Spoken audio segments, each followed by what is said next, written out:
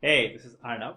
Welcome to Scalar's YouTube channel. And I have this video here, which is pretty interesting. It is a very long video. It's going to be, I believe, 5-6 hours it will take me to build this. And I'm going to be building this project here, which you can see, which is looks a lot like Instagram. As you can see, it has got a hot feed, hot photos on Instagram right now. It has got a top feed, which you can see top photos right now. So still polishing up the loading animations and all of that stuff. There are stories as well at the top. So if you look at any of those stories, then just like on Instagram, the bar fills up, and after 5 seconds, it moves to the next story. It has a little different kind of animation from Instagram where it goes from left to right. Here I've just made it grow from the middle or something like that. Okay, so that's basically the app. A clone of Instagram using Imgur's APIs. Imgur is a photo sharing site where people share photos. So I've used the APIs from Imgur to create a clone for Instagram. If you really like seeing projects like this getting built, definitely subscribe to our channel. We would keep building more projects like this. This particular project is quite a marathon project. It's going to take 5-6 hours to actually cover all the steps. I'm going to be building it using some of the latest and greatest stuff that is available in Android today. Kotlin, we'll be using Jetpack libraries we are going to be using, right?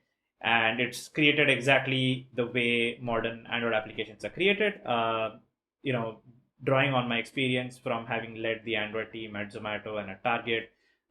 So this uses all the industry best practices, the way apps are getting built. So that way I have built this. Okay, so let's get started with it. Okay, so to get started, let me quickly walk you through what are the APIs that we're going to be using and exactly what kind of app we're going to be building. Okay, so first of all, you should go to apidocs.imgur.com and that's where you can get documentation about the API. To start off with, we have to go and register our app. And once we register our app, we basically get an API key, the client ID. So the client ID is going to be pretty important for us to make all the API calls. I'll just make a client ID very soon, but let me give the overview first. And then we have got this gallery endpoint. So we've got this api.imgur.com /3 because it's the v3 of the API gallery /section. So section we can set hot, top, or user. We can use hot and top. Hot is the most popular stuff, top being the top stuff. Then there's a sorting. We can sort by viral and top and time and rising. And then there is something called window. Window is basically like whether you want the top images of today, this week, this month, or year, and so on and so forth. And there are a couple of other parameters like whether you want to show mature content, you want to show viral content, and all of that or not. Okay, so we would be using this to create our feed, and we're just going to be see where the feed is going to go. The other thing is we can also see tags. So if you go to gallery tags, then you see that we can go api.imgur.com /3/tags, and which gives you a bunch of tags here, and each tag contains a certain tag ID, name of the tag, and how many followers, total items that are there inside the tag, and so on, right? We can again, I think, sort and filter our tags using some basic things. I believe. So I'll give you a list of our tags that Imgur has. Okay, great. Now, what we're going to be doing is we're going to be creating this app, which is going to be Instagram-like app, of course. And here at the top of the app, we will have these, the story stuff. So we're going to be, using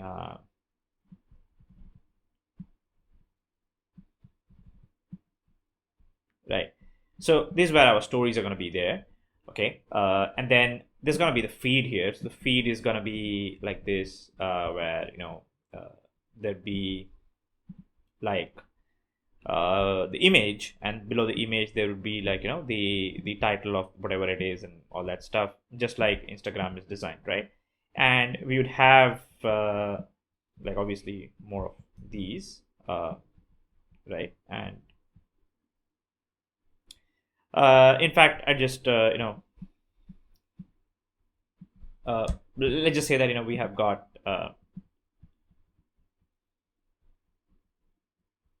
like it'll be more of them. We'll scroll through that, and then we would have, like, at the bottom of the app we will have two tabs. Okay. And these two tabs would be two kinds of feeds we can show, actually. So maybe one of the feeds we show the hot stuff, and one of them we can show the top stuff. So we can show some icons here instead, maybe also maybe instead of the hot stuff we can actually go and write create like a flame like icon, like that, something like this. Okay. So this could be like our hot stuff, and the top stuff we can show something like like sorting icon or something like that. Or maybe like you have this sorting icon usually, and it says that I've sorted top to bottom or something like that. So we can use some icons also as well. So we'll see. Okay. So when somebody basically clicks on top, or they click on hot or something like that, in that case we will basically refresh the feed. We will show the stuff that's coming on the feed from this place, from the images tag. I think where do we go? Sorry. Yeah. So basic gallery information we'll get, and we will show either the top or the hot based on that. And when we click on any of these any one of these circles here, which is each of the tags. So what we'll do here when we click on the tags is that we will go to a new screen in our app, and in that screen it is going to be much like how Instagram stories work. So in this screen the image will actually kind of come up here, right, and it's going to be probably like filled up with right, and at the top of the screen we will show those bars that are usually there on Instagram, right, and so they will be filled up, and like they'll keep getting filled at the top as we skip for 10 seconds from one image to the next image, and so on. Okay. So that's how basically we want to go about doing this on Imgur, right? So let's get started. I think we have the API, and we can get started. I think we can create our application name. By the way, first of all, here you have to log into Imgur to do that. You can give it an application name. You can give it like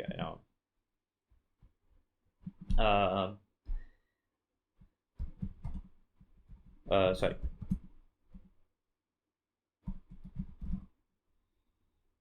Let's just call it InstaClone or something like that. Or I think we can give a new name, Imguram. It's like Instagram with Imgur API. I think Imguram looks like a nice name. OAuth to authorization without a callback is fine. I think we don't need a callback URL for this because they're not going to be doing a sign up or something like that. The website is also actually optional. I will give you an email ID here, so I'll give my email ID gmail.com, right, and description whatever, right, Instagram clone for Scalar YouTube, right. Submit that, and I will get client ID and a client secret as soon as I submit that. Okay. The client secret is not so useful for me right now because I'm not going to be doing actually OAuth authorizations here. The important thing is the client ID for me, right? By the way, if you're going to be making it, then do not share the client ID and the client secret with somebody else. I'm sharing it right now in the video here. I will actually disable this app once this video is published because nobody apart from you should know the client secret, because then they can authorize other users via your application and then do something malicious like post some bad photos or something like that.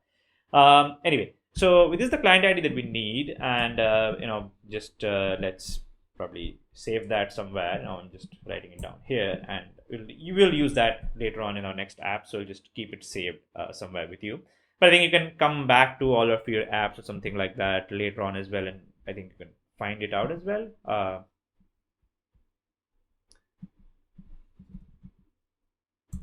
Probably, I don't know.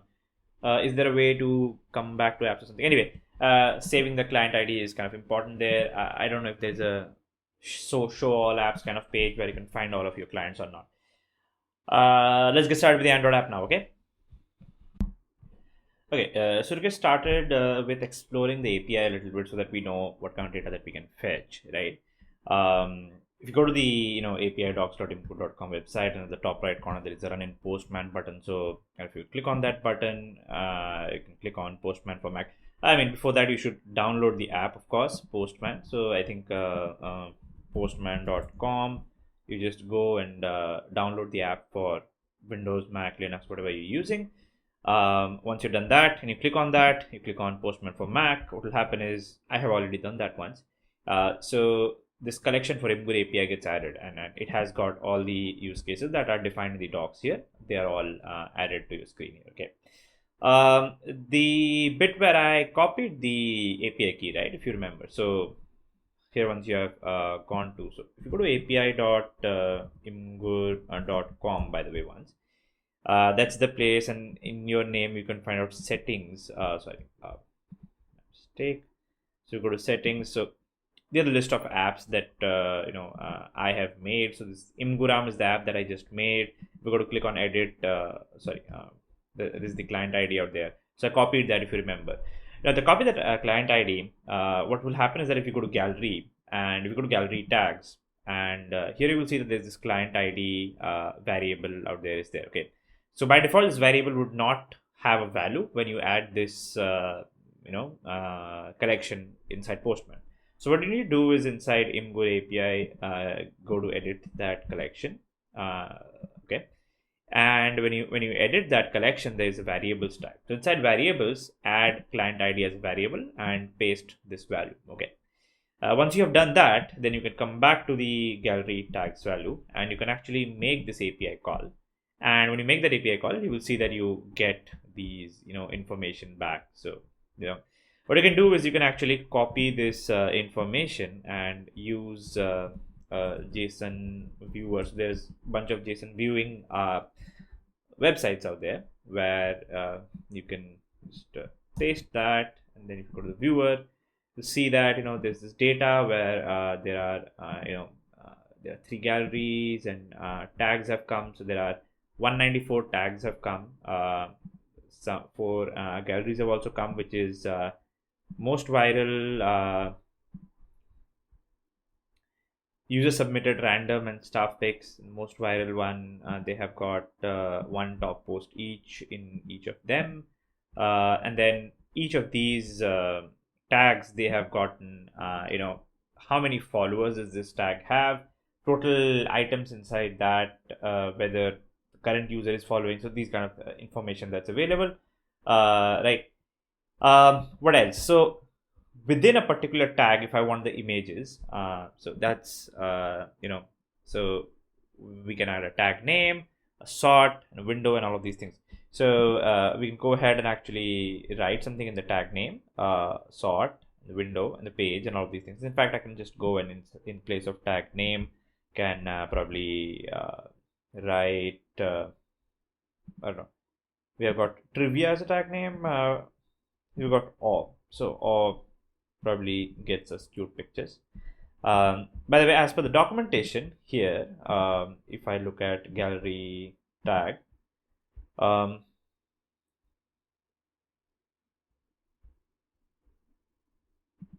not all of them are compulsory pieces of information. In fact, so just a second.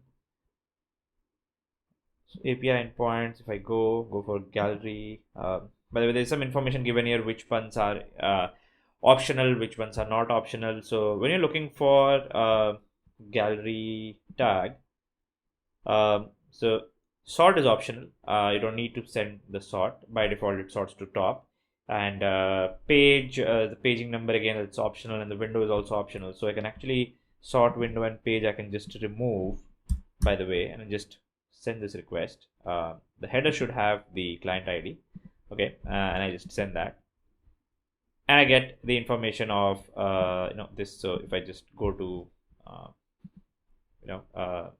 the JSON viewer, I paste this data, and I try to view that data here now.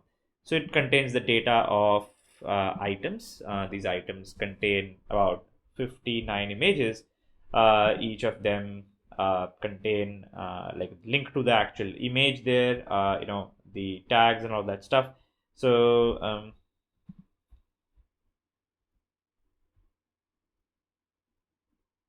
most of these, like, you get the link here, and in this link, if you just copy the value inside the link, by the way, just a second here, yeah.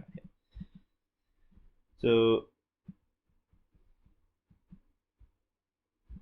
I'll just copy it from here, right? So every image gets a link. You can just copy that link, and if you paste that, that's actually the image inside that link. Okay, so every one of those links, they have like a URL inside them. Some of those links would have instead of a JPG, they might not end as JPG because the image actually might not be a JPG image. It could be a video. In those cases, the ending, it does not have an extension in that case. Okay, so that's how the data is, right? And that's the data inside every tag. Now, how about the other API which we found out is all the stuff in the gallery, so the top or the viral and all that stuff. So how can we check that out? We can also check that out, get gallery here. Again here, so section is supposed to be, by the way, I'll just not save the changes, don't save them. So I'll remove show viral, mature, and album previews. I'll keep the album previews to true for now. Okay. Section, sort, window, and page are again, I think, optional. I'll just remove the sort, window, and page part of it.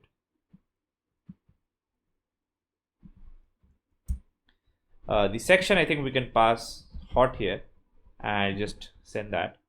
So here are all the hot images that we have gotten here, and again I'll just copy this, go to the JSON viewer once and paste it and see.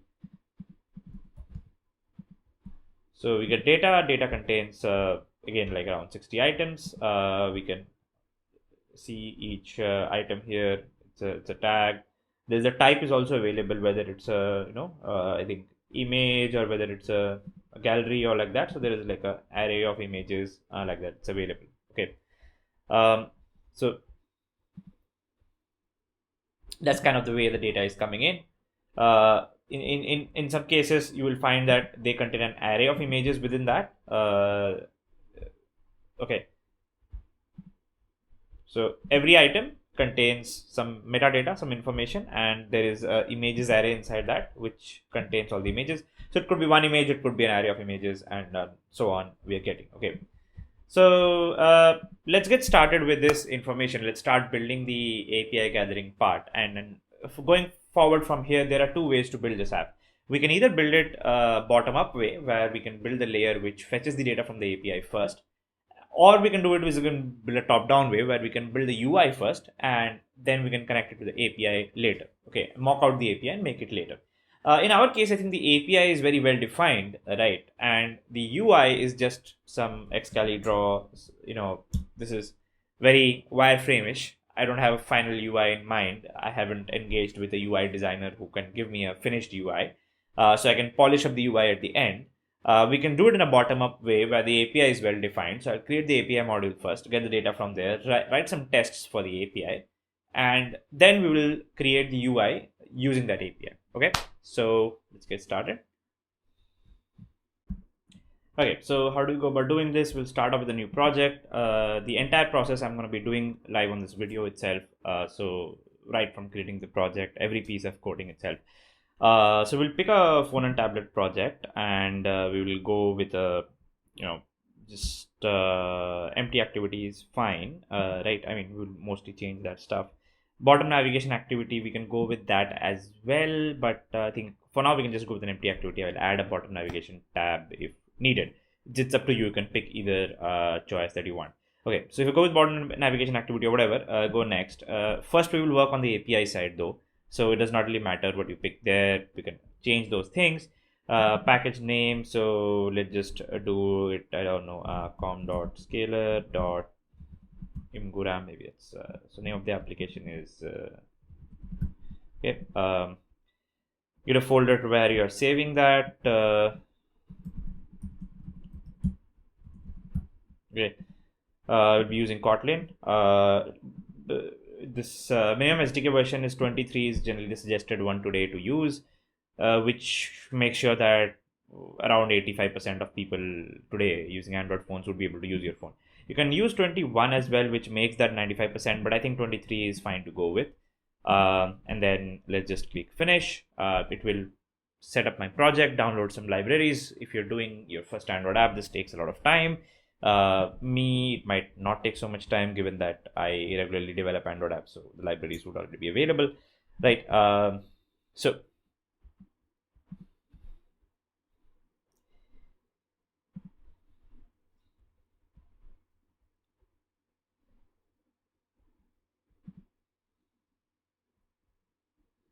okay.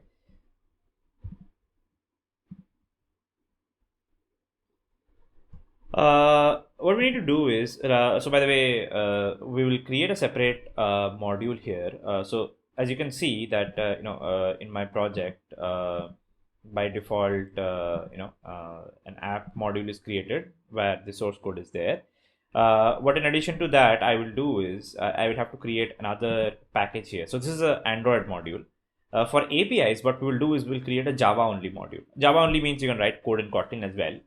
Being that it's not a Android app, but it's a Java specific module, which helps in the ways that just a second, sorry. So if you go and click on file, new, and you select new module, so you can create an Android library, or you can also create a Kotlin library. The thing with the Android library versus the Kotlin library is the Java and Kotlin library, they are easier to test, they are faster to test, and you can actually use this library for other purposes as well. Like if you wanted to use in a Java desktop app or in a Java server, you can use that in those cases as well. It can create a .jar file. It's not Android specific code nature. The downside is that in those libraries, you can't use any Android specific com.android APIs. You can't use any of them. Now, in bigger projects at bigger companies, we generally prefer using a Java library because they're easier to test. So when you have a CI/CD integration, when automated testing and building is happening, they're faster to build and faster to test. Okay, so I'll call it libimgur. It's the imgur API library. Okay, libimgur. I just call it class name. Imgur API, maybe a class name. We'll just see how we'll structure all of that stuff up. Okay. And just finish that. So new library gets created. What we need to do is we need to make sure the app uses the imgur library. By the way, if you look at settings.gradle, there is include app, include libimgur. Two libraries have been added. In my apps Gradle file, I will add the fact that it includes that library. So I can add implementation.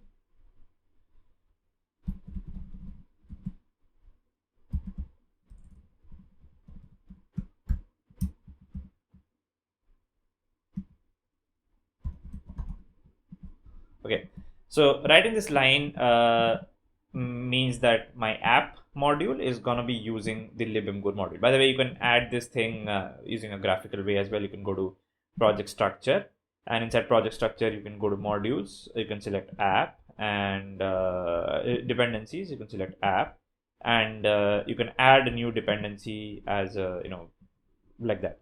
But you can, if you write it manually like that, then it gets added like this as well. So you can click, module dependency, select which module you want, right? It's already added here in that sense.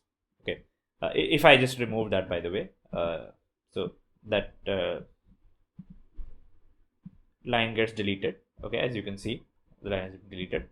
Just click add module dependency libimgur, and okay, so apply.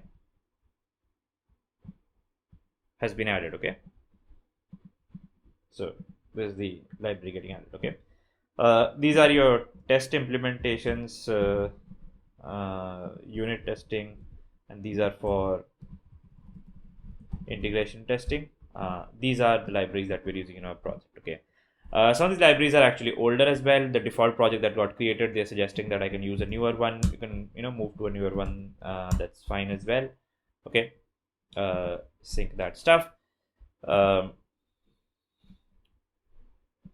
And go to the Android view, in which case you only see the files that are needed to be seen.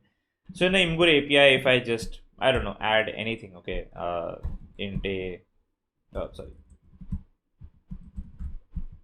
okay, just add that.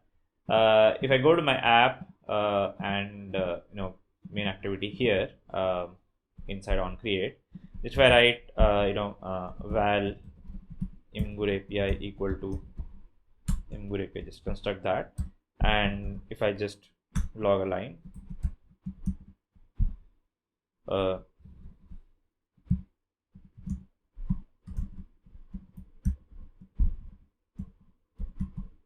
okay, this will, if I just run this app, by the way, and I can run it on my emulator right now. So I'm just going to run it. My emulator will start up. I'm just going to showing you that you can call a class which is there in a different library here. How you can do that? You can do that by creating a separate module that is a Java module, by the way, and you can import that class like this here, and then you can run it. The Gradle file of a Java module looks a bit different, as you can see here, and this is the apps one. So the app one has the Kotlin Android and Android application plugin added here. It has this Android body where it has information about how to build it in Android and all that stuff.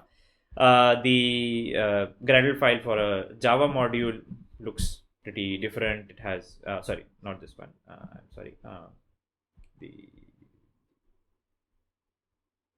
Here's the one. So this just contains the source compatibility for Java, like which language is going to be compiled to, plugins, Java library, and Kotlin, none other things. Okay. So if you want to add other things, like if you want to add dependencies, you have to add them manually like this. Then you can start adding dependencies. So for example, I want to add retrofit as a dependency to this. I will just come to that and I will add that. Okay. By the way, you should keep your Java version compatibility same between the app and that. So I think using 8 here would be better, right? So we are compiling it to Java version 8. By the way, today if you're making apps, you can also use Java version 11. So you can do 11 here as well. I think there's the JDK version 11 you can use here, and same here you can use version 11, and you can compile this project as well using JDK version 11. So you can go to project structure, SDK location, you can select an Android SDK. So JDK, you can pick a JDK that you want to use. Your computer could have multiple JDKs installed. Today you can use JDK 11 or above as well if you're targeting Android SDK 23 and above. Okay. Compiling it with 1.8 is not a necessity, by the way. So my current Java version, I believe, would be, so I think I have got 11 available to me. So current points to 12, which is fine.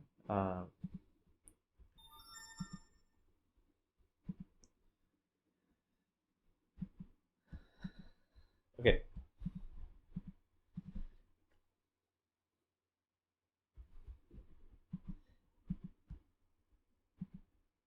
So if you are compiling with a Android version below 28, and if you are targeting minimum SDK version below 23, you should stick to Java version 1.8. But if you are targeting with 29 or 30 level SDK and you are targeted min SDK as 23 or above, then you can use a Java version 11. Staying with the more latest Java version allows you a few more features. Like when you're building with Kotlin, it does not really matter though, right? But you can stay with the more latest Java version in that sense. Okay, that said, my app is run here. When my app is run, if I go to my logcat, I will see that my Imgur, I think, file has gotten printed or not. I'll just run it again. Okay, it will build and run again, and it should print that value which I had written here in my main activity, it should say imgur a equal to 10 if it is able to properly build it and run.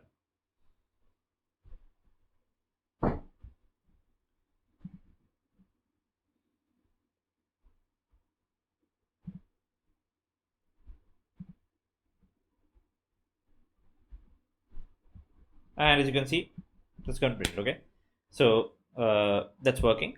Code from my library is getting executed inside my app. Now what I will do is I will initially not write any code inside the application side. I'm just going to first of all make the library, and I will make sure that the API can be used, and then we will write code for the app and the UI and all of that after that. Okay, so to start off with, we need retrofit here to be added in the API library. We can do is go to, again, like that project structure, and go for the dependencies for libimgur, and you can add a library dependency, and we can search for retrofit, and Studio should search retrofit for us and find that out. This is, I personally feel, a little slow process. I mostly just prefer going to retrofit the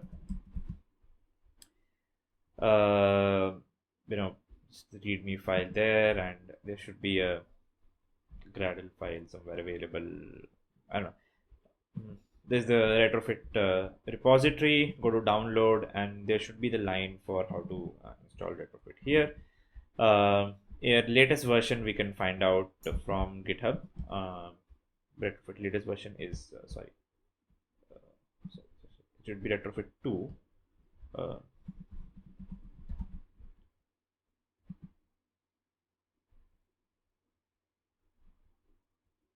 2.9.0 is the latest version. Okay, so you'll look at tags and we'll find the latest version. So here it's there. 2.9.0 is the latest version available.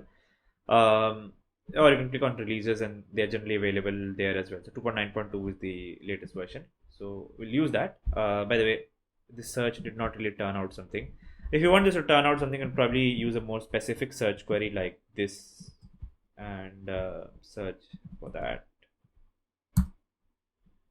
Yeah, so we got square up retrofit 2.9.0. Here's the one.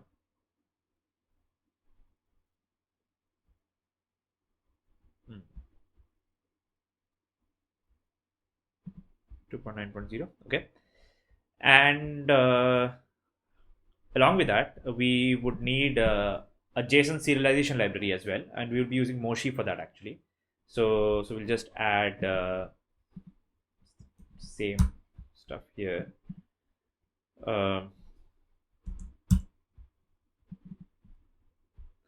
So adapter, there's a converter Moshi. So we would use a converter Moshi for this. That would install Moshi for us as well. Okay. Good. We need support for coroutines, and we need support for. So by the way, Moshi separately we don't need to add. If we add converter Moshi, then automatically Moshi gets added. Okay, custom converters, there's a list of them, right? So that gets added. If a particular version of Moshi you want to set up, so Moshi, how to add Moshi via Gradle, you can just check that up. So yeah, so this is how you add Moshi. We would also add Moshi CodeGen. So Moshi CodeGen is basically a way to make Moshi work faster at runtime by generating the serialization classes at compile time. So to use Moshi CodeGen, you generally have to use, I believe, KAPT. So I don't see that happening.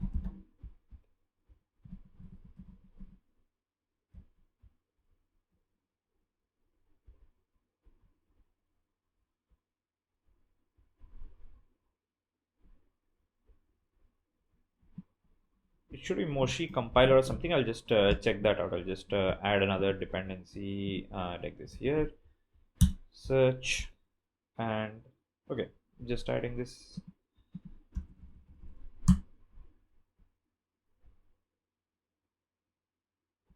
Moshi Kotlin CodeGen. Is that the one? This is the one, 1.12. That's the one that I want. This should be added as not as implementation but as KAPT. So okay, that's something that we need to add.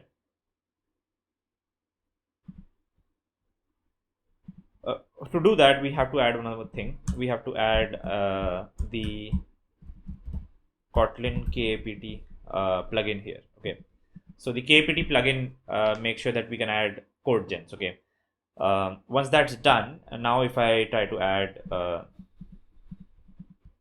file project structure, living good dependencies.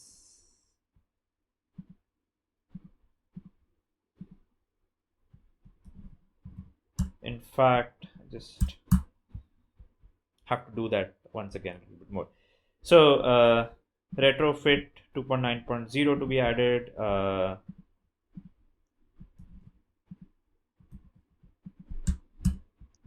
Converter Moshi to be added, same version. Then we need to add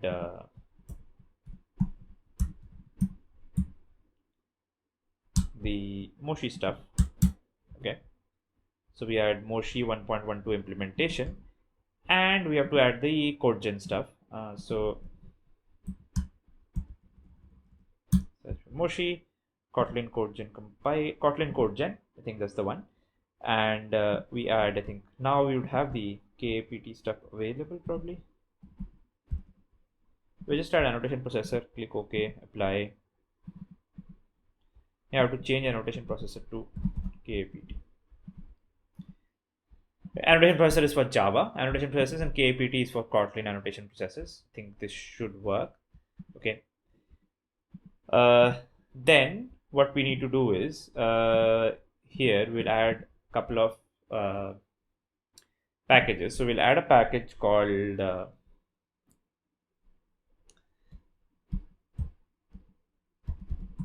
entities, or we can call them as models. And we'll add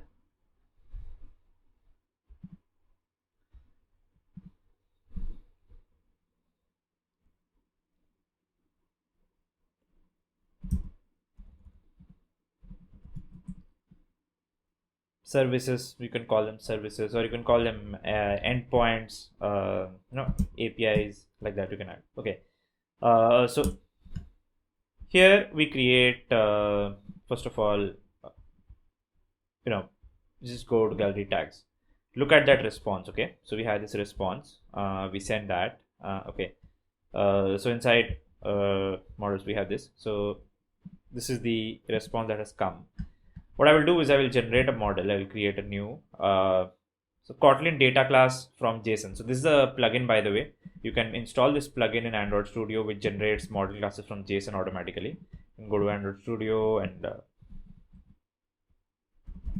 so you go to plugins, and inside plugins, if you search for marketplace, just write Kotlin JSON. You should find this called JSON to Kotlin class. It's a very popular plugin to convert JSON data to Kotlin data classes. There's a RoboPojo generator as well, and there's generate Kotlin. So these three all are pretty common. I personally prefer this one, so I can go write Kotlin data classes. This is probably gallery / tag, so I will just write it as paste this data here. Class name gallery tags response. Okay, so some advanced stuff like annotations for Moshi with CodeGen I want to generate. Properties would be val by default, auto determine them on nullable or not from the JSON value, right? And other stuff like, do you want to enable order by alphabetical, enable inner class model, all of that stuff. Okay, and indentation, how much you want to do, and all of that stuff.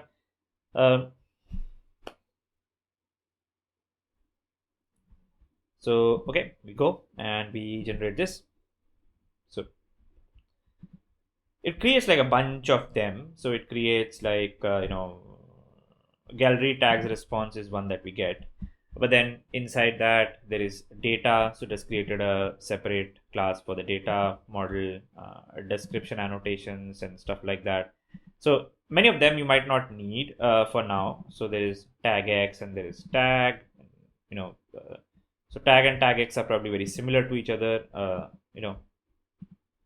So what you can do is you can play around with that a little bit. You can do is, or you can use an inner class model format, where what you can do is, if you're creating this, paste that stuff.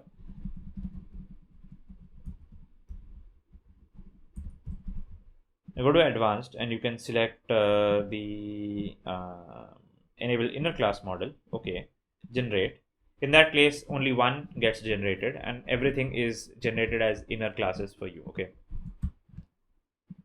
So there's data. Data contains a gallery and tag. The gallery data contains top post and image and tag.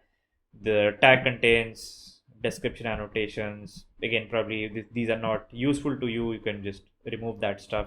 We'll do a little bit of cleanup. We don't need all of that stuff. But that's the gallery tags response. This is the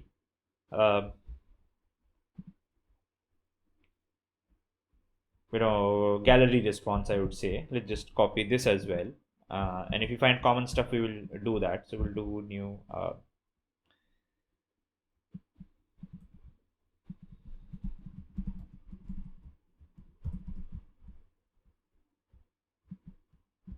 that's gallery response, data name, all that stuff is there. Okay. We don't need anything else for now. I think we'll just start with these information and then we will generate more of them. So let me clean up the API a little bit. Okay, so this data stuff, so what I can do probably is take this data stuff,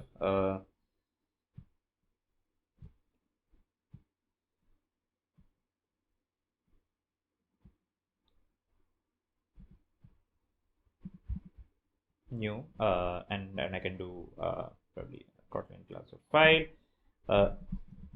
gallery response data, paste that stuff here, call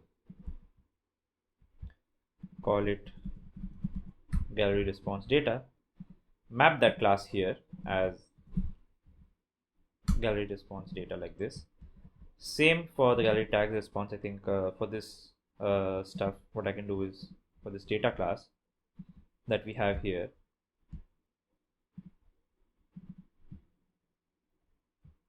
is it very similar to each or not? So it's not actually. So this data class contains add config image processing tag. It's a very different thing. This contains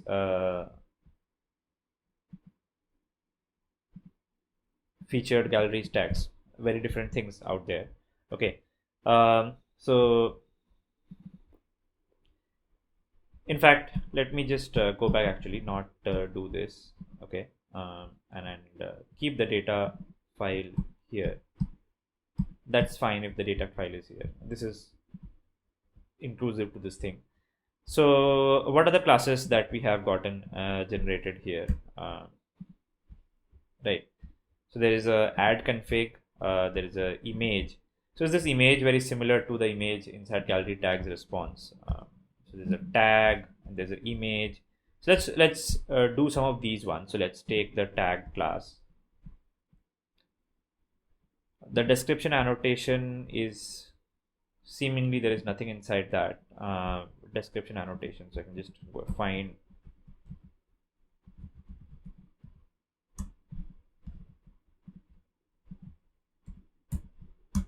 There's no such thing as description annotations, it seems. It's an empty object. It is apparently an empty object here as well. So we can clean up some of these classes that get generated, which we probably don't need. Right. Remove this class in that sense. Okay. This is the tag class. So what we can do is take this tag class, create a new Kotlin class called tag, paste that stuff here. Okay, tag works. Here, do we have a class called tag? We can remove this from here as well. It will still be fine. It will resolve the tag properly. Then we have got the processing status. So do we have that processing status here? So we have this processing stuff. Again, seems common. It just has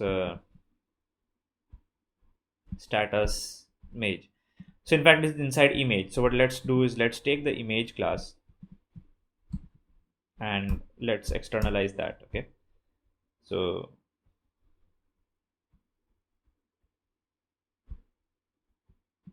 new Kotlin file for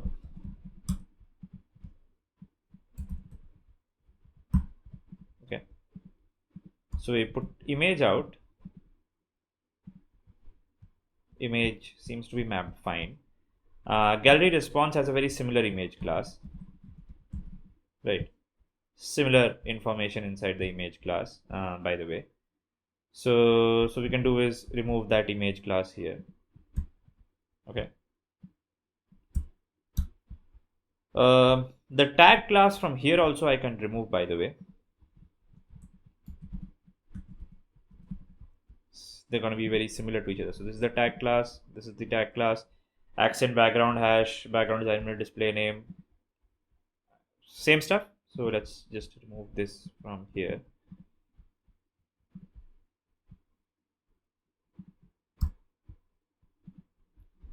Right.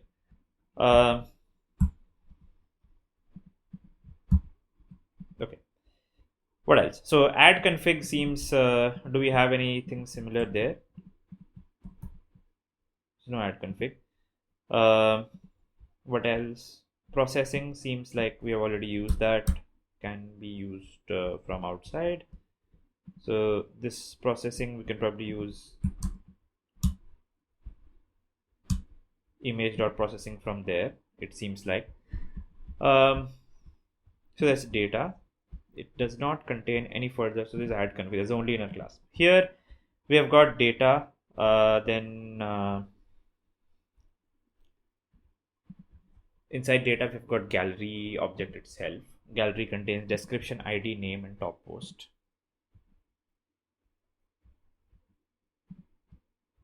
Inside that we have got top post. Top post contains account ID, account URL. So is this similar to image?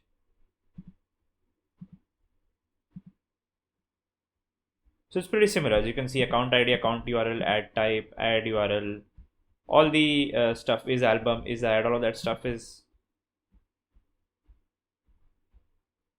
okay, not exactly the same. So we cannot use them to replace with each other. Okay, there aren't any inner classes, so I think we can let it be. The name top post here is fine. So we have gotten our responses kind of sorted. Now next we will create the APIs. So in fact we'll move. So we'll create a new interface.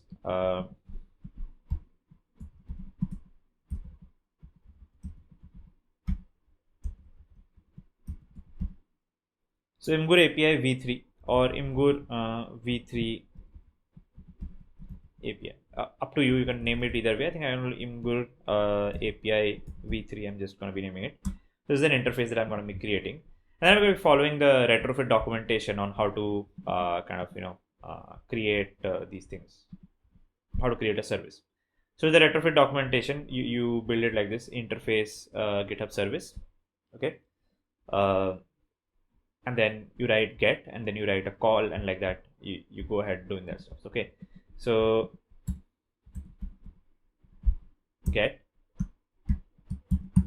So here you write only the additional part. The base URL is going to be same. So for all of these, the base URL till 3 is same. So we write the rest of it. Okay, so we write the rest of it here. So for the gallery response, we got gallery / hot album preview is equal to true. So this is one. Just write it here. We'll change these things very soon. Okay, the hot will not hard code it to hot. We will change it to something else.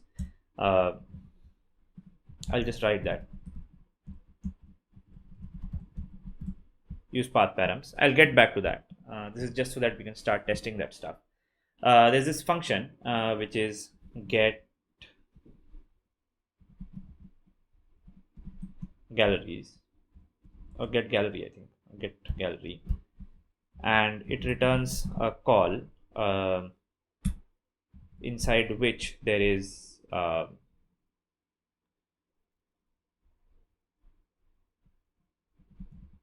gallery response. Okay, sorry.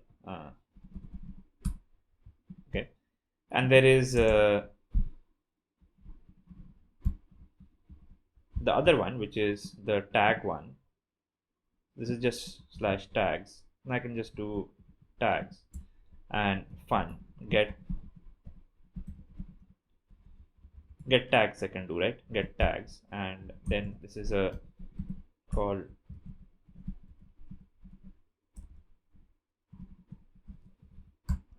you should probably rename the tags response to just write, oh, that's a gallery response, or it's a tag response. Okay, so we'll get a tag response when we call this. Okay, now to test out this API, we should write some tests. So how do we write tests? You can just open it in terminal. So we'll find that there is src main, and inside main there is Java and all. So create a folder called test here, just inside src. Okay, and inside test create a new folder. Okay, so this test has been created. Okay, inside that you'll have to create that same package com scalar lib imgur. So you can create a new package com dot scalar dot lib imgur. Okay, so these are gonna get marked as test sources. By the way, for your lib imgur, in the dependencies, you should add the JUnit also as a dependency, so we can run some tests here. Okay, why we are writing tests right now? So that we can actually test out the API layer before writing the UI of our app. Okay, so I will go and just copy that stuff, JUnit test for the unit test library. I need this. Just put this here. So you have to be a little patient in this space where nothing of nothing visual is yet happening till now. It's boring stuff is happening till we get to some results happening. Okay.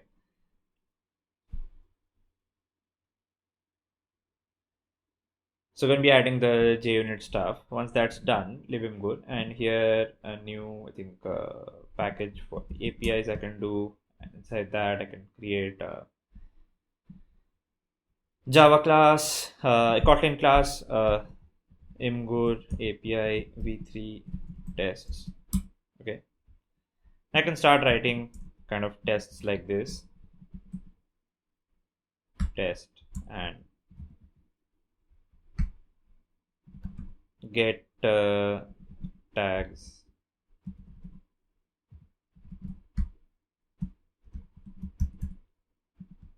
And slash does not work, so get tags working. That's the name of my test. I can name my test like a sentence if I want to, and you can use this backtick so that in Kotlin you can name variables with spaces like that. Okay, that's a strange thing that Kotlin allows. It's nice that allows that. So here what we'll do is we will need a retrofit object, and I'm not writing the test in the proper production way yet. We'll get to that. So retrofit equal to retrofit dot builder dot build. So I just build a retrofit builder, and then I do val API equal to retrofit dot create, and I pass my imgur API v3.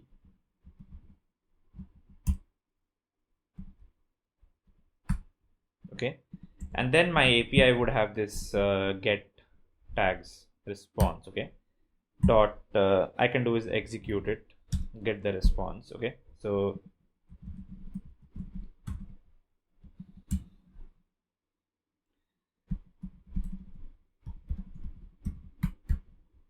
I can get assert not null, import assert not null from the JUnit assert library.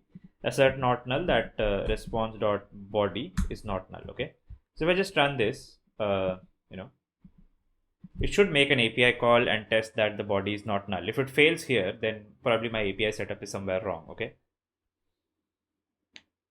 I should not be creating uh, the retrofit class like this every time. I will get to that. Okay.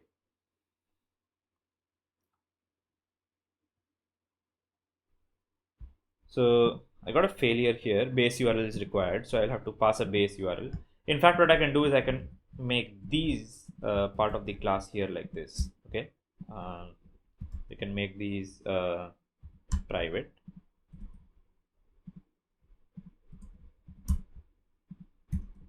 Okay, base URL would be essentially this part. Okay, and dot build. Okay, so let's run again. Let's see if the body is available. Something else is a problem now. Unable to create converter. So converter is not created because I have not added a add converter factory. So I have to add all of those things one by one. Dot add converter factory. I'll add a Moshi converter factory dot create here. Okay. Let's see now.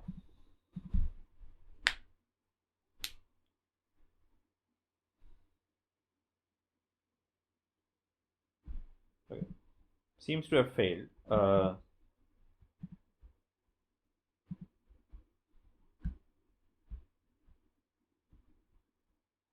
Somewhere internally it seems to have failed, assertion error. We can see the further logs to find out why it has failed.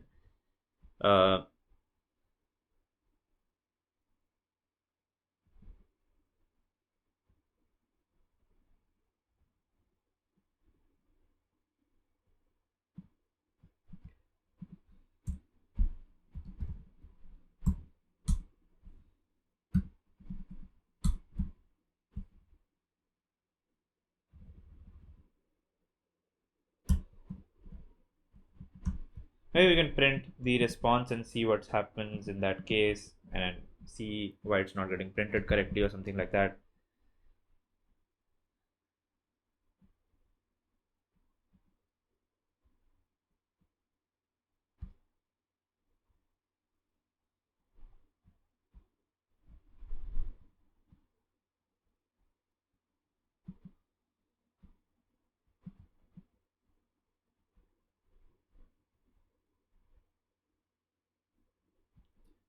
So we got a 401 response here. So that's the reason I printed it. And I'm doing it like this for you guys, like facing every error that people face so that, you know what are the errors people face here. So the problem is that, this 401 shit that's happening. That's because we have not passed the required header. The header that we require is for the API, the client ID, right? So we need to pass that header here, authorization client ID. So what I will do here is I will add a, dot add.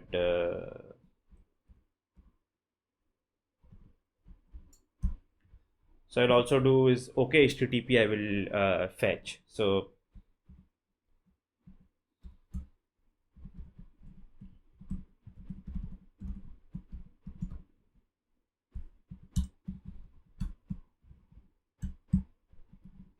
I'll add an interceptor. So inside the interceptor, what I will do is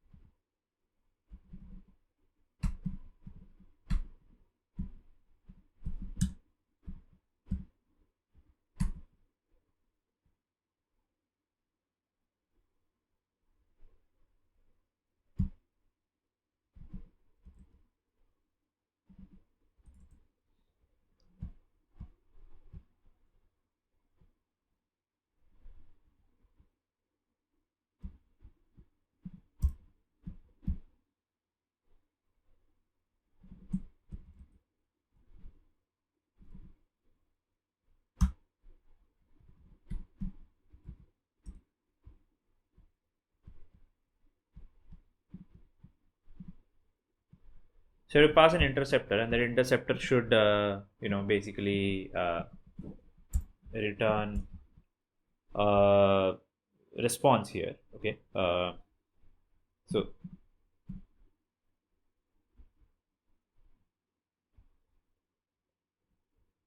sorry, I think I have to create.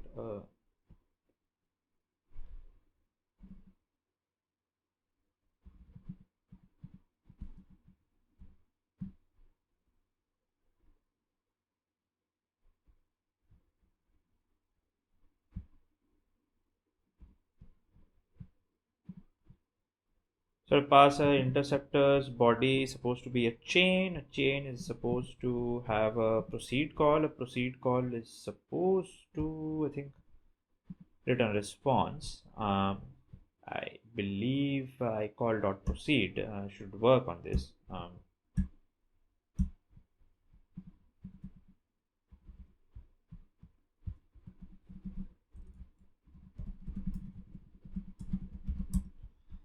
Just brush it up quickly. How to add an interceptor. So interceptor throws out a chain dot request. And how do I create a response? So chain. Okay, I get a chain in the intercept. It dot proceed. So I have to do it dot proceed. While request equal to this, and then I pass it dot proceed request. So that's all I have to do. Except inside the add header, I have to add the header. I have to pass this. The name of the header is authorization, and the value of it is gonna be client ID, and I will have to pass the actual value here. Okay, not this stuff. Instead of that, I will actually hard code the value here for the test right now. So for the test right now, I will hard code the value to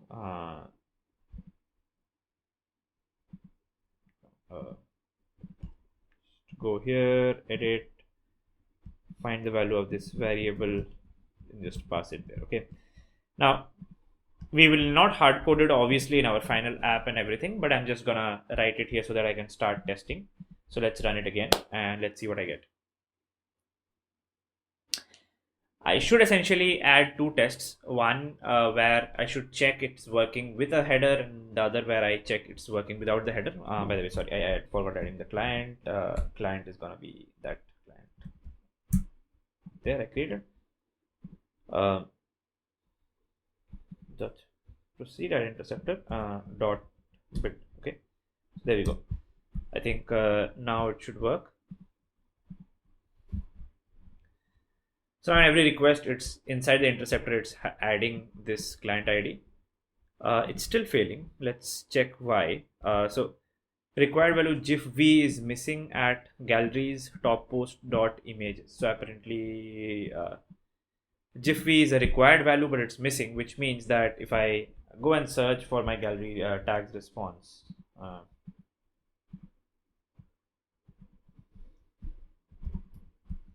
so GIF V is stated as a non-nullable string. I should make it, by the way, a nullable string.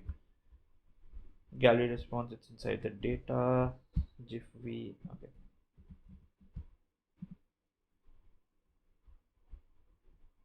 Image, and this is the data itself. Okay, cool. Just run that again. If more of these are happening, what you can possibly do is actually make all the values nullable by default, which is also something that you can do. Let's see what happens now. I've made GIF V as nullable. I might find more such errors actually, and I will actually getting HLS is also nullable, something like that. So again, do the same thing. HLS we can try to find out and set HLS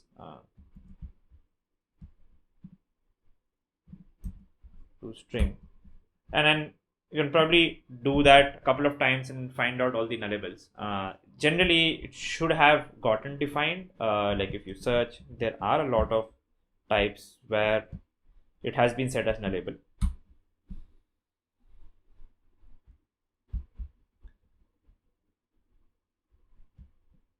Okay, since it's happening with a lot of them, I can do is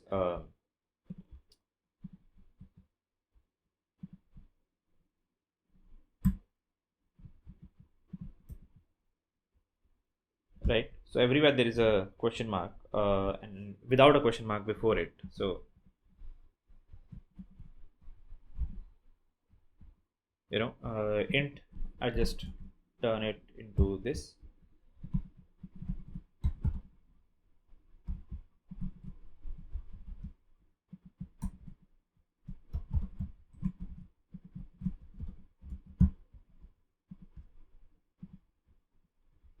If there are string comma like this,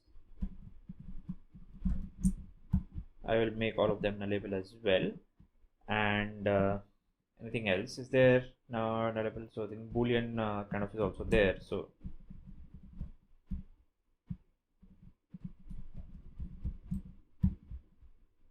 okay, hopefully everything is now sort of nullable supported now, right? Let's just try it out one more time then.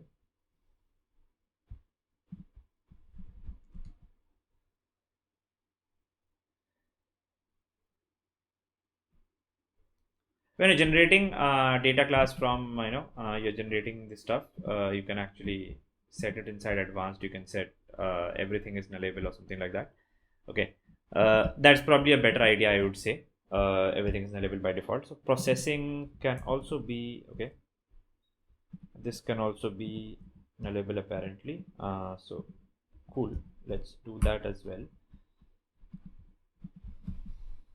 So when you're watching the video, you can skip through this part because it's the same kind of error happening over and over again, right? More of them. So int but was long. So bandwidth. So bandwidth could be long apparently. So bandwidth is int here. So we can set it to long here and can give it a question mark here. Okay. So by the way, there are very similar things happening in these two cases. Let me actually make it the same by the way. So inside gallery response, there is this data, and inside tags response, there is this image class. So the image class is used, I think, here.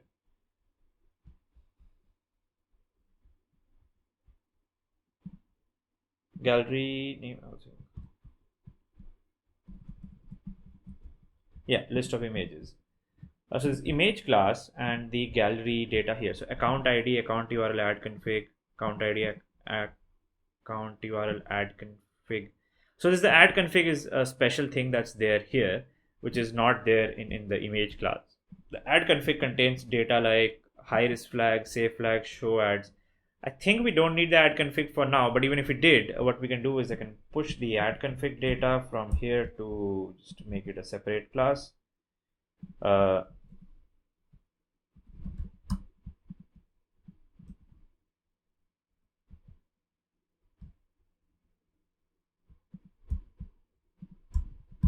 Okay, add config is separate. Gallery response contains add config type, which I can add to image type.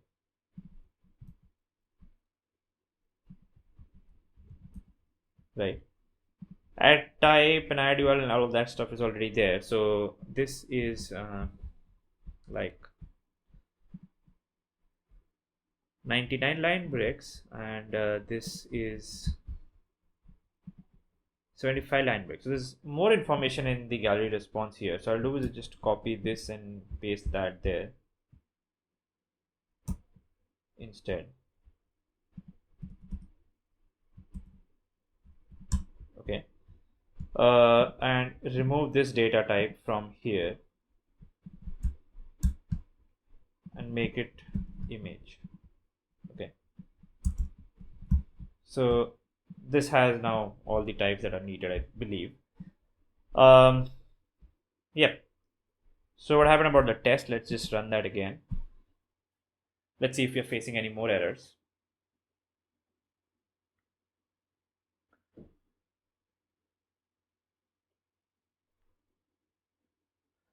Still errors. Let's keep fixing them. Add config missing data. Okay, add config is missing because my add config I have not made it nullable. Just go one more shot at it.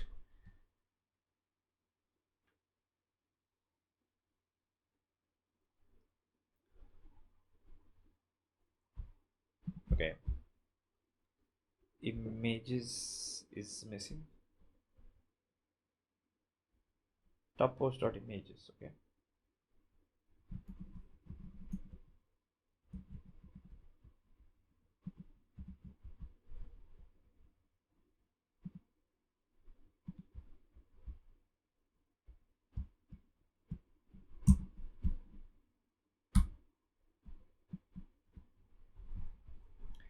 But there's another way of also approaching this is you can actually start with only those keys that you need. In that case, you can just manually start creating the data class and just have those keys that you need.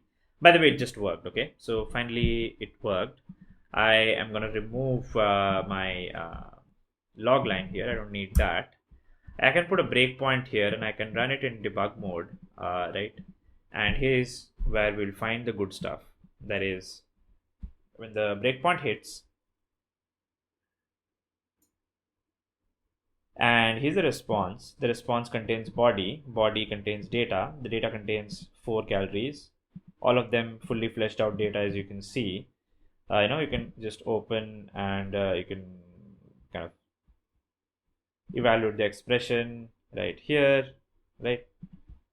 You can turn it into toString and you can view that all of that data that's coming out here.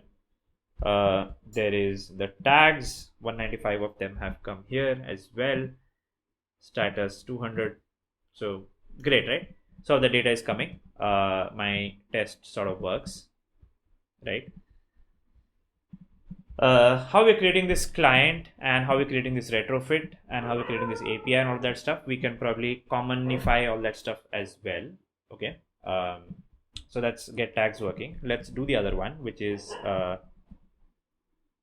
test fun get galleries working.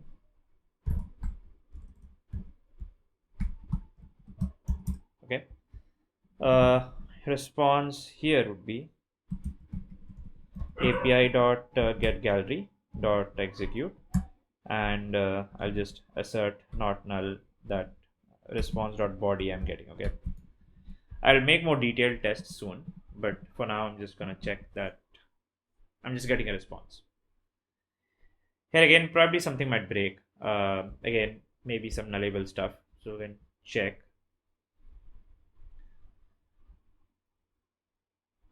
So required value width is missing in data. So width apparently okay.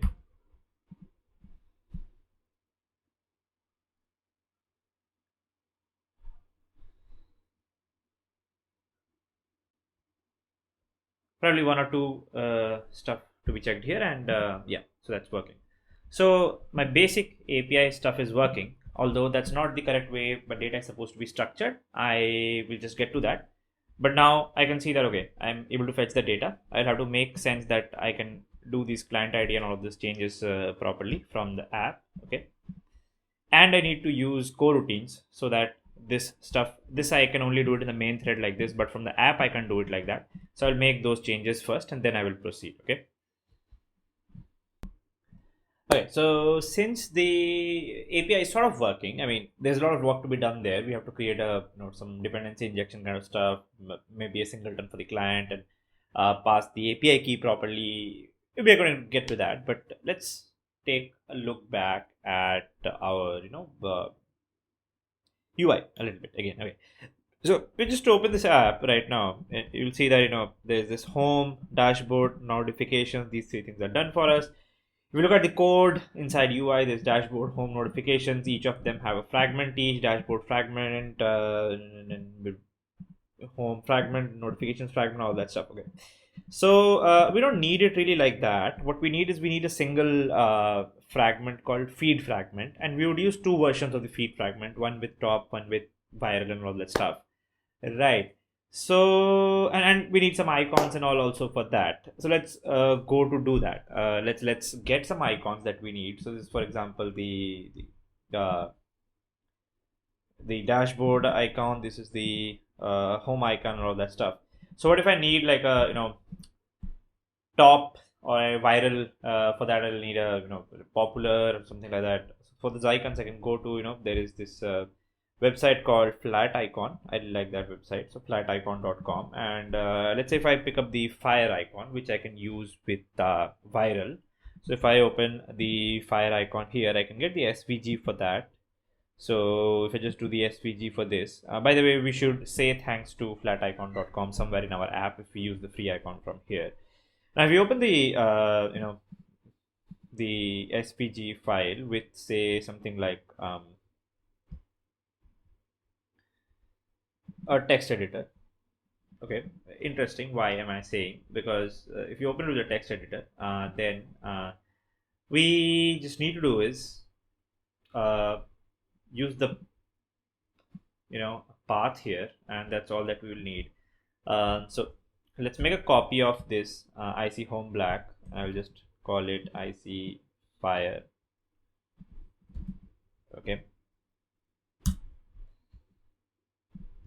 Just put the path data from here and paste it in the path data field here, and we should have okay, do not have the I don't know,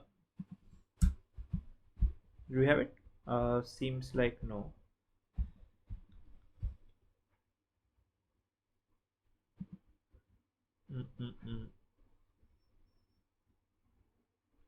So height is 134 and width is 134. Have we set it? So by 134.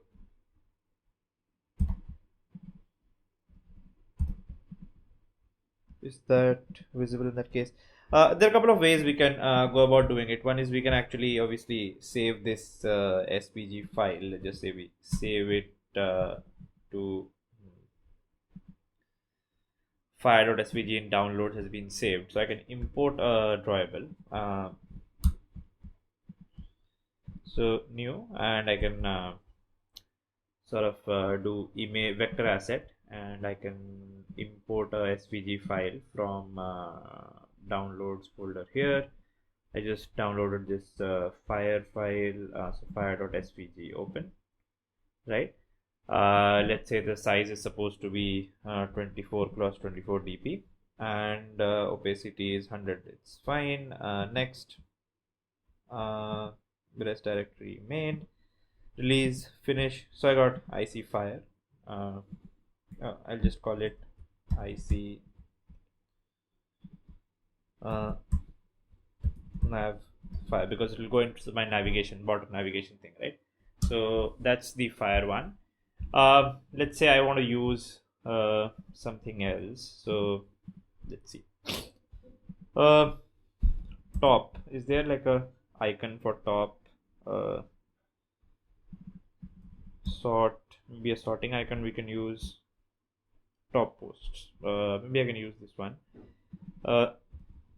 Is there an icon for popular that's available? So trending, popular, or something like that. Graph top, something.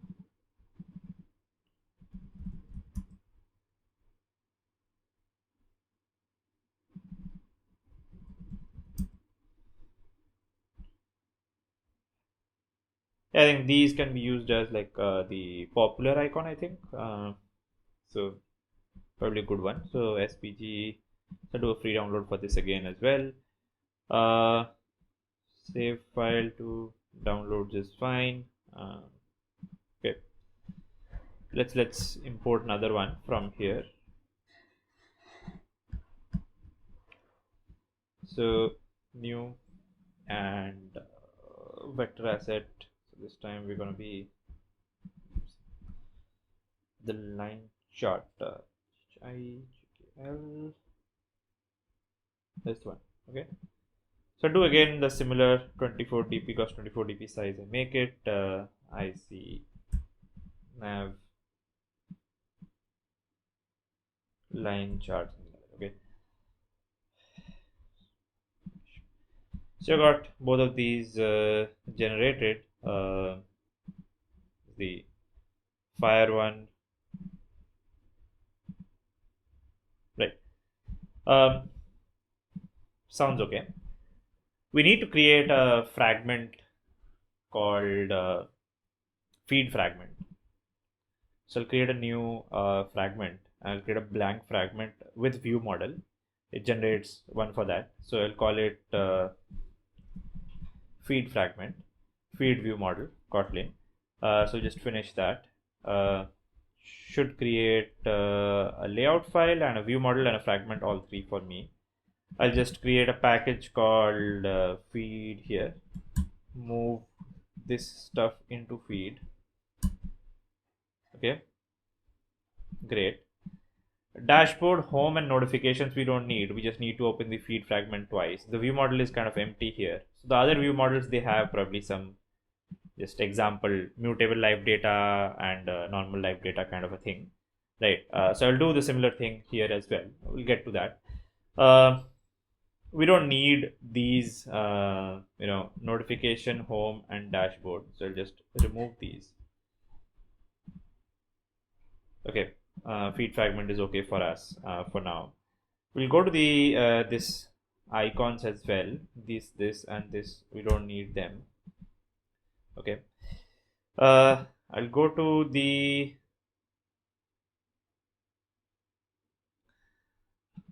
navigation bar here. Obviously, the fragment name and all is gonna get to change. I will need 2 fragments. I don't need 3. Okay. So feed fragment, for both the cases it will be feed fragment. Okay. Label would be so I'll just remove these title, these 3 things. I'll create a new string.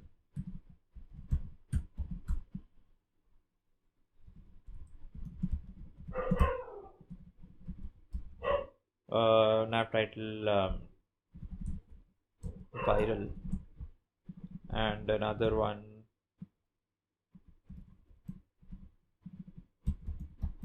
popular, let's just say. Okay. Good. Or we can call it hot itself.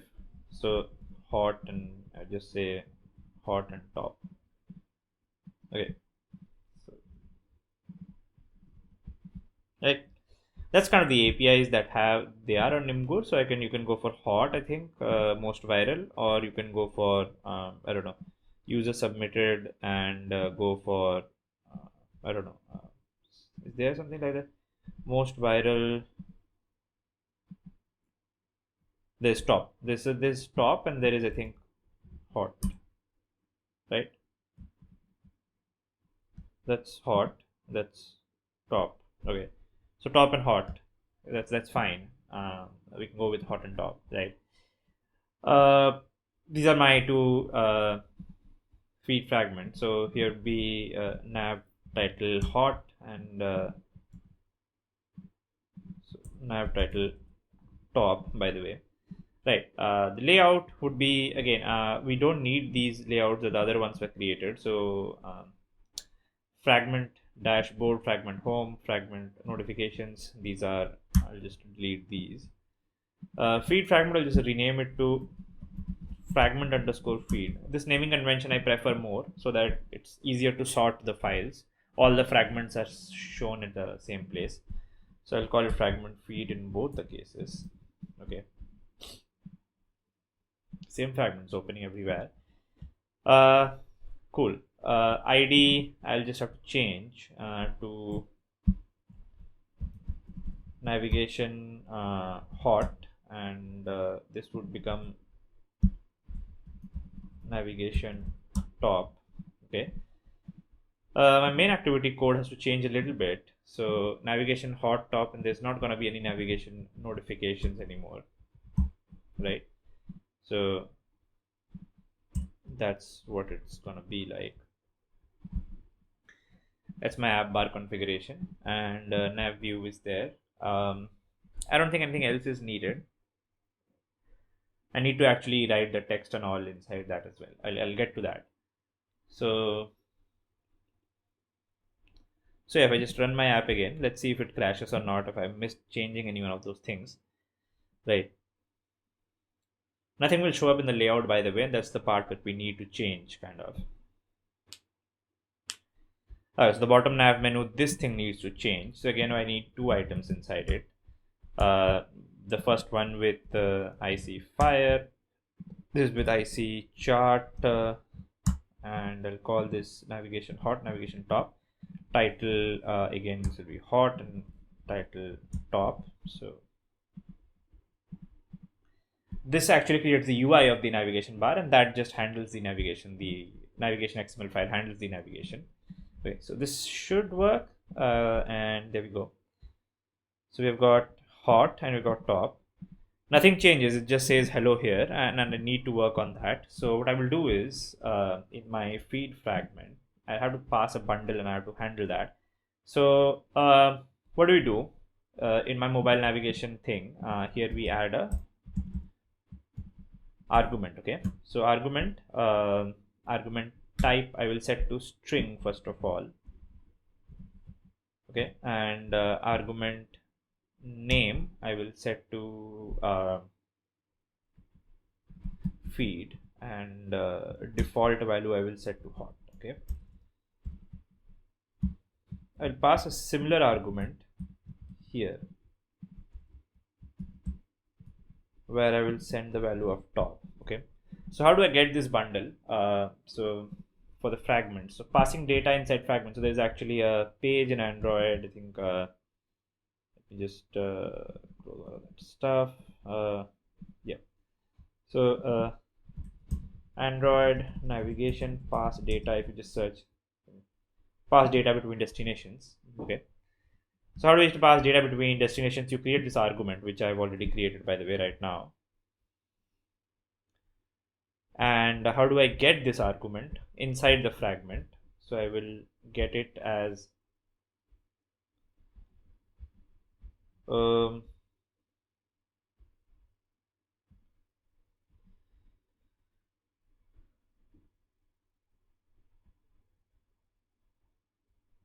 in the receiving destinations code, you can use get arguments. So I will just do that. I will do get arguments inside my feed fragment. On create view, if I do get arguments dot so there is a get string for the value feed, val feed equal to this. So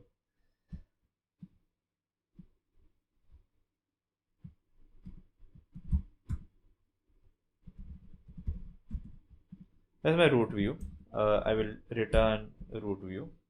Okay, so if feed has been there, I've gotten a feed. In that case, I will do root view dot, and I will actually add a text view here which has an ID. Text view feed type. Okay, make this center, so make it the layout gravity at center, so it's center of the screen. Okay, and then I will write here in my feed fragment code that root view dot find view by ID r dot id dot tv feed type, right? Set the type to text view dot set text, or I can just do dot text equal to it. Okay, so if feed exists, then I will set the value of that into that feed type text view inside that. I will just run that again, and you will see what the difference is, that based on the feed type that I'm getting here, I can set up. There we go. So hot and top and hot and top. Okay, it's coming out there. Except I think the fragment feed I have set to center. The frame layout, this I have set to should be at the center of the screen, I believe, but it's not coming out of the center of the screen somehow. Why not? Oh, I'll just layout width, then I'll just wrap it so that it's at the center of the screen. Just to restart the activity and see the changes happen here. Okay, yeah, so that's the hot on the top. So the argument is getting passed correctly. This is the hot fragment and this is the top fragment. Okay, let's get down to actually connecting this with a data piece and actually showing some real data here. So user model view, view model method of doing stuff. So as a view model, that's where we'll get the data from the feed. We'll probably need a repository kind of a pattern here as well. So we will discuss about all of those things soon, right? Before that, we need to clean up our API a little bit when we use that. I'll just commit the code till here, and then we'll proceed further. Okay, before we proceed more with the UI side of things, let's clean up the API a little bit because right now it's kind of a little bit of a mess. So first of all, this class just used that for testing, so I'll just delete this one. Okay, and we'll go ahead and create. So by the way, when I deleted that, make sure that inside activity probably there's a code. You'll have to that code has got removed, so have to remove that stuff as well, so that it does not have any problem in building and all, right? Anyway, so we'll create something called an Imgur client, and I'm going to create a Kotlin object. Now, when we proceed further, like in actual production level apps, we use something like dependency injection, and there are libraries like Hilt and Dagger, and Hilt is basically a wrapper over Dagger, or there is Coin or Coding. Those kind of dependency injection libraries are there. But here we'll just create an object which would essentially act like a singleton for our current use case. Now at this scope, it is fine to use that and then call it Imgur client, let's just say. Okay, and as we have seen in the case of this test, we had to build this client and retrofit and all that stuff. So let me just quickly pull all of this stuff out from here, put it inside Imgur client. These can be private, that's fine. So I'll call this as my HTTP client. This would go there, and this would be my retrofit object, and this would be my API object. Fine. This not making it private, I'm making this one as public. Okay. A couple of things. We will also turn this into lazy. So I will make this as a OK HTTP client by lazy, and I will put the code here. Okay. What does lazy do essentially is that it creates a new instance only when it is first time required. So when you get it for the first time, then only it is created for you. So when the app starts, by default, these codes will not get executed. Only when the first time you try to actually access HTTP client, it will get executed. So the further this object also, I'll just make it lazy. So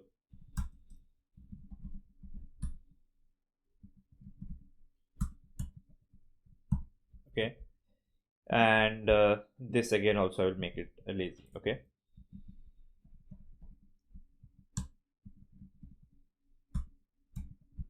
Okay, the benefit of doing this is that whenever the first time somebody actually accesses API, it will try to create retrofit, and then only it will try to create HTTP client.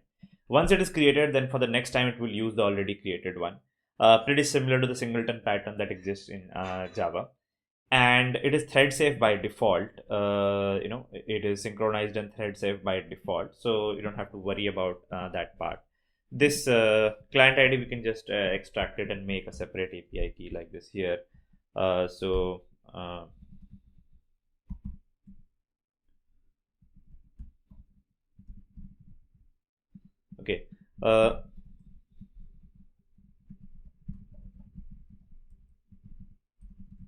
So also I'm just writing a to-do line here that the library should only deal with logic, and your API key should ideally be inside the code of the app and not should be in the code of the library, because once this project is actually made, what we can do is we can distribute our libimgu library actually even to other developers who might want to use the imgu library in their projects. Okay, so for them, the API key, they might be using a different API key, so the library is not a good place for your API key to be there. Your app is ideally a better place. So I just write it in a to do here, and we will deal with that sometime later on. Writing to dos like that is also a great practice that you should follow.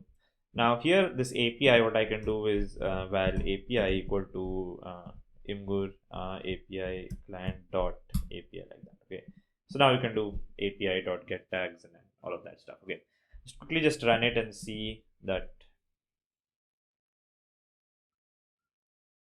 where this stuff is coming or not.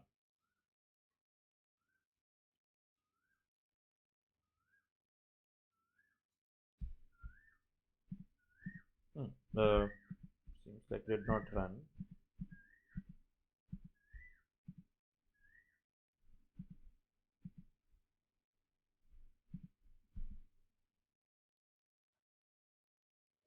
Let's quickly check that all of this stuff is running, not running.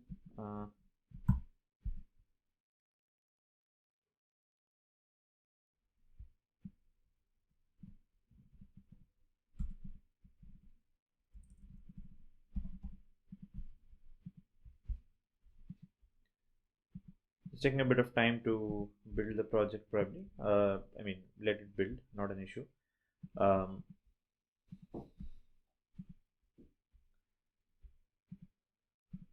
Furthermore, one of the things that I want to do is, so if I go to APIs and if you look at this one, here, this hot, I can actually turn it into a parameter. Now, this album previews being true, so what I can do is actually give a query parameter called album previews.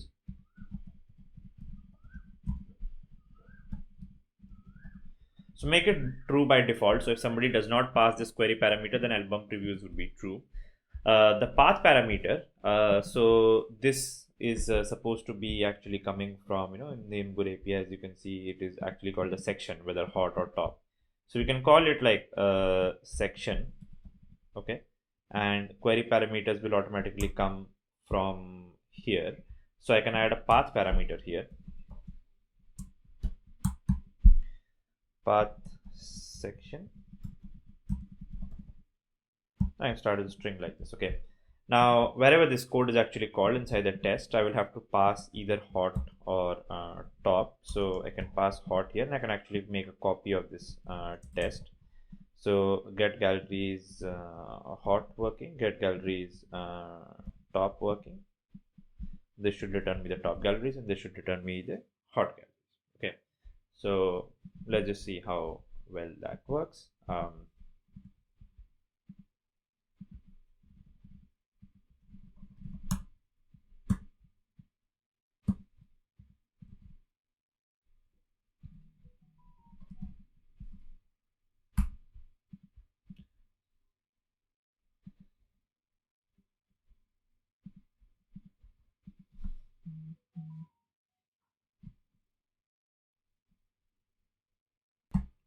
Okay, so at this stage, if I just run the tests here, let's see what happens. So when I run the tests, so there's some error and the tests don't actually run. Okay. Oh,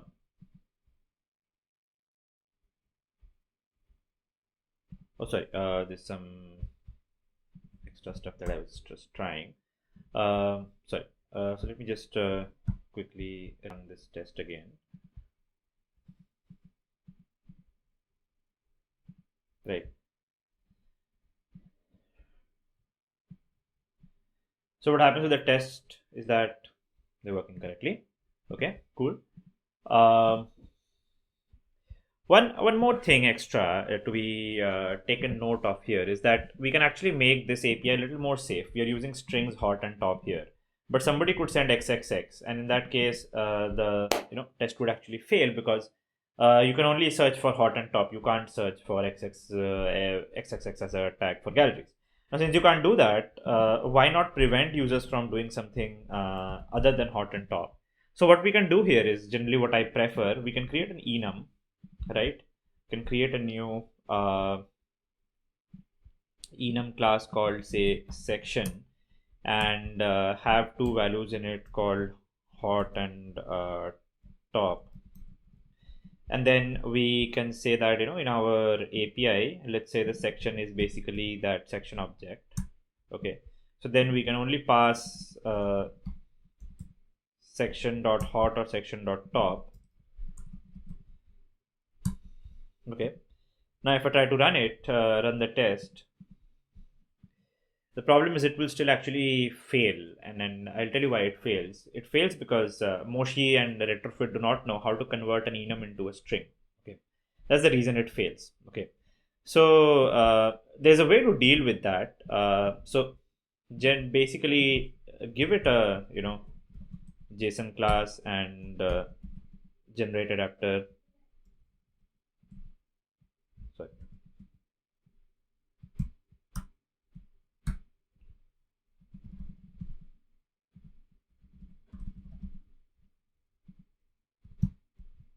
Okay, so this is similar to how our model classes are written, right? So we have got JSON class generate adapter equal to true, right? And then we can actually add JSON and name equal to hot for this, and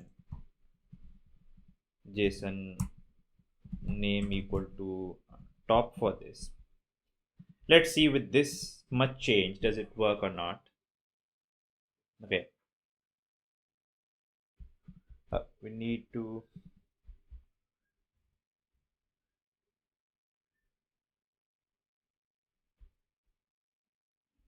so apparently it says that code gen for enums is not supported or necessary. So if you just check why does it say so, code gen for enums is not supported or necessary. Sorry, this is for Swagger.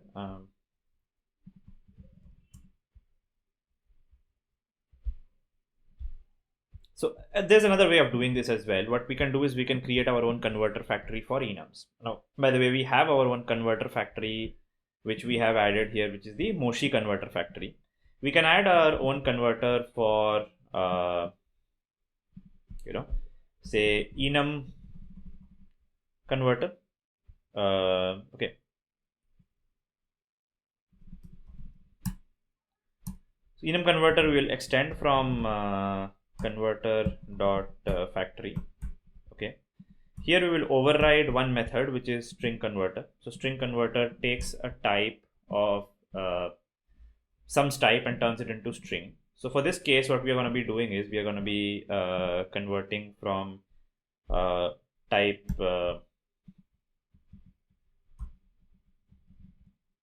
basically enum to enum of any type to string, right? So here what we'll do is we will in fact I can just write equal to converter of this type. Okay.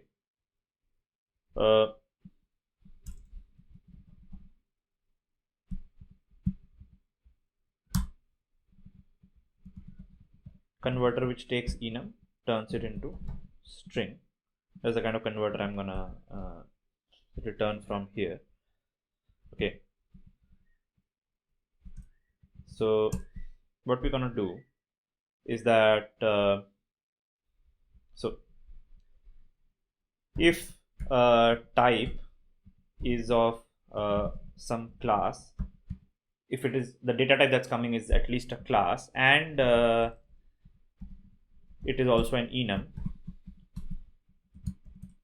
in which case we can do something about it, else we can return null from here. Okay.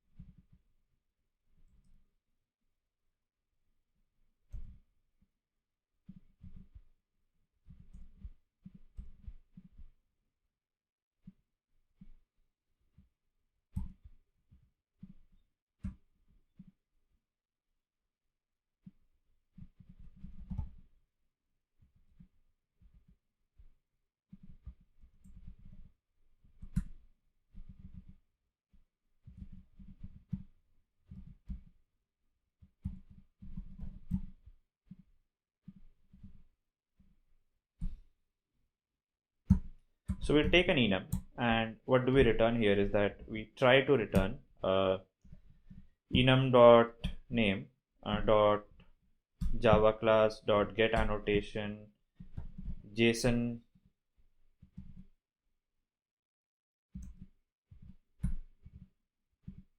dot name, else, if there is some error,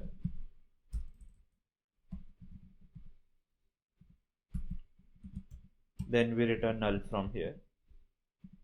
Okay, so that's how it looks. So if the type is of class and it is of enum type, then we try to find out the annotation of JSON and the name inside it. If we don't find it, we return null. Or if type is not of class or enum, then also we return null.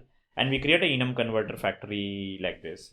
What we can do is in our client, we can add a new converter factory here. We can add a converter factory, enum converter factory. Let's check if that works or not. Let's go for our tests and see where we go with this, right? Yeah, got. Oh, sorry. We don't need this anymore then.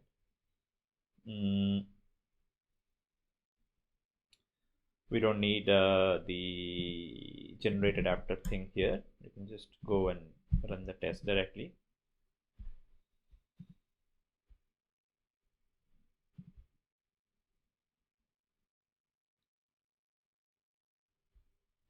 Okay, so these are still not working. There's a bit of an issue here. We can do is let's just go to the converter factory and check what happens when the converter factory is hit, right? Let's just debug these tests and just put some breakpoints there. What happens when this converter factory is kind of invoked, right? So here's the first one. We just pass that. Then we get there. So is type class and type enum, that has been true. We have gone here. Inside that we reach the next level here. So we get enum dot name is actually top. So if you try to find out that enum dot name java class dot get annotation,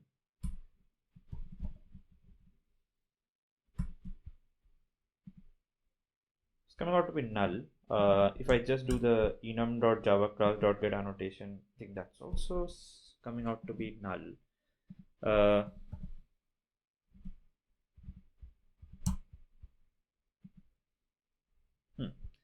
Interesting. Let's find out. Let's just run it again. Also, I think my mistake. I did a little bit of problem in the enum processing here. It's not something I do daily, so so what we have to do is actually in this place we have to go for enum dot get field. So enum dot java class dot get field, if I do for enum dot name, I think I will get this, which is the top value, right? Here if I do dot get annotation JSON class dot java,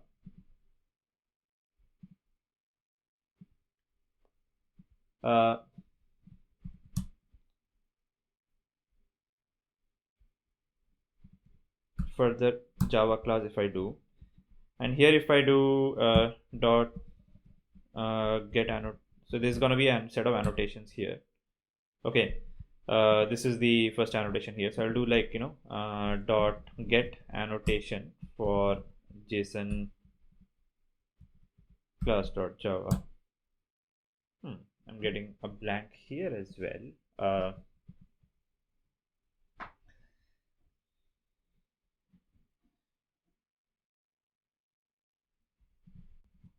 Let's just write it out. So this is gonna be, just a second, I'll just stop this stuff. Yeah.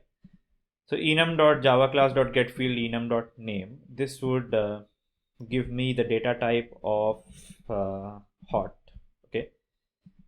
Here if I do dot get, sorry, get annotation of, JSON class dot Java and then dot name. I believe this should be available.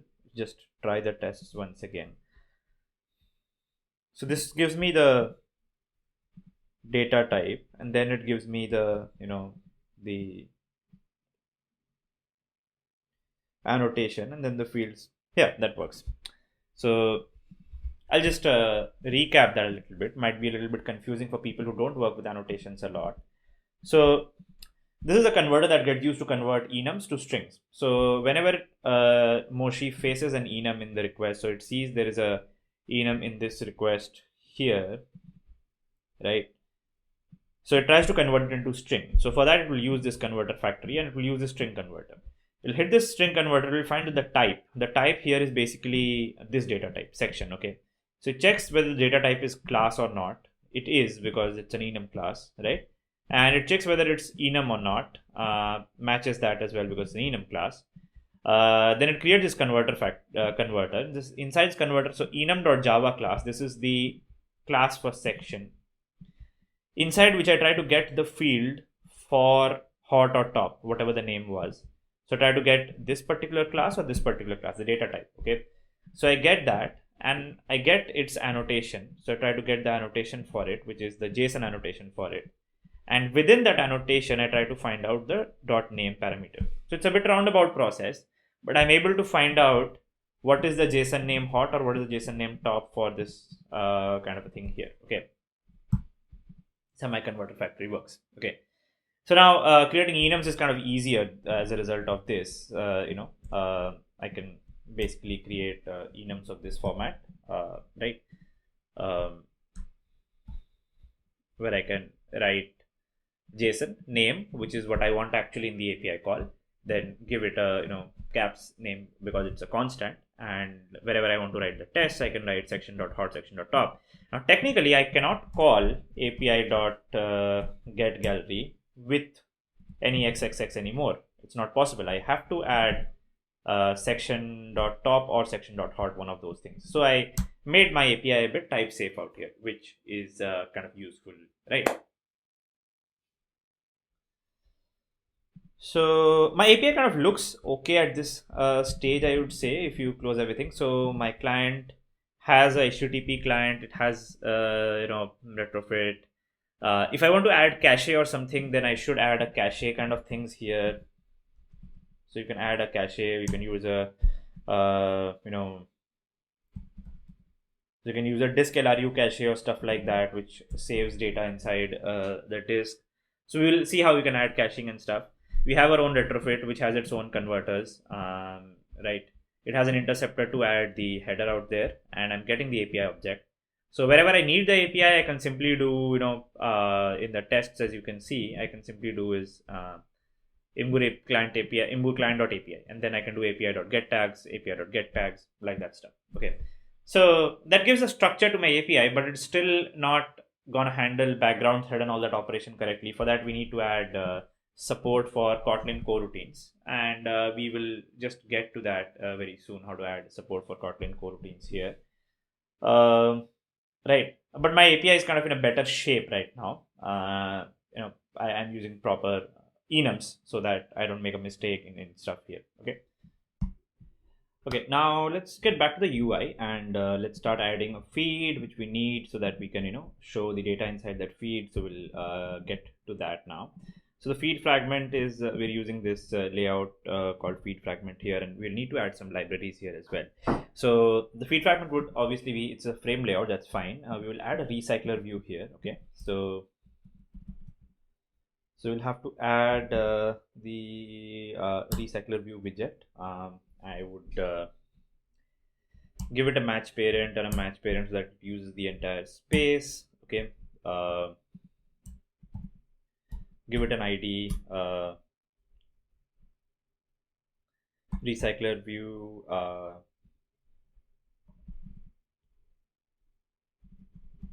gallery feed. Okay.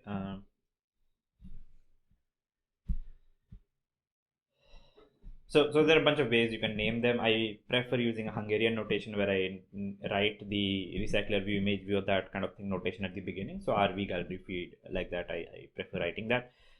Some people use something like feed recycler view like that as well. So kind of up to you how you want to do that. Okay. So by the way, to use things here, we have used like a TV feed type like this. There's another way that we can do is using view binding. So we will actually use Android view binding here. Okay, so let's search Android view binding. So how do we use view bindings? Okay, so to use view bindings, you have to write build features view binding equal to true, and that I will add in my Gradle file. So in my apps Gradle file, build features. So view binding is actually set to true. Right. So how do we use view binding basically? So we do it somewhat like this.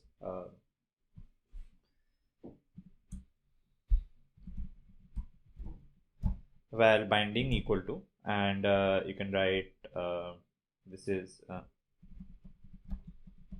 fragment feed binding. So you just import that,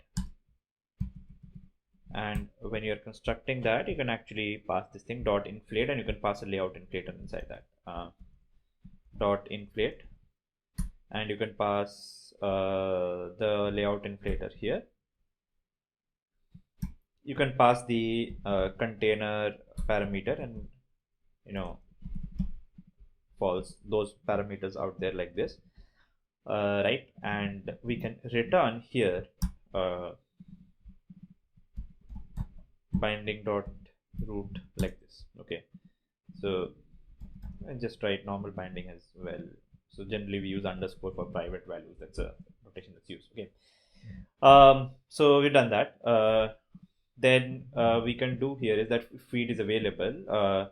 Instead of doing this stuff, we have a recycler view now to populate. So our recycler view would be kind of available. By the way, if you just want that text view also to be there, so I can add that text view that was there. So text view wrap content and give it an ID.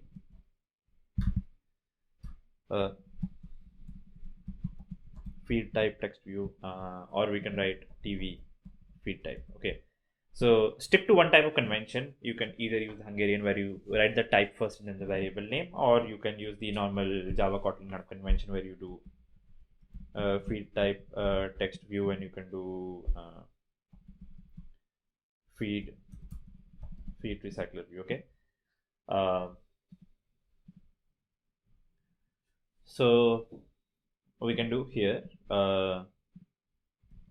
binding dot feed type text view dot text equal to feed, and give it a layout gravity of center, so it will come up with the center like that. Okay, exactly what we need. So sorry, this is not what I want to run. I want to run the app. Let's just run that again. So what view binding gives us is that find view by ID you don't need to do, and you get type safe values for your ID. So you can do binding dot the ID that you have placed here and dot text like that. Okay, so it automatically connects the XML to the Java in the Kotlin to a very nice way. Okay, we don't need to show this text there. In fact, what we need to show instead is something else. We need to show so hot is coming, top is coming, both things are happening. Okay, so you don't need that. In fact, what we need rather than that is that we need the recycler view to be populated, and we need a repository from where we will fetch that data. So let's do that thing. Let's create a directory called data, and let's do an imgo repository here. So Kotlin class or file. So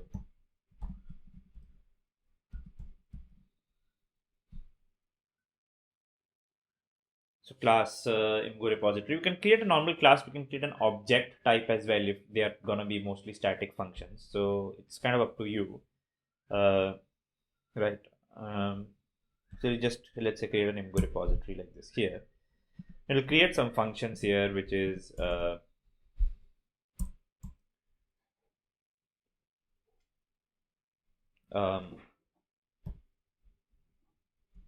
fun. Get hot feed would be one.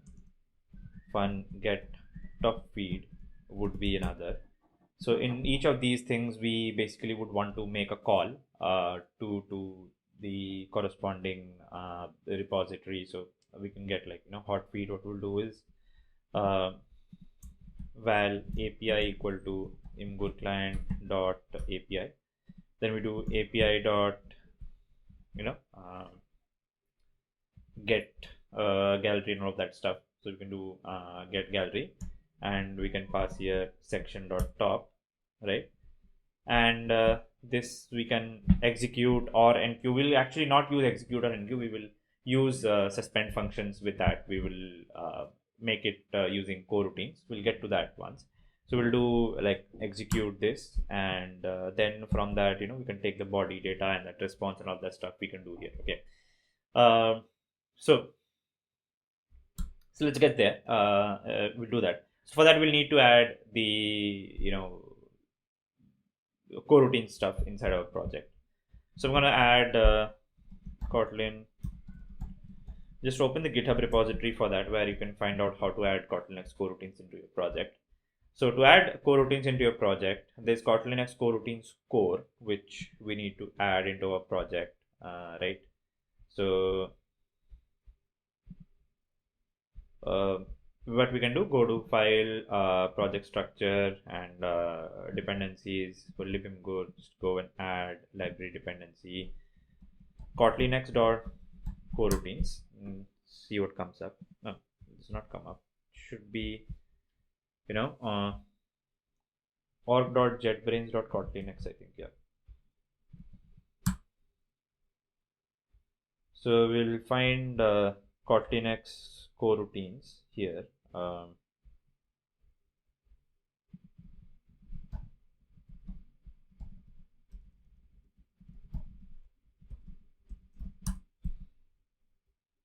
Got it.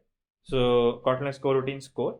This is the one that we are supposed to add. I think the version is 1.4.3. Is the latest one that's available. It's native empty. It's probably not the correct version. We can just add just 1.4.3 as well, I believe. org.jetbrains.kotlinx and Kotlin X coroutines core, I think.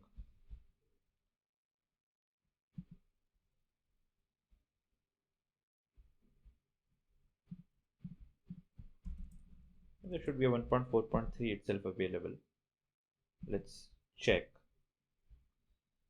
So it should have been added into my dependencies like this.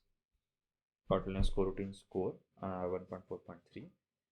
I should add the same version into my Android project as well, because I'll be using coroutines in my Android project as well. So I'll just add Kotlin X coroutines core here as well. We'll arrange these libraries a little bit better in our Gradle file. I will come to that part. Okay. There's nothing specifically for Android, by the way, here. The core already contains dispatchers for Android, etc. So there is no there's a Kotlin X coroutines UI library which is useful for Android. So you can use Kotlin X coroutines Android as a library if you want to.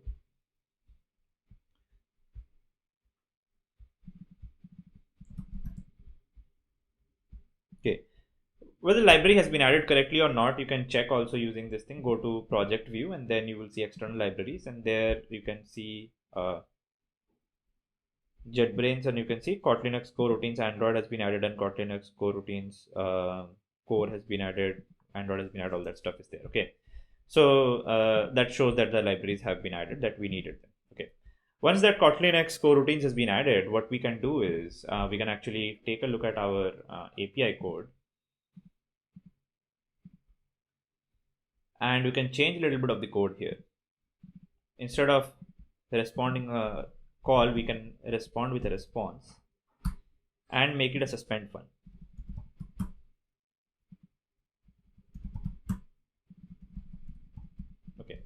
how does that help us is that if you go to now the test file for this,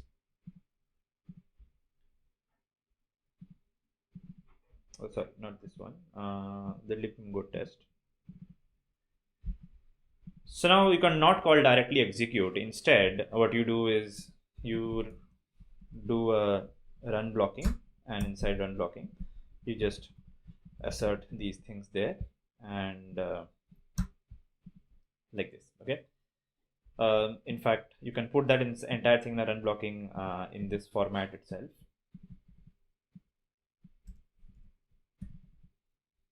Okay. Same with this.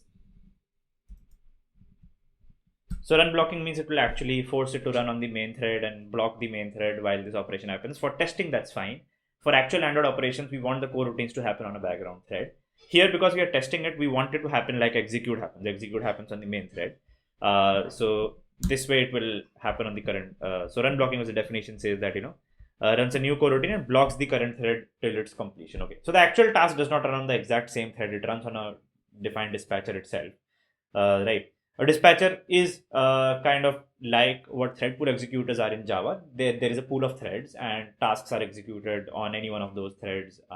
Only thing is the method of doing this is a little different. There is a state management, state machine available, which enables you to load a lot of tasks into a very small pool of dispatcher with a very low overhead. Okay, so coroutines kind of appear to be like lightweight threads.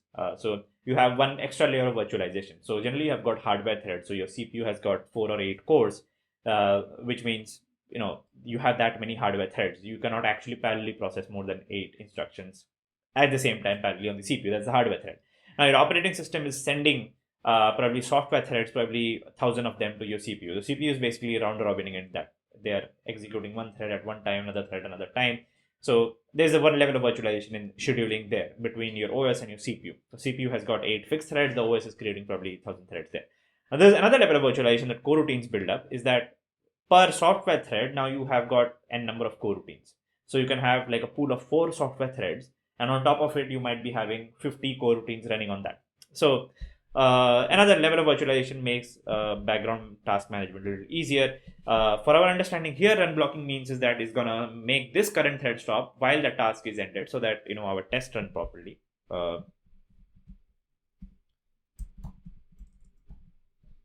for tests, it's better to use run blocking always, right?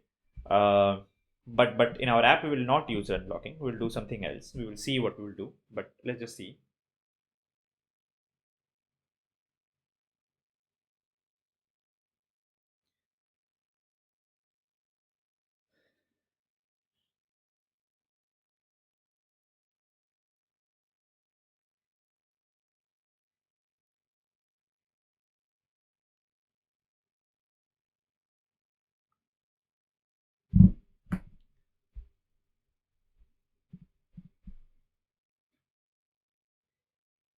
While the test runs, let me get to our repository layer again and talk about what we're doing. So inside this repository, we can't call suspend functions without our external function being suspend, by the way. So our repository can have suspend functions inside them. Okay.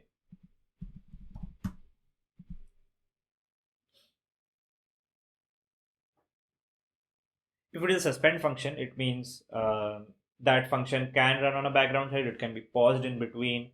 Somewhere above in the upper layers, we'll have to define on which thread it will run, how the dispatcher will get handled, all the stuff. For now, we're just making a suspend function for this, sorry.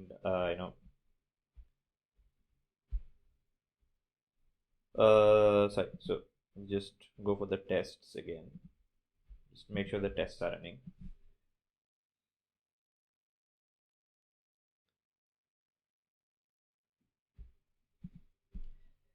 And here in the feeds, what we really want in the feeds is that you just check val response equal to this, and then so if a response has a body, right?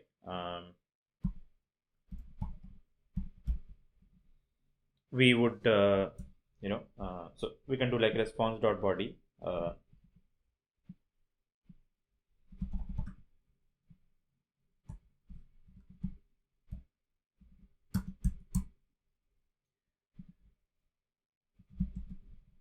for now I'm just writing null here, and the data type that I'm going to be, so the tests have run properly there. Okay, so what I'm going to be returning here is I will return it dot the gallery response.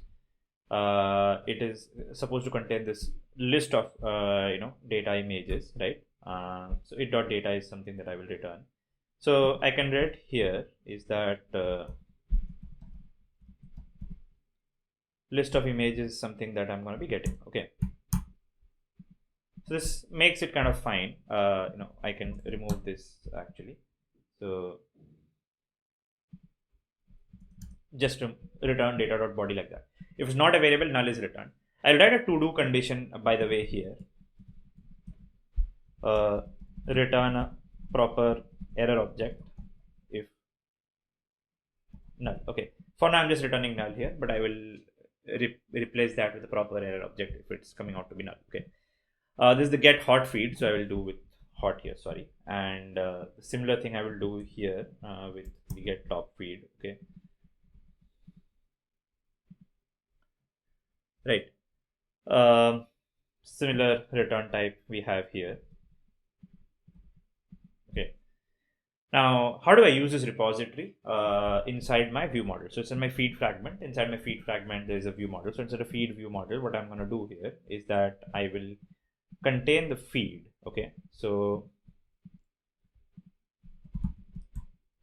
val feed equal to is the mutable live data of type list image, which I had there. Okay, okay, then I do val feed. So this is the private one, which I will not expose the actual mutable data. I will expose a non-mutable one. So val feed of type non-mutable live data.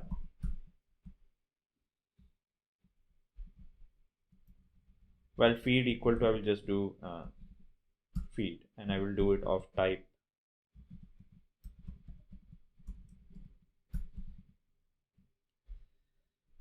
list of image. Okay, a thing here is that I'm just doing equal to feed. So basically this object and this object are going to be the same, but I've changed the data type to live data here. So anybody who is accessing the view model from outside the view model, they can't change that data. Like compile time, they can't actually make those changes. Nobody would be allowed to. So here in the stuff, if I just do that, view model dot feed, and if I have to set data or something here, I can't do that because the data type of feed is live data, not mutable live data, right? So I have essentially done write protection via simply assigning it a basically smaller type, right, which is not mutable one. I don't need to copy it. I don't need to create a copy or something like that. I'm giving the same reference, but at compile time my code will not allow me to compile any mutation related stuff. Now if I actually manually do stuff like this, which is as mutable live data, right, if I kind of converted it and then did set data, so set value, it would have actually worked because it would have actually worked because the actual object is still mutable. Only thing is I should not do obviously such a casting here in the first place, and I have protected it simply by making it visible as a normal live data, not as a mutable live data. Anyway, we'll get to all of that stuff slowly and surely. So here we will do is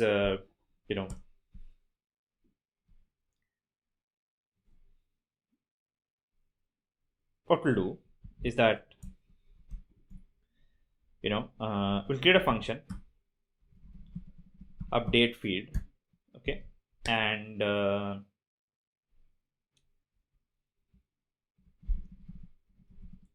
we can do a feed type, and we can pass feed type as string here. Okay, so do feed type as string, and what we'll do here is that by the way, when we create the view model, let's also put the repository here. So private val repo equal to imgo repository. Sorry. Okay, that's done. So when I update the feed, so when I do feed type, is hot, then I do repo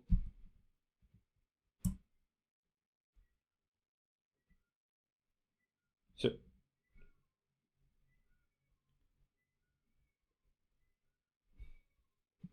I'll do like this. I will do ViewModel scope dot, I will launch a function and I will launch it on dispatches.io. So this is an input output operation. So when field type is hot, in that case I will do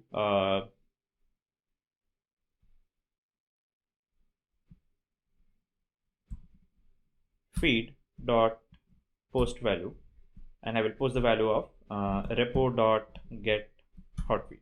Okay, and if it is top,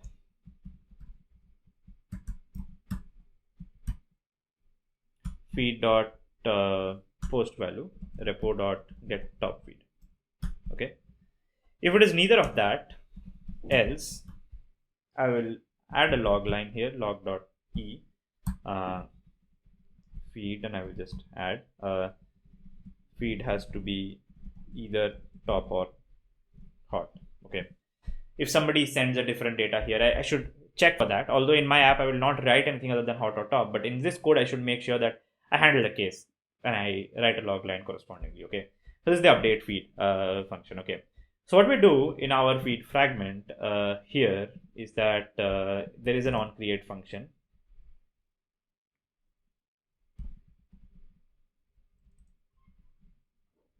So in my onCreate, I will initialize the view model. So view model equal to view model provider dot so I think I'll do view model I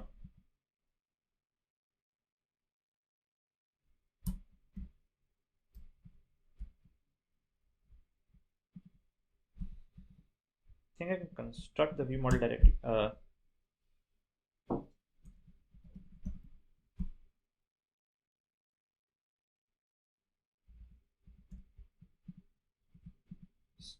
Probably deprecated, right? So I do view model provider. I have to pass a view model store.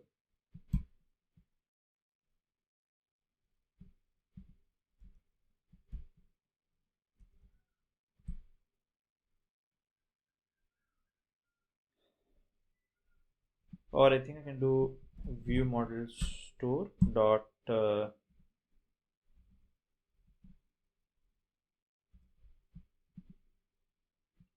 just check this stuff out just a second.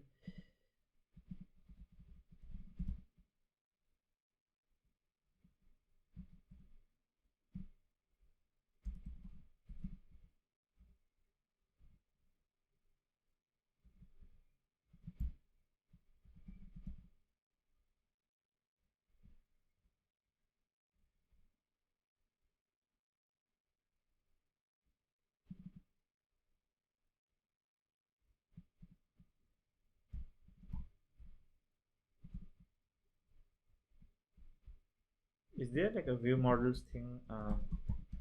View models.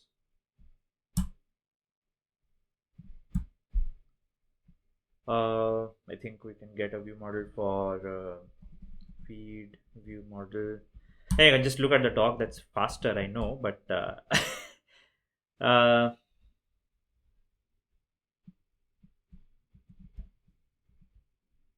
okay, I'll just look at the docs once. It has changed a little bit of the how to do the view model stuff here.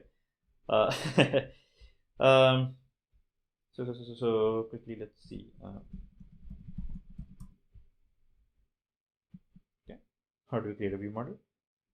Never shy away from looking at the docs, by the way, and that's the reason it kind of changes how these things happen.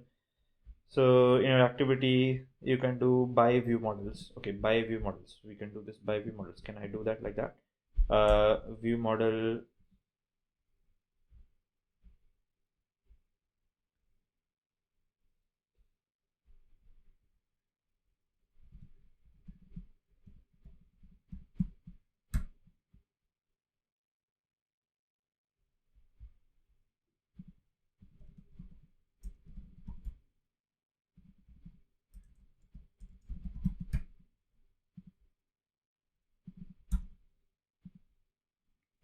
probably not going to work like this. Seems like it does. Can we just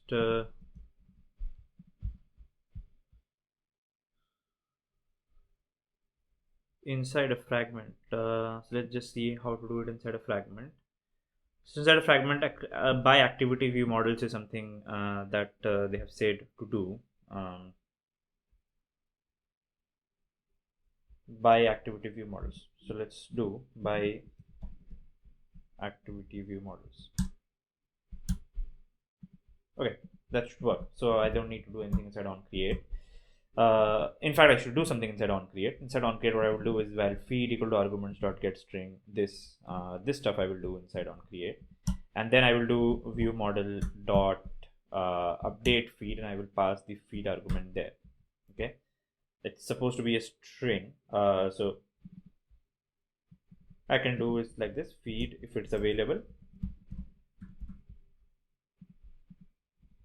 If it's not available, obviously I can't update the feed.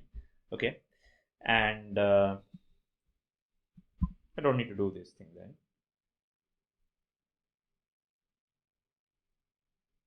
I don't need to set the text, right? Let's just see if the view model gets actually updated, and I can see that by checking out, putting a breakpoint here in my app and actually running it on debug mode. Okay, not the test. Sorry. So I need to run the app with the debug mode here, and let's see that when my view fragment opens up. Oh, actually, the on activity created this code was there. I don't need that code actually anymore. I can remove this stuff here. Sorry. So I can just do it by activity view models. That's fine enough. So the old code was there, which actually does on activity created. It creates the view model provider dot get, which I don't need to do anymore.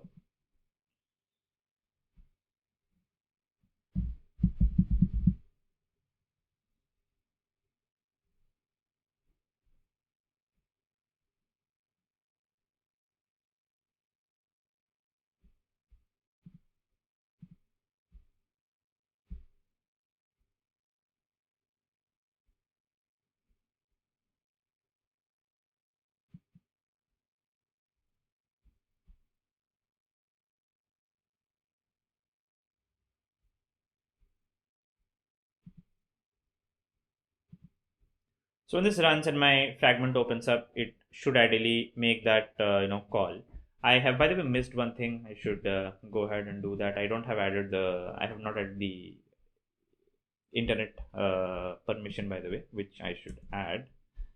So users permission. The internet permission should be there in my app for this to work. Let get built by then.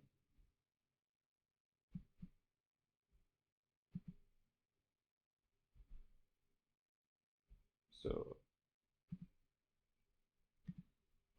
now what happens is fragment gets created. This new instance method, by the way, right now is not used because I'm handling it by the navigation XML file, so it automatically gets created via that. When it is created, I am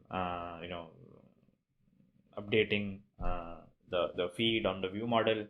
Okay, I need to make sure that so this might or might not be the correct place. By the way, we will get back to that important question there. There is a difference between on create and on activity created, and that's actually defined if you look at the definition of view model here. So there would be a life cycle of the view model which is defined. That is on create, on start, on closing. All that view model scope is there. So fragments, there is a on activity created. So it's not there in this current docs, but we will cover that. For now, inside just on create, I have picked the feed object and I have tried to make the update feed call here.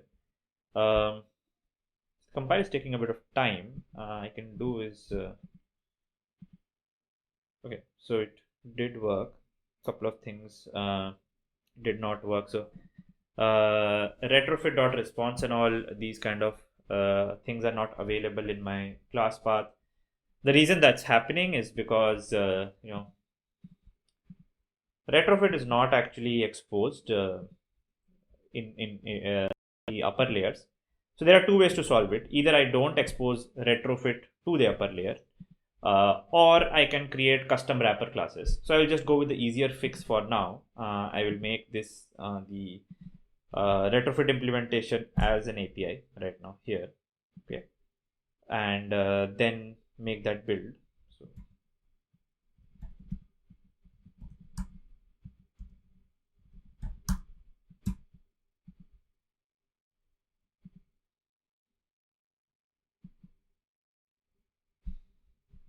So that build just run. So computer is running a bit slow. I'll just pause the recording a while the build runs. Okay, I just give a little bit of pause for my studio to settle down a little bit. So let's just see that what's happening. So if I go to my repository, put a breakpoint on get top feed. Let me just update feed if I put a breakpoint there like I have done. Let's just debug this app and see whether the update feed is happening or not, right? And so I don't think we need this kind of breakpoints.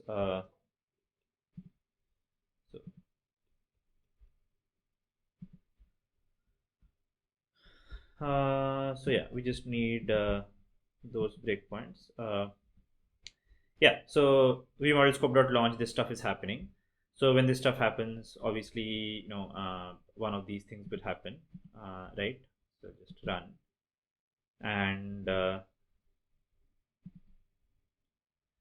it will find out result repo.getHotFeed would come, and it will put that value into feed.post value, obviously, right? So app is running. Nothing much has happened at this stage yet. What I intend to do is now see how much results have been actually fetched from the data and all that stuff. So let's do is go to our feed fragment, and inside the feed fragment, on when view has been created, let's do this thing is ViewModel dot feed dot let's put an observer on it. This okay. So observe, and we put life cycle here. I think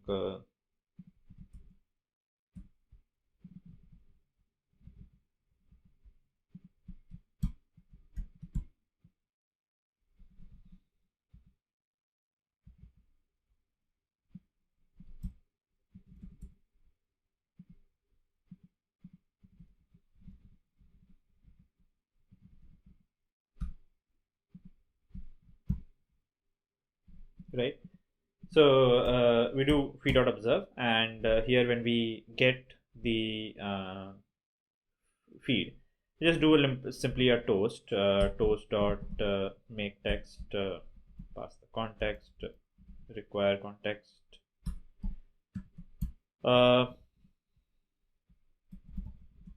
downloaded it dot size images, right? And dot toast dot short and show. So another data has been downloaded. It will show how many images it has downloaded. I'll just run this app one more time. Okay.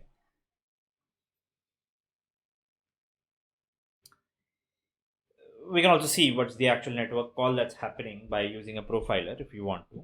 But right now, if I just run this app, should show a toast. 60 images has been downloaded. If I go to top, shows again 60 images have been downloaded, right? Hot again shows 60 images have been downloaded. If I just want to show the list of images right now, what we can do here is that let's take this RecyclerView. Okay, so binding dot feed RecyclerView, and we can set an adapter and all of that stuff to it. So we'll have to create those things here. So we'll have to create a feed RecyclerView adapter, and we'll have to create a holder for that where it will contain that data and will show it on that screen, right? Or we can also do is we can just paste all the data that has come here. We can just do is, or just put a breakpoint here. Okay, what's the data that has come here? We just want to see it, right? So let's stop that app, just run it again, and you can see the images have actually been downloaded or not. We can see that. So it's loaded, fragment comes in place. I don't need these breakpoints anymore. It's working till here, we have seen. We'll wait for the data to be loaded, and here we go. So it is an array of 60 images, as you can see. Each of those images have an account URL and an account ID, and they have this cover photo along with that, and an ID and all of that stuff. So if you take that cover photo, I think so if I just take the copy value of that cover photo, if I do just i.imgur.com and I just put that cover photo value here, I believe I get the image that I need there, right? So that should generally work for most of the images that are getting downloaded here, right? So the next step that we need to do here is basically set up a RecyclerView adapter and put all these images on the screen, make them as cards and put some nice stuff around that. Okay, but my feed is essentially working at this point. I need to do a lot of polishing work there. Just a quick recap that what are the stuff that we have done to get this working. We have got the repository, which does the get hot feed, get top feed stuff. In our ViewModel, we have added the repository. We have a feed of images, and when we call update feed, then we take the value of hot or top, and based on that we call get hot feed or get top feed, and whatever value we get, we update the feed accordingly. In our fragment, whenever the feed is updated, we put that data, show that data in our screen. Okay, so that's kind of how the MVVM model works. You can actually test the view model without touching the activity. The view model is easier to test, and whenever the view model is updated, we are showing it on the screen right now like this. So we need to have a RecyclerView adapter. That's one of the things that we need to do apart from this. So we're just gonna get to that part next. Okay.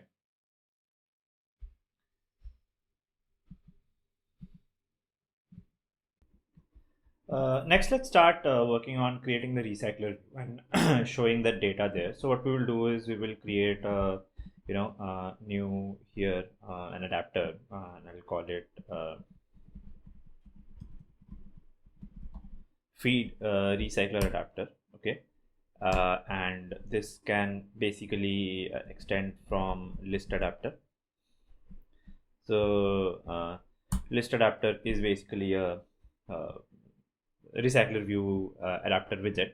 So you can use it RecyclerView adapter also, you can extend. I'm going to use the list adapter, which is has some additional features also along with that. It contains two things that you need to add here, a T and a VH. The T is supposed to be the object type and the VH is supposed to be the view holder type. So I'll create a class inside here called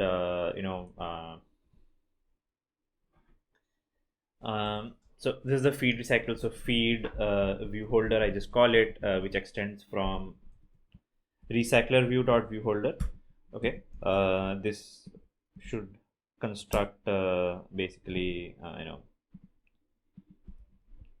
use that constructor, and then here we will use for T for the first item. So in the view model, as you can see, our feed is basically a list of images. So I can do a image from Imgur, and view holder I will use these feed view holder from here. Okay. So once we have done that, we need to implement these two members, and we need to change to constructor invocation like this. This should this is supposed to have another constructor, which is a diffutil.item callback kind of a thing, right?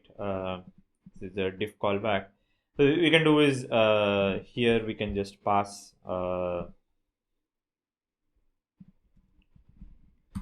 class feed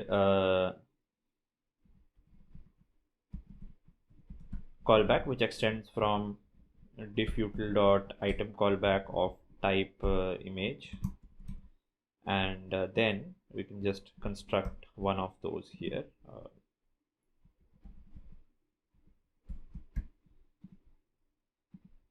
Make it private so it cannot be constructed in other places, by the way, because we don't need this diff callback to be implemented in any other place. Just implement the members, make it a constructor invocation here. So our items, the same, can be found out using old item triple equal to new item, and our contents the same. Sorry, old item dot toString dot equals new item dot toString. Okay, so that's kind of how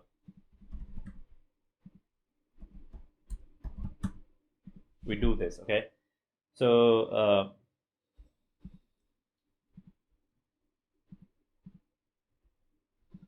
there should be generally an equals notation also within data classes, which checks for all the contents.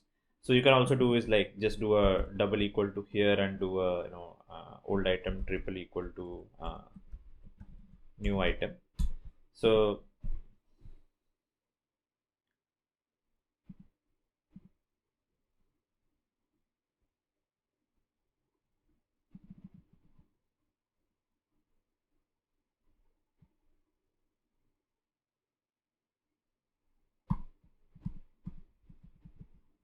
I'll tell you what this does.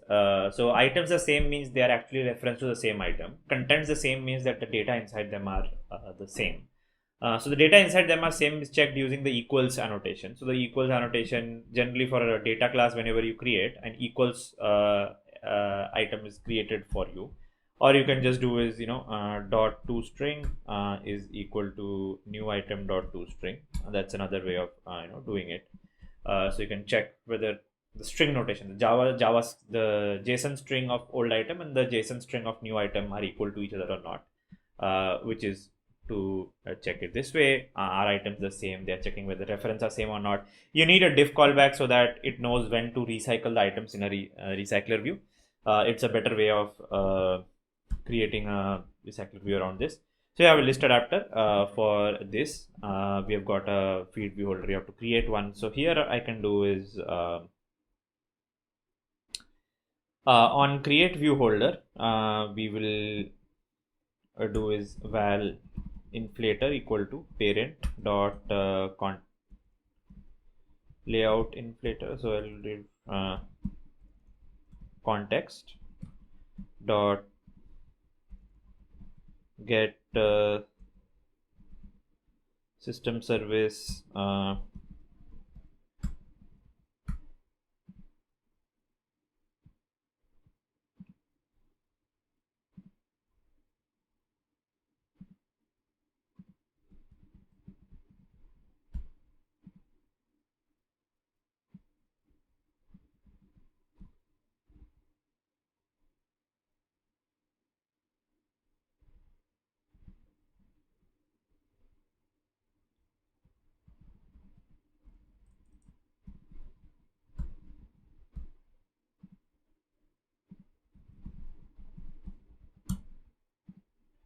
Okay, so we got the layout inflator. Then what we'll do is we will create a view inside which we will hold each item of the feed. So we're going to be creating that. So we'll go to res and inside layout we can create one new layout resource file and list item.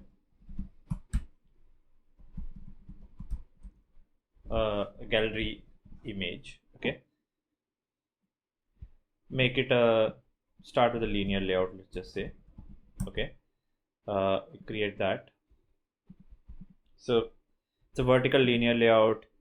How I'm going to make it look like, probably have a image view. So the width is match parent, height can be wrap content.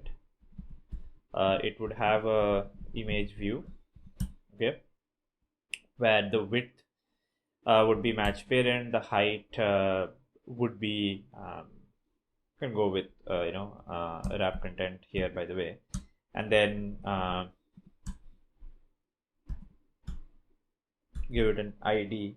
So the kind of IDs we have been using with the other layout, again, just using the annotation, this type annotation at the end. So you can do the same thing here. So just call it the image view only. And below that, we can add a text. So just use width as match parent, height wrap content again, use an ID, text view, just like that. Okay. Okay, cool. For preview purposes, what we can do is we can add the tools NS here. We can add the tools namespace, and then we can add here that for tools purposes, tools background is say color gray, and let's give it a height. Tools layout height 400 dp. Okay, that's what it's gonna look like. Cool. And for the text view below that, we can do is again give it a, so the tools namespaces are only used for displaying inside the studio for previewing purposes. They are not affecting the actual app in production. They don't even make it into the APK, right? They are good for preview purposes right here. So I'll give some tools text here, image description here, like that. I can just probably zoom it a little bit more and see how is that looking. Right. So give it some padding of 10 dp everywhere.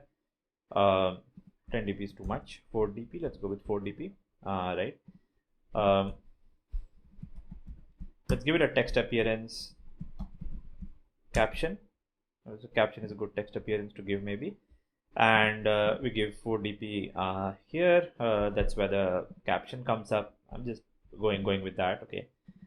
So let's call this caption text view, by the way, and that's how it's gonna look like. Okay. So the feed recycler adapter, what we will do, just run rebuild project once. This would create the view binding for this XML file. Otherwise, the view binding does not exist by default. And in our adapter, we will do that stuff. There's some red underline for something. Okay, on create view folder, we need to return feed view folder like this. I will get to that. Let's just rebuild the project. You will find that there would be a list item gallery image.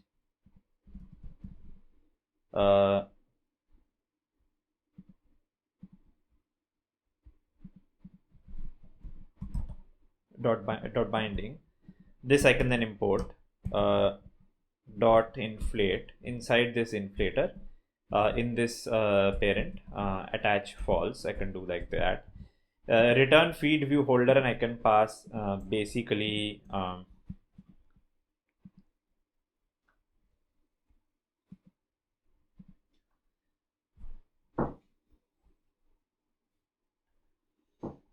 this binding itself. So what I can do is this dot inflate creates me a list item gallery image binding, right? So what I can do here essentially is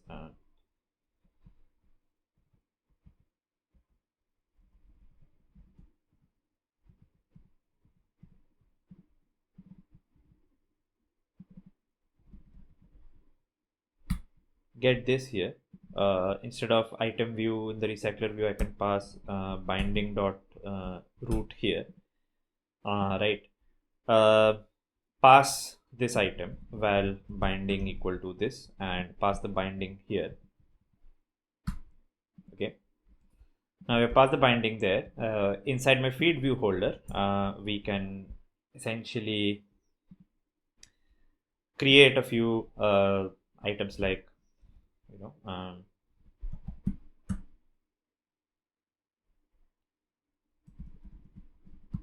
caption text view equal to binding dot caption text view the image view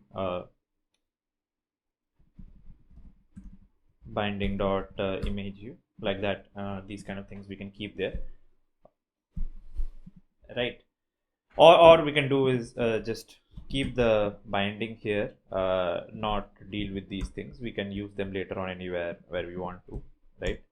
So that's my view holder, just like this. I have passed the binding, right?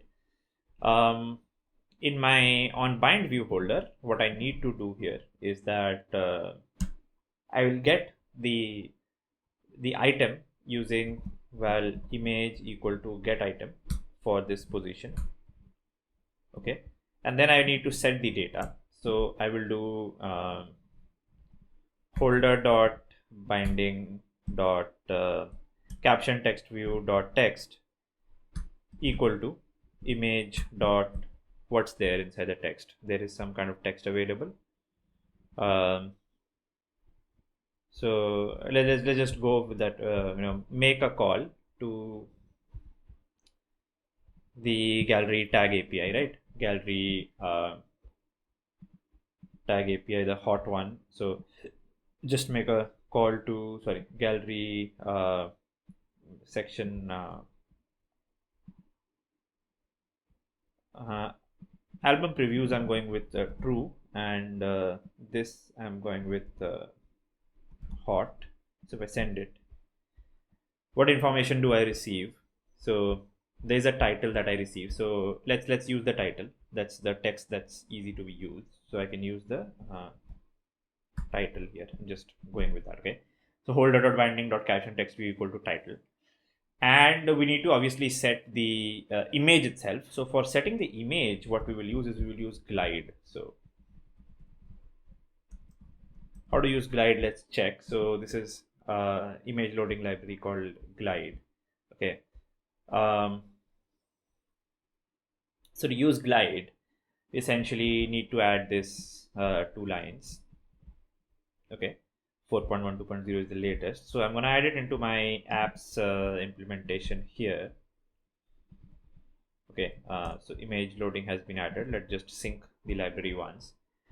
How to set things there? We just need to do glide.width and pass a context and then load a certain URL into the image view. Okay. So we'll just write it kind of like that.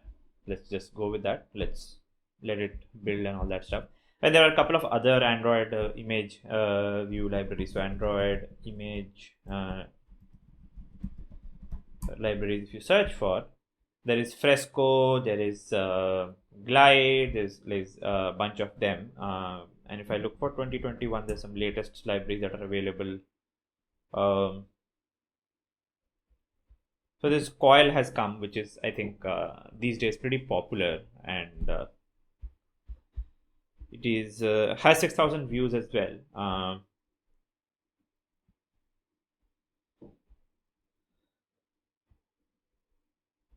And apparently less than glide. So that's what coil says. So to use coil, we can do image view dot load and just this.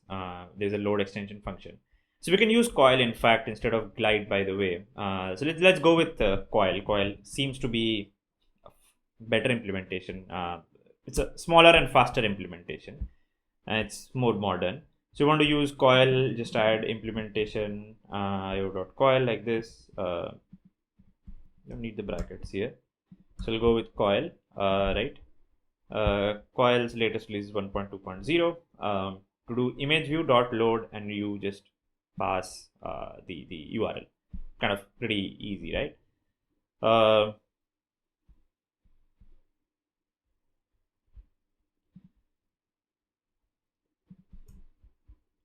It uses extension function in Kotlin, so it's more modern kind of library, Kotlin dependent. So here we go. We will do holder dot binding dot image view dot, there's this load function. So load is apparently a disposable, by the way. It's a disposable, so probably can be used with coroutines and all as well, but for now I'll just add the load, and we'll put the URL there. So what kind of URL will be put there? So if I look at the cover, it seems, so if I use the cover image.cover like I have just shown, if I just put the image.cover in a JPG like this, it gets me what I need. So I will do is I will take this text dot load, I will pass this, and instead of this I will pass image.cover. Okay. On bind view holder, when items are bind. Okay. This is the recycler view getting created. Cool. Now we need to use this recycler view. So to use this recycler view, obviously I will go to my feed fragment. When the view has been created, I'm gonna do binding dot feed recycler view dot layout manager equal to, I'll press a linear layout manager. Okay. Then I will do binding dot feed recycler view dot adapter equal to, and I will create an adapter. So I will create a private val adapter feed adapter equal to feed recycler adapter. I'll just construct one of those feed adapter. Great. Whenever the view is loaded, I'm going to do is feed adapter dot submit list, and I will submit this list of images into it, which is going to be it. Okay, that's it. Essentially this should work. I have got a list adapter inside which I can show a list of images. I've created the adapter where I show the image and a description and all of that stuff there, and I might need to tweak the UI a little bit for making it look better. I'm getting to that part very soon, right? What else? I don't think we need anything else. As soon as the data is available to us, we are just setting it off here. Let's go and take a look at if it works or not. Okay, we need to add progress bars and everything, so we'll work on that stuff pretty soon.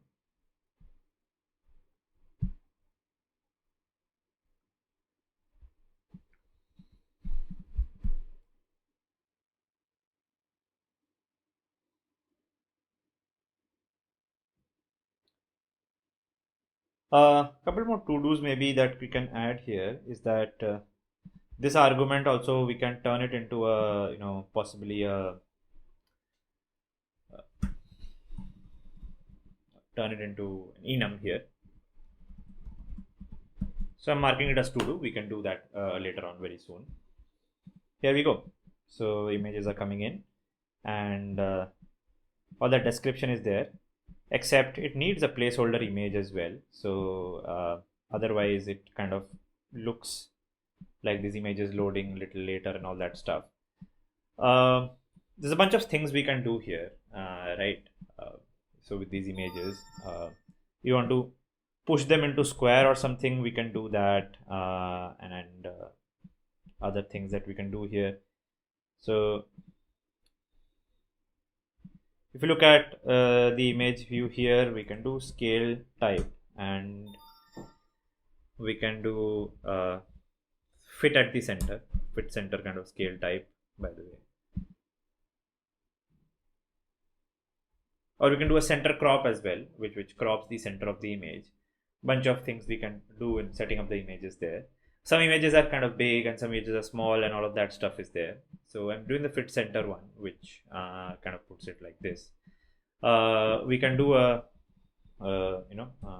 we can do a center crop, which generally would kind of crop only the center of the image which is needed inside that image, like that, like this. So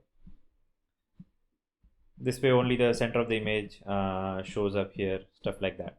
We can do a lot of these transformations accordingly, and see what suits us well. And when we click on that image, we can make a bigger place where we can slide through the images and all of that stuff we can do, right? Up to you, kind of things, right? So yep, I think we can go ahead with most of the things here. So images are getting shown, the description is getting shown as well. If we need a kind of placeholder image or something like that, we can deal with that stuff as well. So we can do when we're doing it dot load dot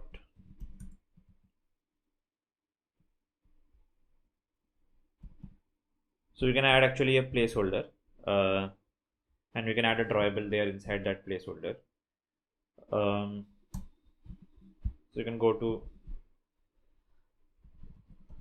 placeholder image png. We can just search for one.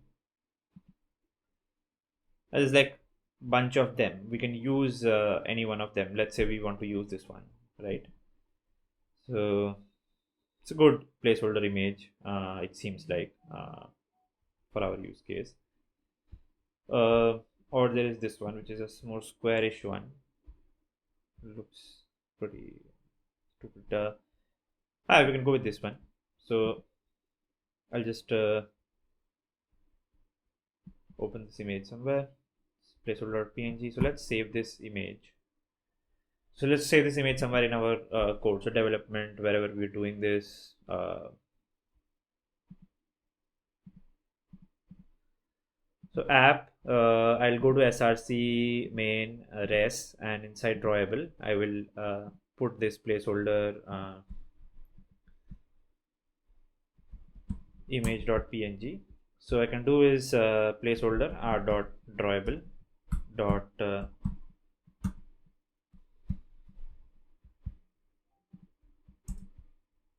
import the R class or placeholder image. I can put it as a placeholder there. Okay, this is what my placeholder looks like, drawable placeholder image. It's pretty big actually, 1200 cross 1800. You can make it smaller if you need to, but that's also fine. So we put the placeholder image there.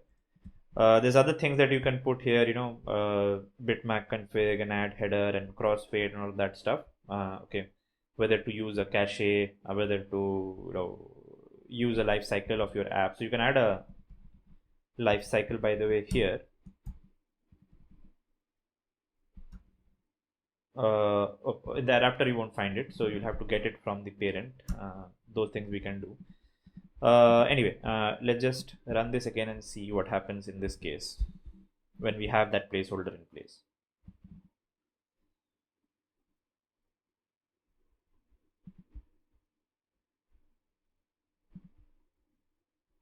Okay, we need to restart our app or something because the placeholder image needs to be loaded.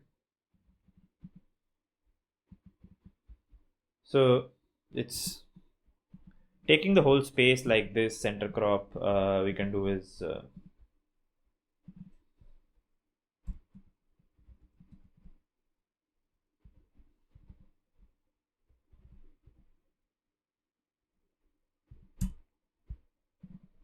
fit center is also fine. In this case, the entire image would actually show up. So till the image comes up, it will actually be these things that come up in place of that.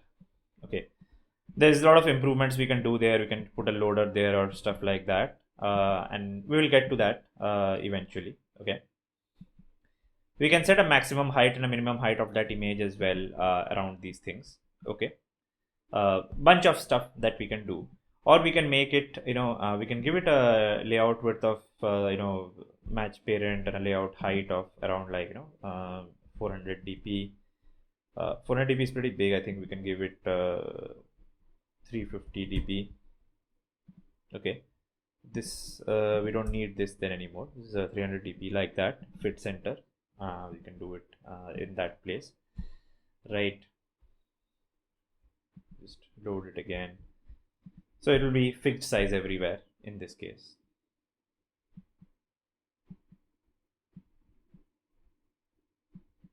Some images might not load, and those cases then you might need to handle them separately as well. So if the images probably do not load, you can create a image error placeholder as well. So placeholder error image.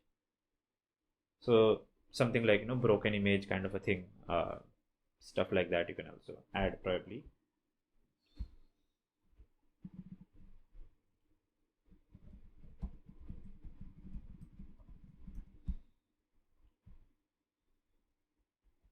image currently unavailable, or you can design your own stuff as well around that. You can do something like that. So for now, just you can do is in case of error, by the way, in your adapter. So for error also, you can pass the same drawable. Just saying. Okay. And if image is not able to be loaded, it would show that placeholder. Right. Somewhere any in chance image does not load, it keeps showing that placeholder and all that stuff.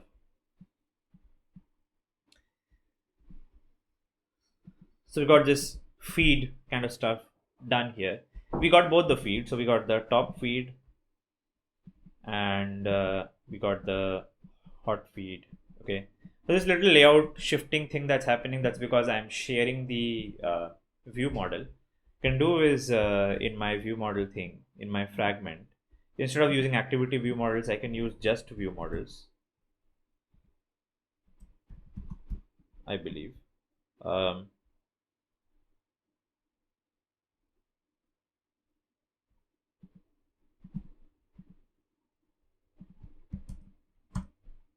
if I use just view models, in that case, I believe a separate view model for each instance of the fragment would be created. Let me just quickly check that. In that case, that layout shift problem would not happen. Yeah. So I'm not sharing the view model across these two, so that problem is not happening. Okay. This image, the placeholder image, we can actually make it a little smaller as well, by the way. So just open with open a terminal, and I'll just change the size of it. So Mogrify placeholder image.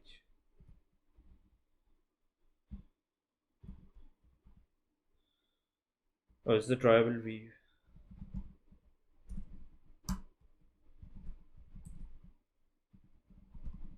Resize it to something like 500 cross 500 or smaller than that size. I'll just do it. So now it's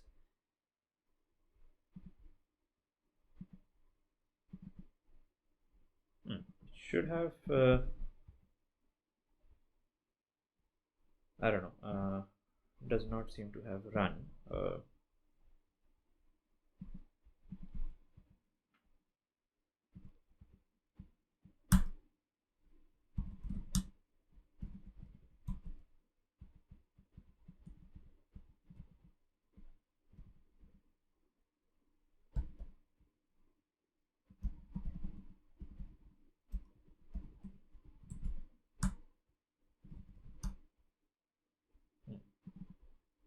It's 500 cross 33 now, which is fine.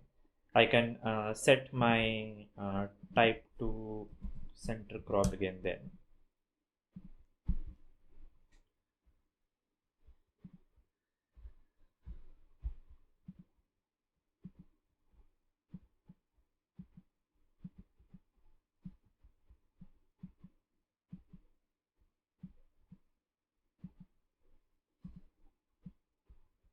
Good. So here we got our sort of feed.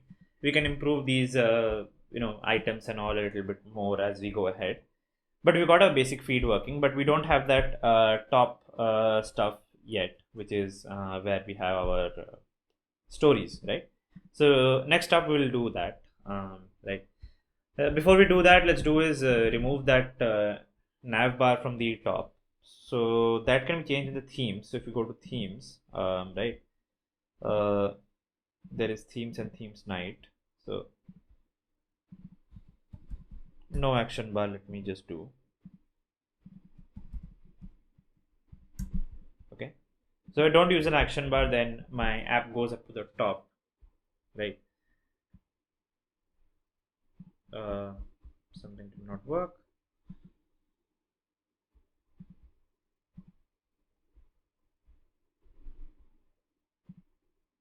Set up action bar with nav controller. I don't need this actually,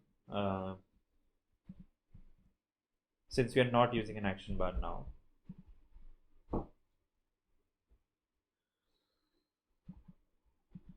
So that padding and all, we need to deal with something else in that place if we do that. So our main activity layout.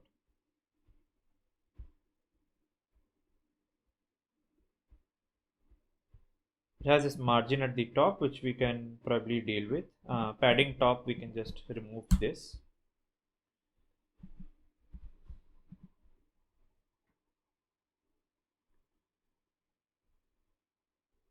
Yeah, so you don't need an action bar at the top. You can just have the images right at the top like this. Okay, seems good. I'll just mark it here that we are not using a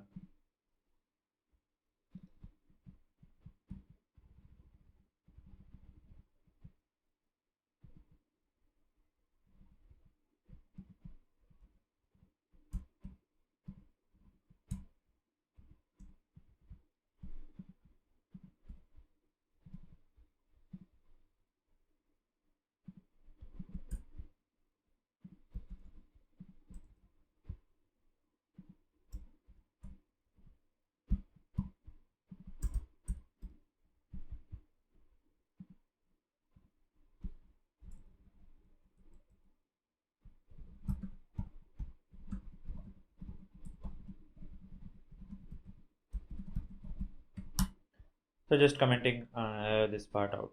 So I'll just write action bar code here. I'll just comment this part out of the action bar code, which we don't need for now. Okay, great. So inside our activity, we would need at the top of the screen, we would need, actually it's a constraint layout, which we don't need a constraint layout, by the way. So that's fine. Let's just see this fragment is there. It's constrained to the top and to the bottom and all that stuff is there. Um,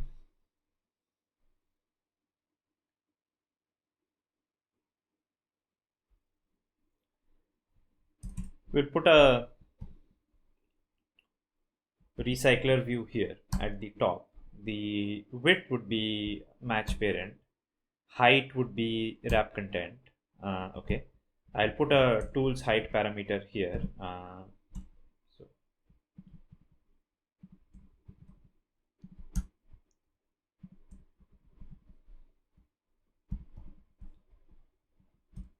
of 50 dp. So you see like what kind of height it's not 50 dp, probably 100 dp.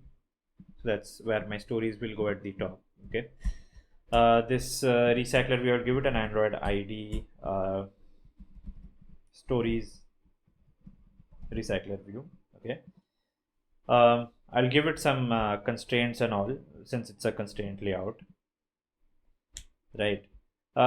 We could do like a bunch of things here. I mean, we could use a linear layout and all of those things. This fragment has bottom to top of nav view we have done. That's great.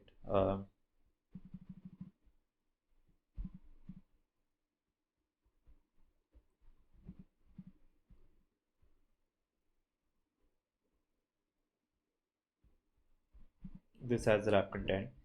So we'll do constraint layout top to bottom of top. Sorry. So first of all, this recycler view. Here I will do left to left of parent, right to right of parent, top to top of parent. Okay, these are all. The height is wrap content, right? Just say we get it maybe 64 dp maybe. Okay, that's kind of height, or 75 dp. We'll just see what is the probably best height. And this fragment we will just constrain top to bottom of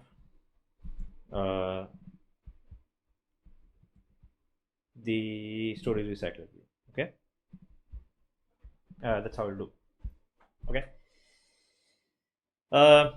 Just RecyclerView does not have anything right now, but let me just quickly run this. So that's the RecyclerView inside which we'll put those circles. Okay.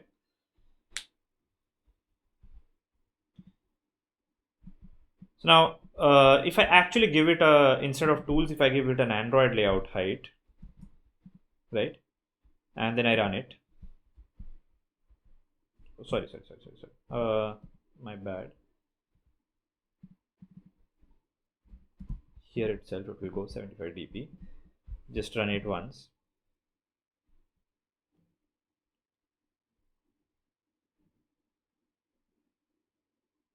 So it's not happening somehow. Let's see why not happening.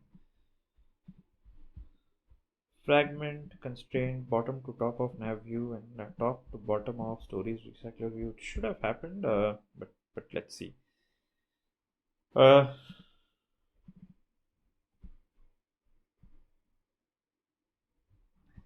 because I think the width and the height is match parent, which we can deal with probably. Let's see. This RecyclerView does not have any data inside it as of now.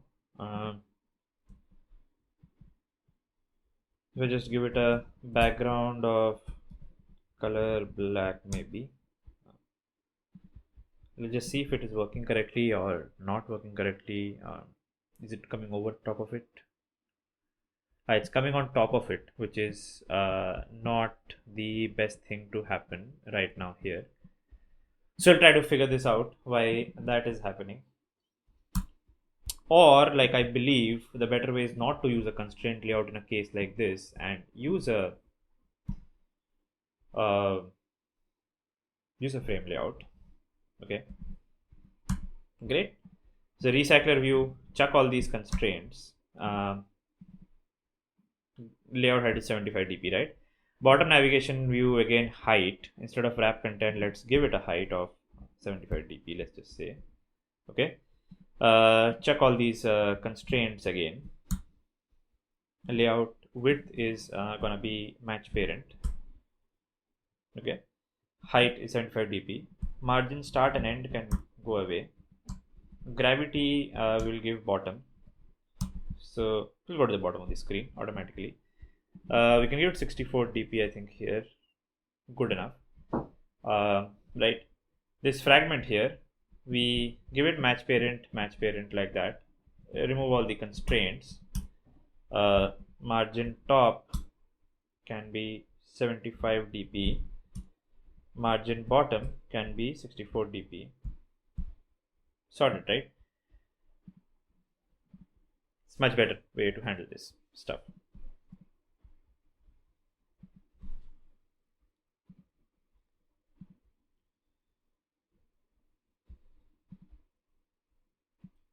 So there's space for the RecyclerView at the top. Bottom does not collide with things as well. So things are kind of better handled this way. Okay. Cool. Right. Now this RecyclerView needs to have those photos inside that. Now those photos, there are a couple of options that we have. We can either go with circular image view. There is some library, Android circle image view. Okay. Or we can try with a card view as well. So I think we can Android card view image corner circle. I think we can cut out things with a circle view as well, with a card view as well. There is now shown here that you can actually create using the Android X card view. You can give it some corner radius and layout margin and so, and you can actually get a circular stuff created out of that. So let's do with the card view stuff. Let's use card view, which would not go into using third party. Like this library is pretty famous library, by the way, to be very honest. It has 13,000 stars, pretty famous library, but it's a bit old. It probably does not have any latest code added since 2020 December, like already been 4 or 5 months. We can use the card view library. So I will do is add the card view library. Do we have the card view already here? Or we have the Android X card view stuff here. So what I will do is I will create a card view for that image thing on the top there, and create a recycler view for the same. In fact, we can use a card view for the items here as well. So just a second. So this feed item stuff that we have, list item gallery. Here also we can do is actually create a card view, right? Make it a card view. Card views are frame layouts by default. So if you look at card view, they extend from frame layout. So here what we can do is we give this image view 350 dp like this. Then we give it a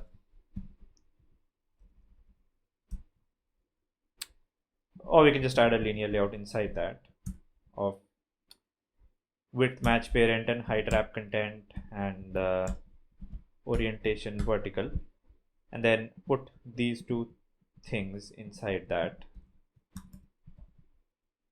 So we got that stuff there.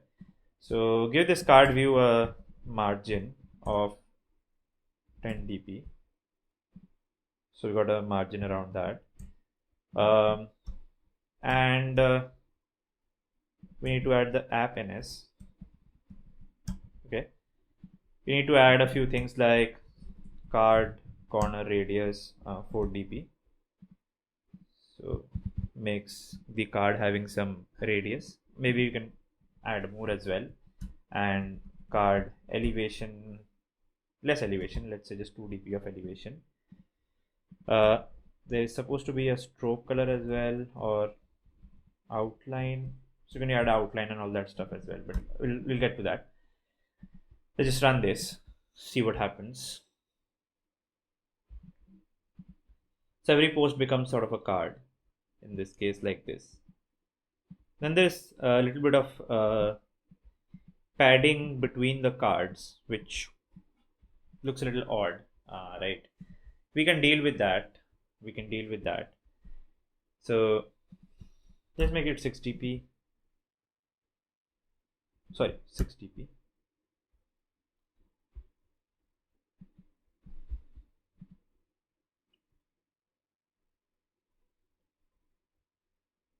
Yeah, cool.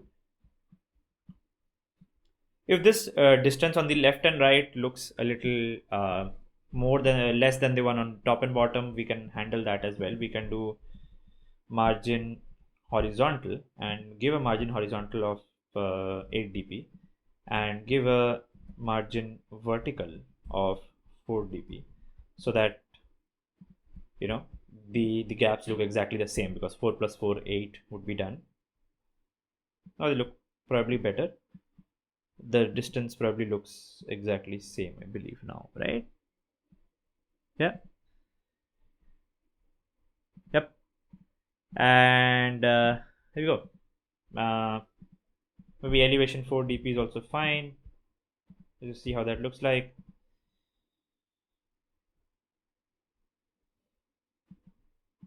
Cool. So I've got the cards here in our page, looking nice. How about list items for the top view, right? So we'll have to build those as well. So let's go and build the one for the stories, okay?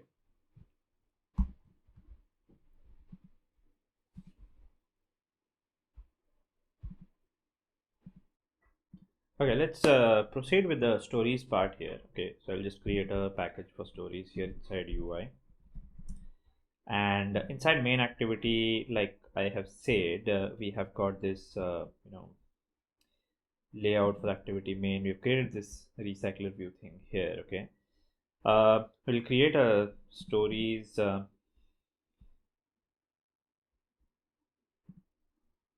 We can create new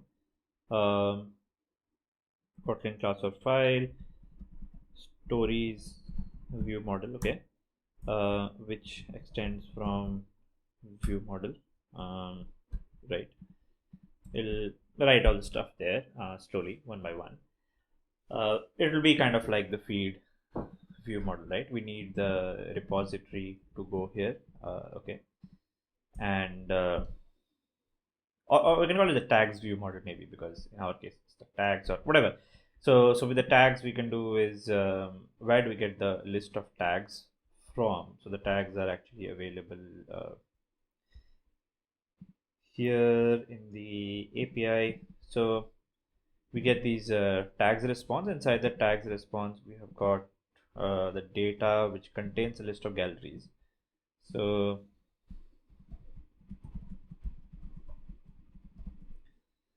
or let's just take gal tags equal to mutable live data of type list gallery. By the way, it's inside tags, inside data, inside gallery, like that it's there. A couple of things we can actually clean up here as well. So if you look at the top post, and if you look at the image model here, so the top post and the image model are kind of very similar. Account URL, add type, comment count, cover height, comment cover height, cover width, edited. So seems like pretty similar. Images count is add, album, views, vote. All that stuff is there actually. In fact, this is probably a superset because this contains 99 lines. This contains probably less than that, 69 lines, so less parameters here. But what you can do is actually remove that stuff. Top post can be of type image itself. Okay, this gallery data we can actually probably put it outside the gallery object. Okay, so there are a couple of ways to do it. One is you can just use you can do right click, refactor, and you can move it, move this to right click, refactor, and move to upper level, class name, refactor. So gallery has been kind of extracted out here.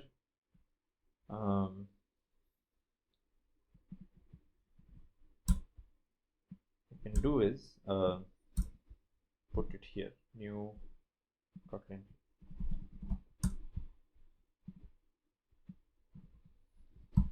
Okay, so that's where we'll use gallery from, by the way. Makes the files a little cleaner in that sense. So in stories view model, we can actually use list of gallery.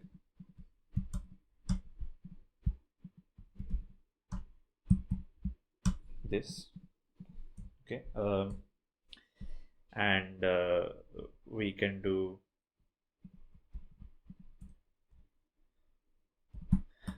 val tags equal to val tags of type live data list gallery. Okay, fetch tags, maybe we can add a method called fetch tags. Fun fetch tags. What we will do here is we will make this ViewModel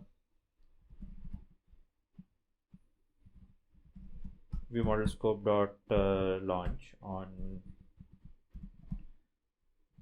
dispatches.io. Again, very similar to how we have been doing in this other view model. Okay, so what we'll do here, we'll do repo dot get.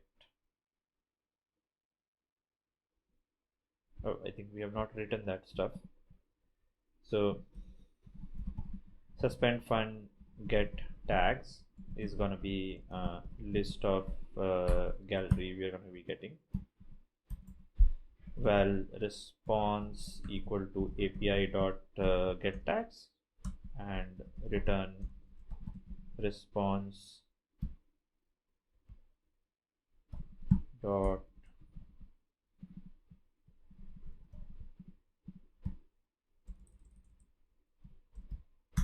body dot, if body is available, then inside that there would be data, and inside that there would be galleries. Okay, could be null. So we return that way. So in my stories view model, we do fetch tags and the repo dot get tags, sort of like this. Okay, so we do that and we put it inside tags dot post value. Cool. That's how the stories view model is gonna work. Okay. Now inside my activity, main activity, I can do is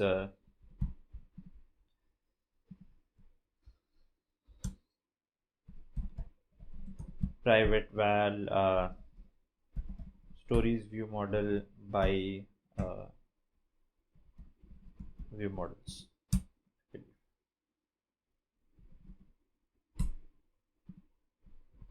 Okay, so we got the stories view model in place. When the stories view model is in place, in on create, what I can do is stories view model dot fetch tags. I can start that happening, and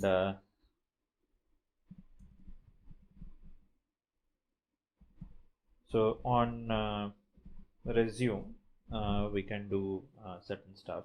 So this activity is resumed. We can do it inside on resume. We can do it inside on create itself as well. But let's just say we can do it in on resume. What we do is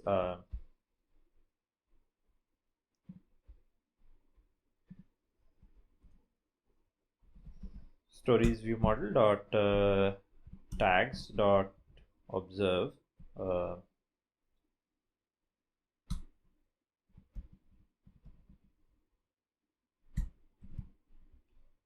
and then we can pass observe this, and like this also it's possible to do. In fact, in the fragment one, a little update here, I can do the same thing, I believe, using the same way.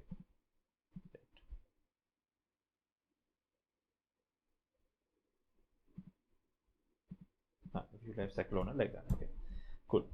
So this, and when it is getting observed, I need to do a bunch of things here. So the bunch of things that I need to do here is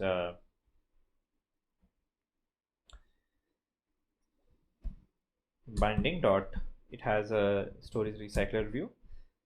So we've done the binding, set content view has happened. This is the navigation stuff. So I'll just write here,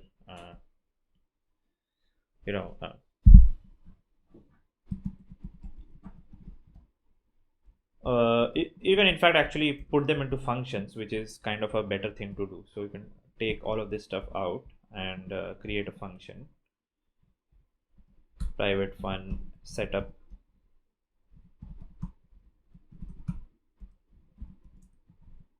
Okay, so do the setup nav here. So I call setup nav. Okay, stories view model, I do this thing here.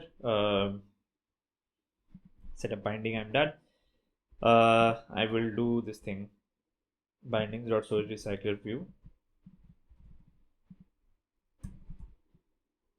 dot layout manager equal to linear layout manager. I have to pass a couple of things here. I have to pass context, then I have to pass orientation, would be linear layout dot horizontal, or should I pass RecyclerView dot horizontal?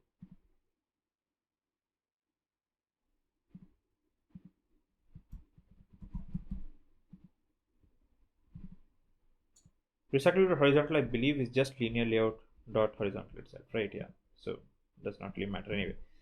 So yeah, okay. So I've created a linear layout manager which is horizontal in type. Reverse layout is basically, it tells you whether right to left or left to right layout happens. So that should by default be false. But I have to pass this third argument because there is either one constructor which takes one argument or another which takes all three arguments. There is no argument which no constructor which takes just two arguments. I have to pass the third one as a result of that. If I was only passing context, then none of these two were required. Okay. Okay. So we do the setup nav and all that stuff. Adapter. So we need an adapter, stories adapter, right? So it's a new. Pretty similar to how we did free recycler adapter. So we do a stories recycler adapter. which extends from listed after again.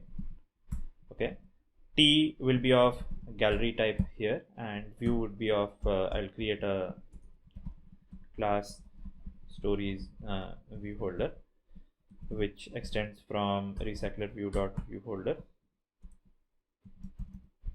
Okay, we'll get to there. So we'll do this view kind of stuff there. In this case, it would be a stories view holder like this here.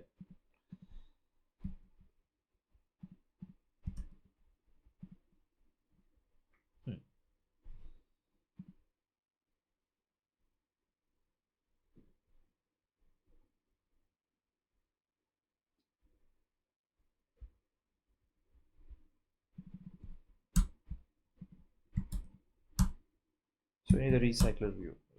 Correct. Now change it to constructor invocation for defutal callback. Put the methods here.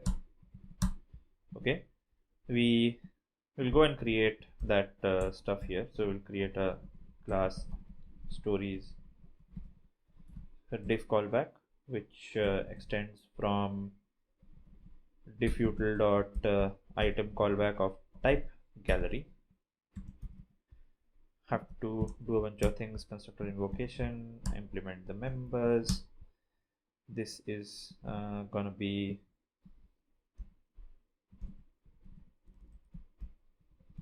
old item equal to new item, and this is gonna be old item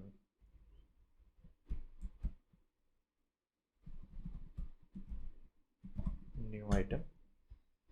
Have to add a suppress for this. Don't need this, I believe, anymore now. And we can write here stories diff callback like this. Can make this private. Okay, cool. So okay, create view holder what we need, bind view holder what we need. So we'll get to those things. So we'll need a layout, of course, for the items that will go here. So list item story. So new layout source file for that, list item story. Story head I will do the top ones, the story heads. Okay, so list item story head, make it a linear layout is fine to me. Okay, so it'll be a linear layout, vertical type split. I'll just go ahead and see. So how do we go about doing this? The height and width I'm just gonna see. So we have made a couple of things. We have made this layout activity main. I have given space of only 75 dp at the top, so I will make it accordingly. I will make it height I will make 70 dp. Width I will make it 64 dp. So it'll look a bit like this. It will contain an card view, by the way, first of all, with width and height of 64 dp and 64 dp, or I'll just go with 60 dp and 60 dp. Let's just bear with me. Okay, I will give it a card corner radius and all that stuff. I will give it of 30 dp. It'll start looking a bit like a circle. I don't know if the shape is starting to look up here or not yet. So it'll look like a circle. I will give it a margin of 5 dp. I think I can't afford a 5D margin. I think I can afford only a 2 dp margin because the outer view is like that. Let's give it 75 dp total height. Let's give this layout width of 65 dp. 64 dp, which is fine. 66 dp, let's just say. We give a 3 dp of margin to this. We'll get around to it, we'll see. Okay. So card corner radius is 30 dp, which is fine. There's something called a shape, I think. I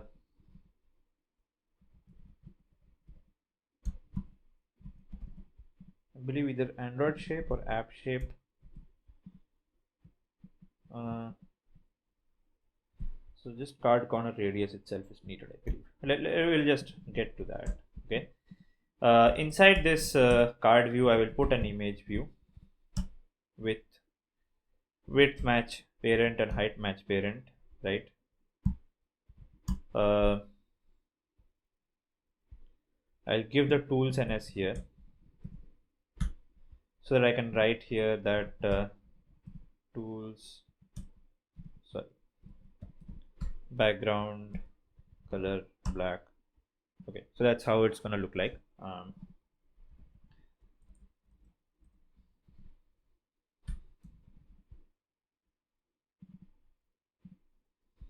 Okay, cool. That's how my image view is gonna look like. That's a tools background, so this is just for previewing. It will not actually reflect. Got it? That's my image view here. Cool.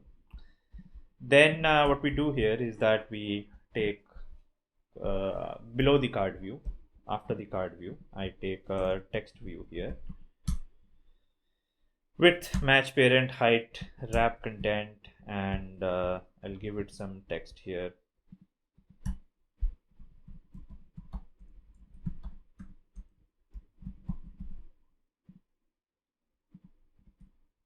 So I have to change the size a little bit, I believe.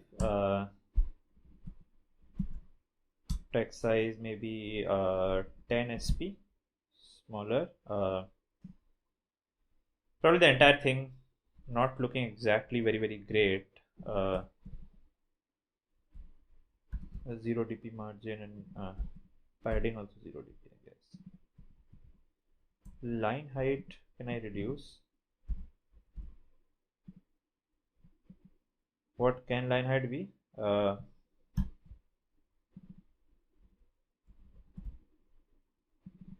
don't know. 8 sp, let's just see. Okay, barely visible probably. That's how it looks like. Avoid using sizes smaller than 11 sp, that's what it says. Anyway, I'll give it a gravity of center here. Text appearance. What text appearances do we have? Small. Can you have a small text appearance? Caption, subheading, small, medium. Let's see.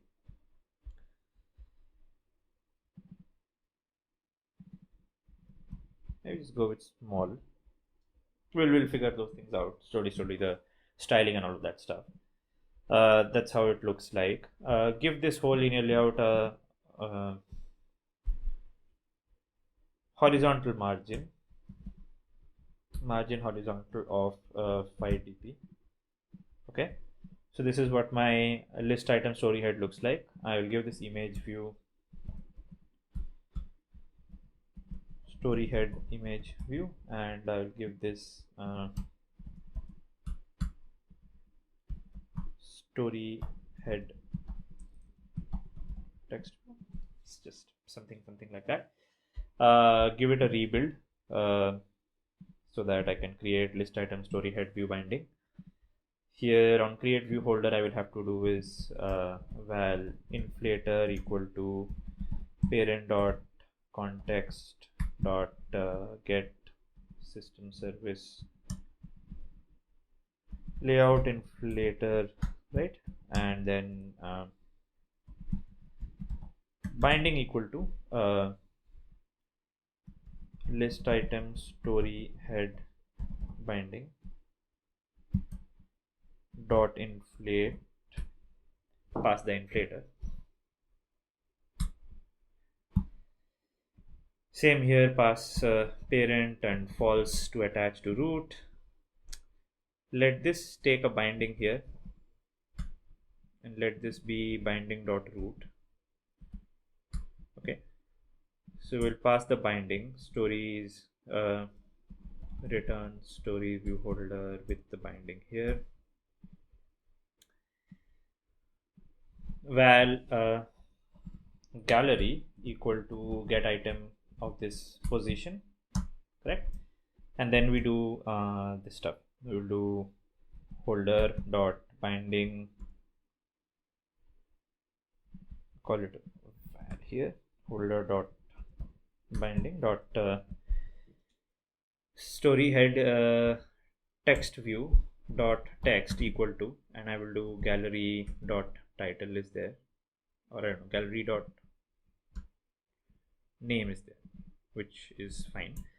And then holder dot binding dot story head image view dot I will load what will I load? Let's see. So whenever you fetch for all the gallery by tags, right? So we send, we get like this list of tags. So there's trees is something and all of that stuff. So we get a background hash, by the way. So the background hash probably is useful. You can use this background hash, and you can use this here, which gives me an image sort of like this. Okay, so if I use this background hash here, again the same way, take this format, put gallery dot background hash, gallery dot, oh, why I don't get gallery dot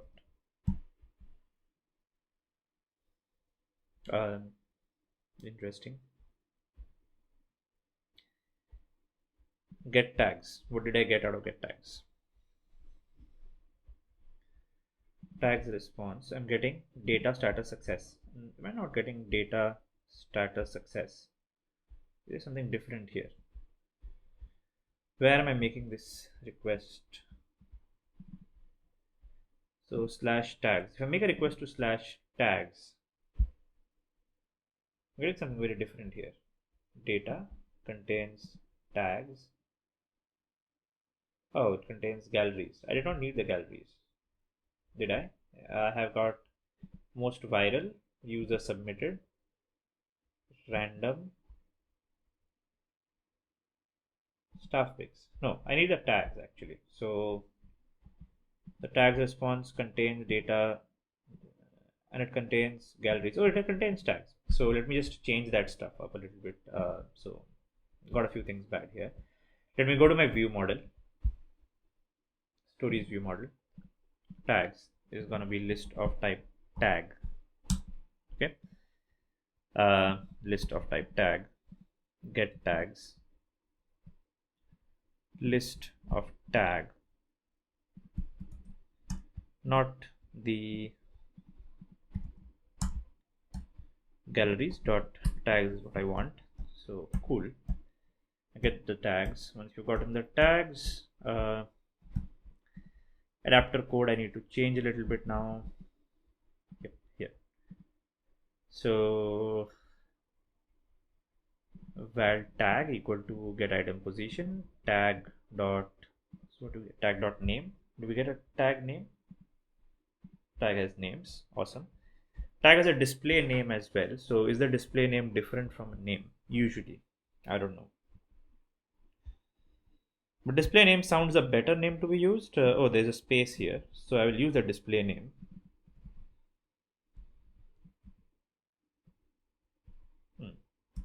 Interesting. I have to change tag to here as well. Change this tag everywhere.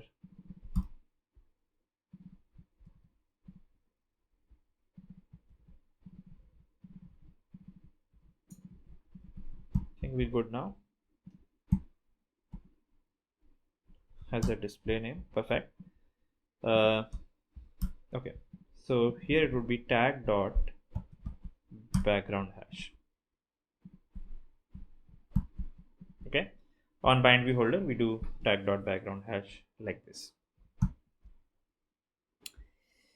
Great, let's run my app and see if this kind of works or not. I have set up the view model to fetch the tags. On the tags available, I have done is, oh sorry,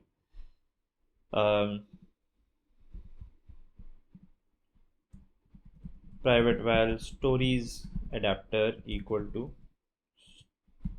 story recycler adapter. Okay.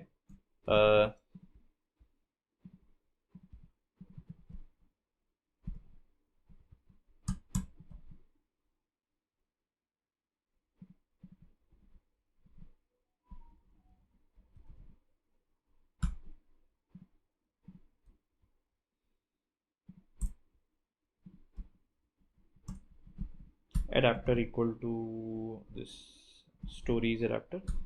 Great. So now I will do is binding dot this dot adapter dot or I'll just do stories adapter dot submit list it, right? So I've created a stories adapter, attached it to the adapter of the recycler view, create a layout manager which is horizontal in nature, and then when the activity starts, I set up to fetch the tags. When the tags are fetched, set the data here. Adapter handles the rest of the stuff. Let's just run it once and see how do we get it.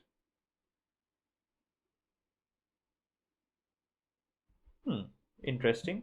Only thing is that the scale type here is a little bit of a problem, which we can fix. How can we fix that? Scale, I think we can use scale dot fill.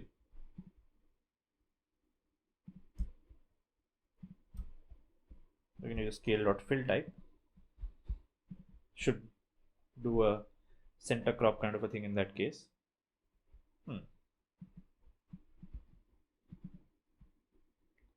Fill the image so that both dimensions of the image will be equal to or larger than. It does not happen that way, the way I wanted it. We can check that and set the scale type here if I want to in my item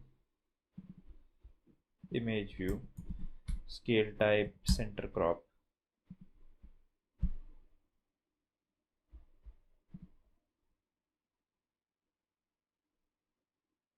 Okay, so trees, OC contest, funny movies to watch and all that stuff is happening, which is sort of great. Not all are loading at the same time, but we can again deal with those things slowly. We can deal with those things one by one. Couple of things, we need to make this a little bigger, which is what I understand. So I'll go to activity. So let's take a look at the layouts again. So here's the activity layout. This needs to be 85 dp, I believe. This does not need a tools layout anymore in that case, which means here my height can be 85 dp. Lot of space. This text could be 12 sp in that case, 11 sp in that case. Let's just run that and see where do we get there with that.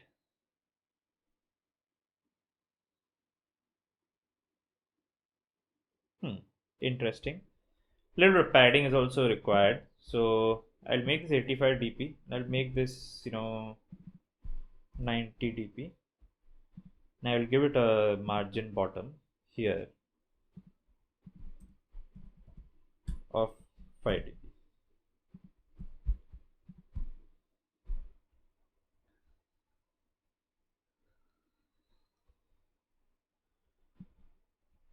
Sorry, so you have to make a different changes. So let's make this 100 dp.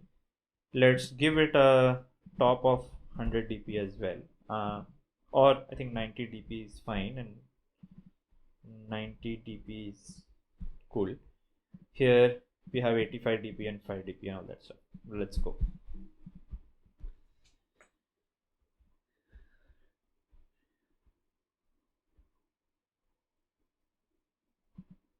Cool. What happened?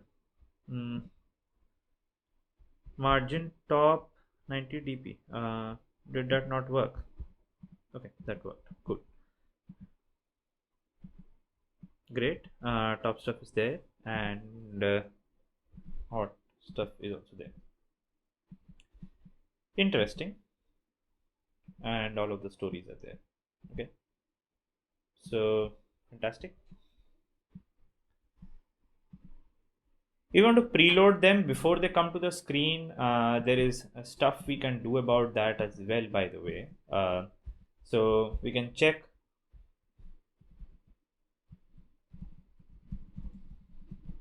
coil KT preload. Is there like a preloading stuff to be done? So here's how to do preloading. To preload an image into memory, enqueue or execute an image request without a target. So how do we do? Image request.builder, data is this. Size is going to be a view size resolver.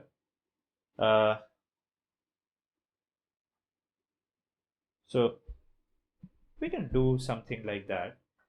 We can preload all the other requests as well via the ViewModel actually.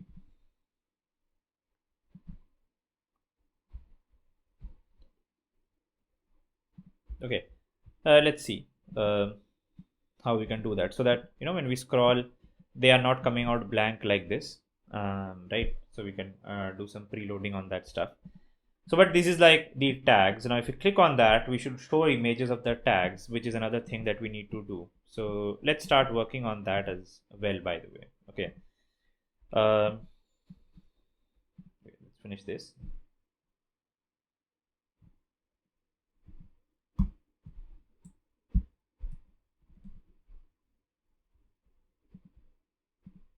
Okay.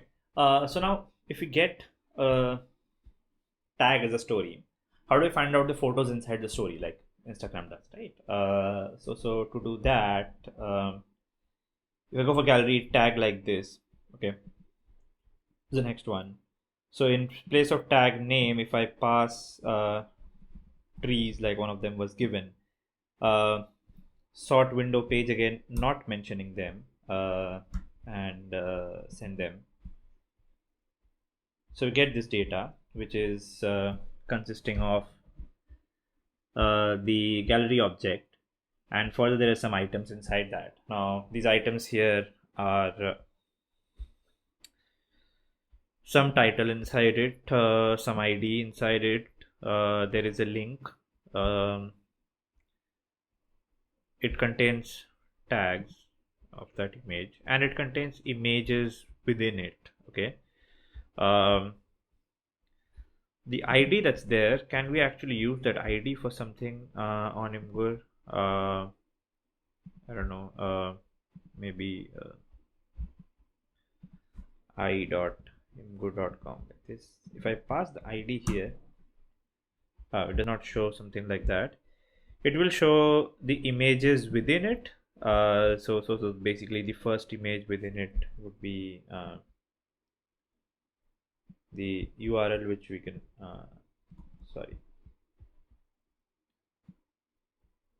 get that, pass there. Okay, so there could be more than one images actually within that stuff, within that particular tab. It could be an album, right? In fact, is album seems to be like true for most cases. There is very rarely is album false. In case of is album false, there is data directly available here. Image. So that's kind of the setup there. So tag response, if I just do tag response, the data consists of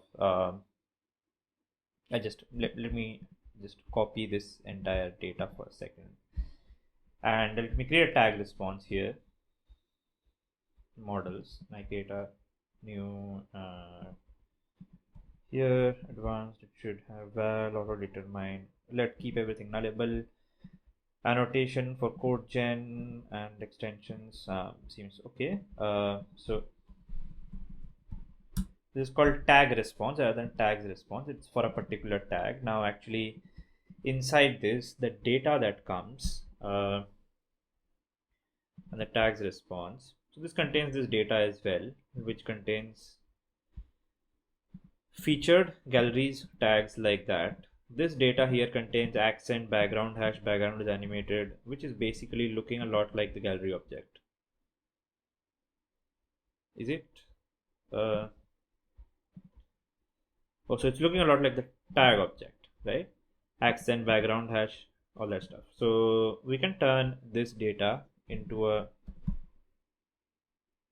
not really, because this also contains images within it.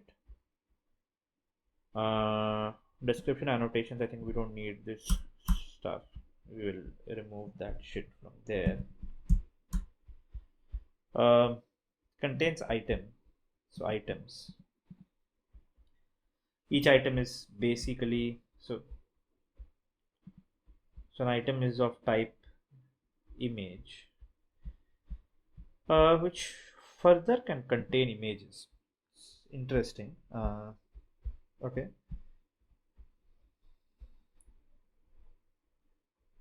So we can make it a little recursive. We can go to our image object and does this contain a list of images? So actually image contains a list of images, by the way. It's recursive in that sense. There is images, which is a list of images. So this item stuff can be actually image, which makes this redundant. Don't need that. And yep, so I can go ahead and close this stuff out, right? Then we've got this data. So this data is quite a lot like the tag object. So we've got the tag object. It contains, does it contain items? It does not contain items here, but it contains accent, background hash, description, all that stuff. Thumbnail is animated, all that stuff is there. So this is 29 lines. It's not a good way of doing it. You should actually go and check all the fields. I'm really doing it in a hurry. 31 lines. This has more stuff. So maybe just put this here into tag, right? It adds the items actually. It adds total items as an int, which is seems to be the nullable part of it. Great. So we don't need data here, which can actually be tag.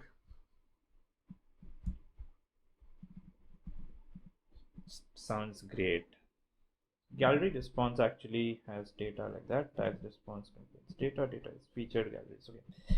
Looks cool to me. Tags response. So this is a tag response for any one particular tag, and we can add a test for this. So make a get request to where gallery t trees like this. So gallery /t /tag and suspend fun get tag gallery.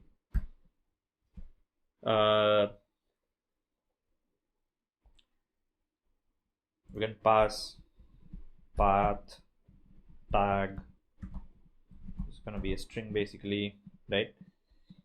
And it will give response of type tag response, right? Good. So let's add that to our tests as well. So here's why tests are very useful. You don't have to actually go and change the code inside your app. You can make changes in the test and quickly check out if things that either logically are working correctly or not. Get tag tree working, so tree stuff, right? Or I can check for the or tag, I think. Yeah, tree tag, okay. Get tag gallery trees, I think. What tags did I get, right?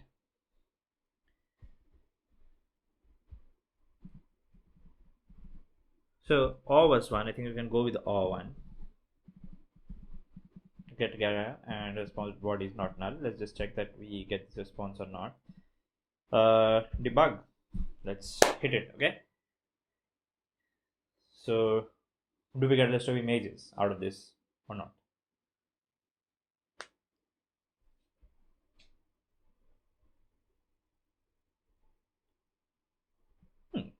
So response body data contains what does it contain? Where are the items? Oh, there's the items. It's 60 items out here. Each one of them is an image, has an account URL, should have further images within that, right? So either it has a GIF. So GIF V's are basically copy the value here.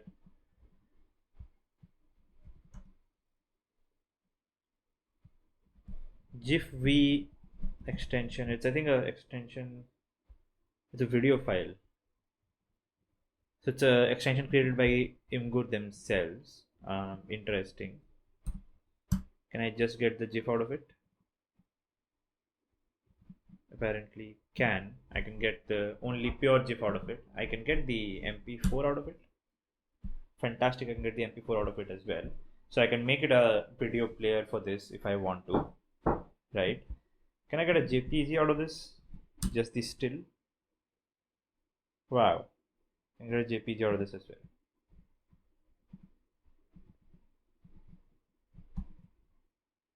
How can I get a moving JPG?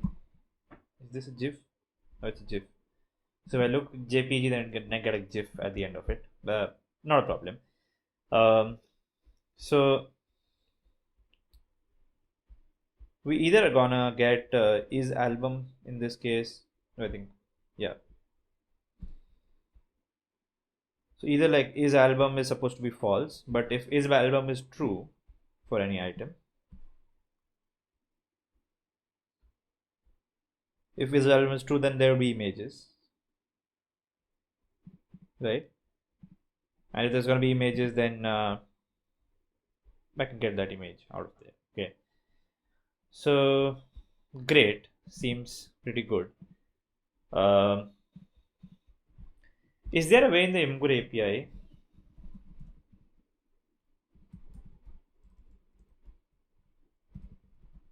to get only JPGs?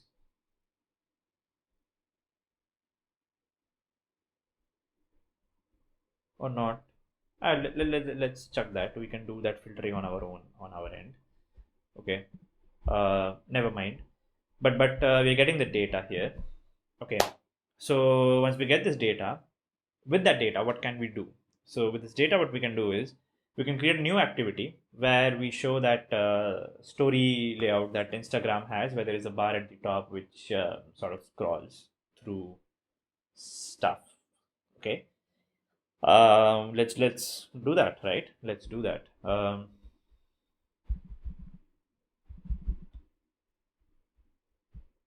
So we will need to rearrange the stuff here a little bit. Let me call this as home package. Stories view model. I think we can call this as the home view model. Put the main activity into this. Gets refactored there. Let's create a new package called story. Let's create a new activity here, and I will go with an empty activity. So I'll go with an empty activity of name story activity. Story activity. Generate a layout file activities underscore story. Sounds good.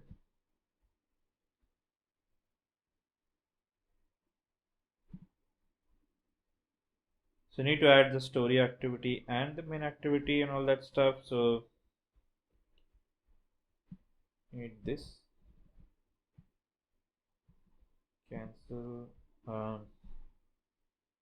Just load the file system changes. Add. So I think got a little bit of problems here. Import the R file. Here I think in main activity also I might need to import the R file. It's already been done. Manifest the story activity and the main activity. Cool. So I'll send an intent to the other activity from there, right?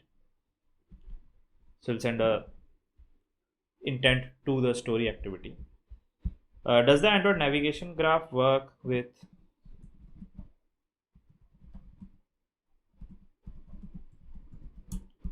activities? Let's just quickly check. So if you use navigation component, you are generally using between fragments. So you can add activity destinations as well, apparently, from A to B. So you can do a start activity intent. Or you can add an activity also into your navigation graph. Apparently, that's great.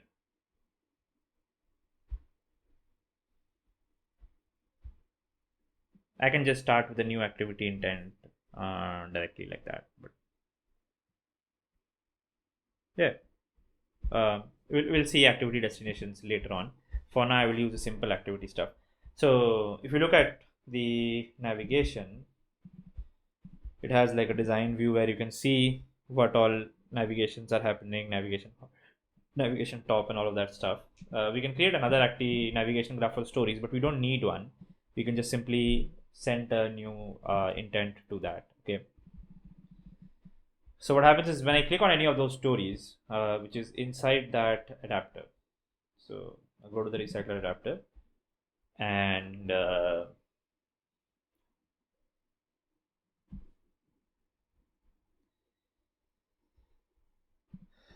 if I click on folder dot binding dot root dot set on click listener,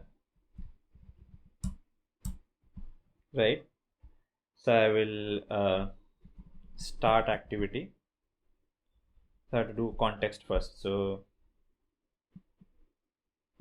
sorry, I can just do folder dot root dot apply set on click listener, context dot start activity, create a new activity with intent,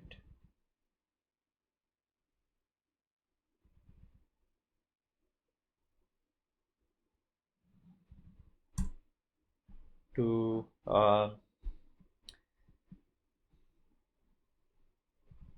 context and story activity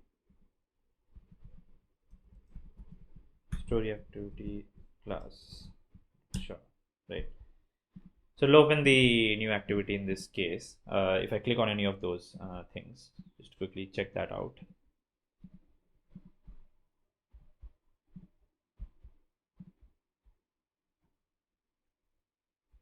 Okay. So if I click on any of those, it opens the story activity. Come back from here, it just opens that. Okay. What do we need in a story activity and all? We're going to be working on that. Okay. So we'll pass on the tag name, I guess. I will pass the tag name into an argument into that. And the story activity needs to have story pager view model or something like that. Okay. We'll call this as the home view model, by the way.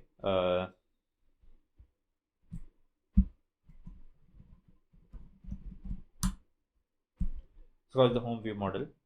We can call main activity as home activity, by the way.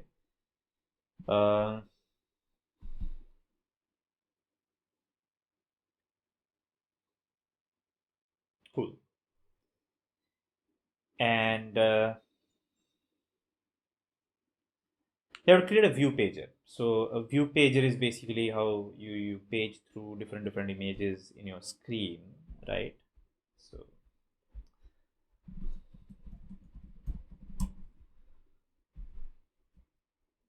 So you can use a view pager, right? And inside a view pager, we can page through different items, right? And we can create a pager adapter for that. So we don't need a pager fragment pager adapter. We can just use a normal pager adapter. Uh, Pager adapter should work for us.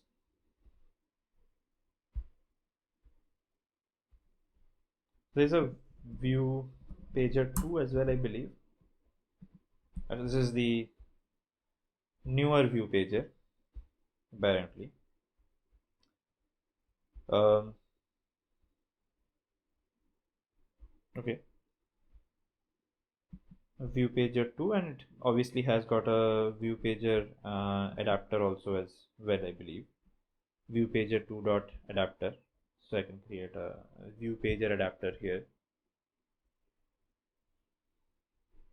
But I think a normal pager adapter should be okay for me. So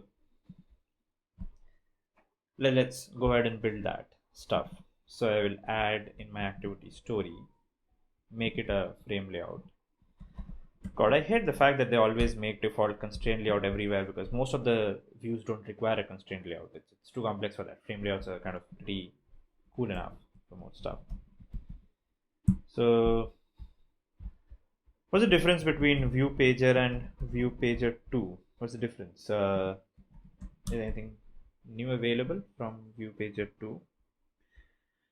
That offers enhanced functionality, addresses common difficulties. If your app are okay, if you want to use view pager, not slide between fragments and create swipe. Okay, slide between fragments. I don't need slide between fragments, I believe. I just need photos. Just need simple views, right?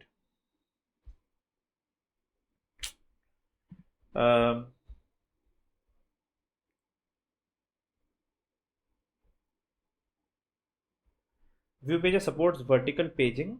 View pager, okay, vertical paging. So maybe we can use Instagram Reels kind of stuff. Maybe I don't know. You know, right to left support, modifiable fragment collection. View pager 2 is built on RecyclerView. Interesting.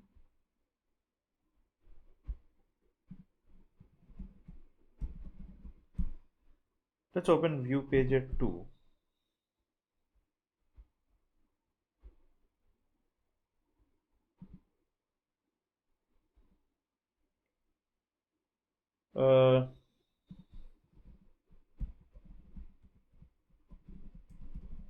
How can I use a pager adapter?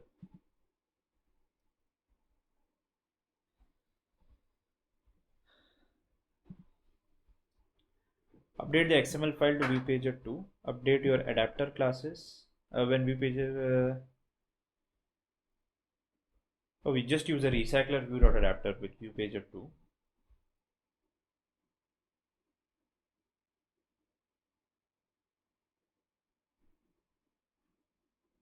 It's interesting.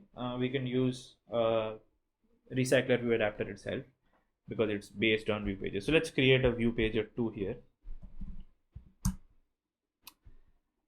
Match parent. Let's give everything to this view pager. Okay.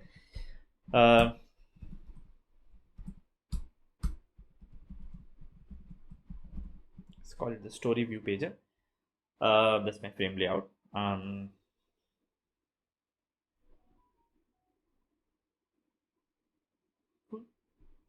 Looks good. Okay.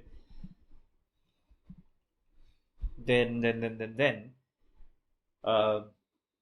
activity, we need to access this view pager. What do we do? So new Kotlin class story pager adapter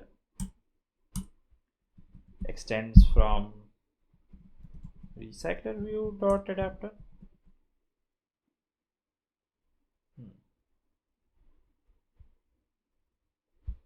I think I can extend from list adapter itself, right?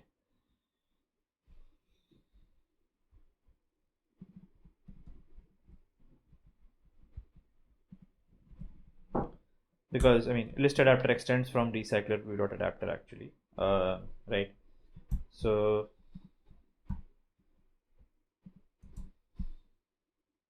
have to do all that adapter stuff again, which is kind of boring. You have seen all of that happen once again.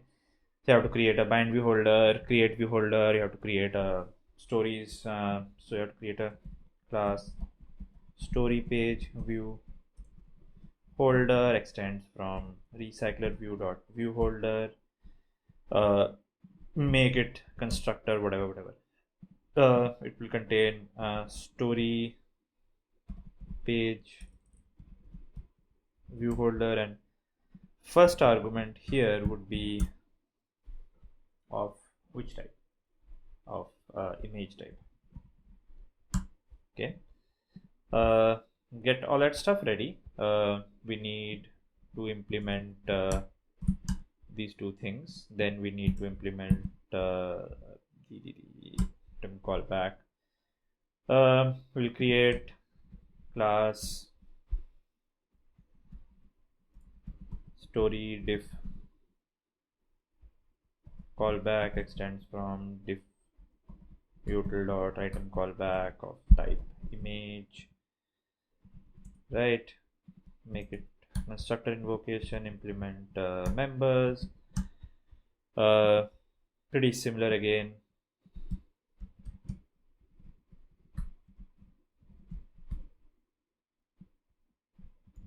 This is kind of boilerplate, looking bad. Bigger apps, like kind of places I've worked at, we generally create a base recycler adapter which does this boilerplate in one place. You don't have to write the same boilerplate over and over again, right? But for now we're just doing that, and universal recycler view kind of things that we make in other places. So we had that similar stuff in Zomato. We have similar stuff in Target. So a little bit does that with big apps.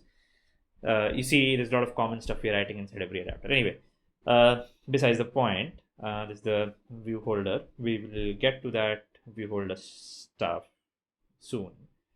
Okay, what do we need? We need a pager item. So we need a page item story. Make it frame layout. Pretty simple. It's just gonna have an image view.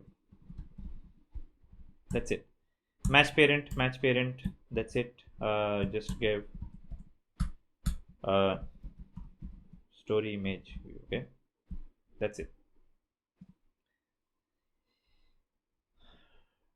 Page item story. Just rebuild the project. So page item story binding, I will get there. On create view holder, I will do while inflator equal to parent dot context dot get system service layout inflator. Right. Page item story binding dot inflate with this inflator inside this parent attached to root false, where binding, let's make the constructor here use binding dot root there, right? Okay. Return story view holder with binding here, sorted. On bind view holder, what we want to do is val image equal to get item image, get item position. Okay, so if image dot is album,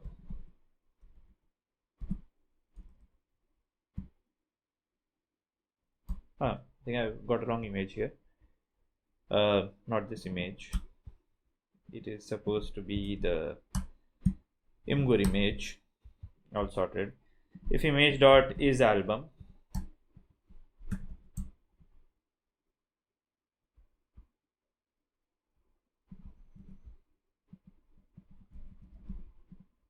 So if it is album, then what we do is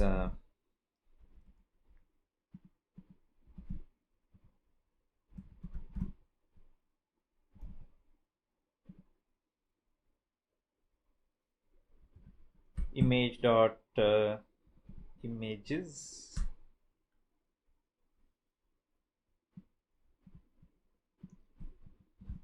and image dot is album dot images count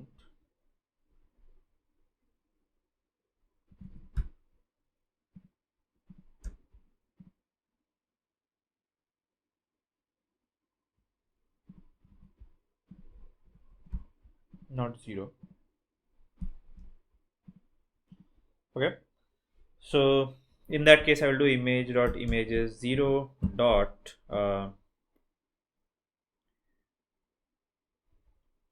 link, I think, right? Yep.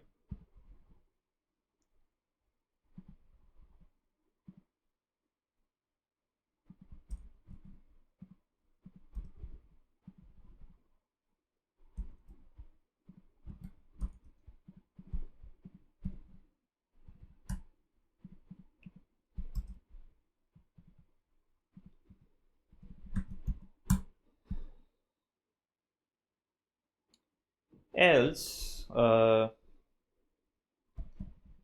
image dot link is also there.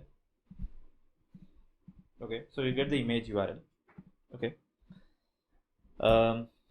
then image URL is, if it is available,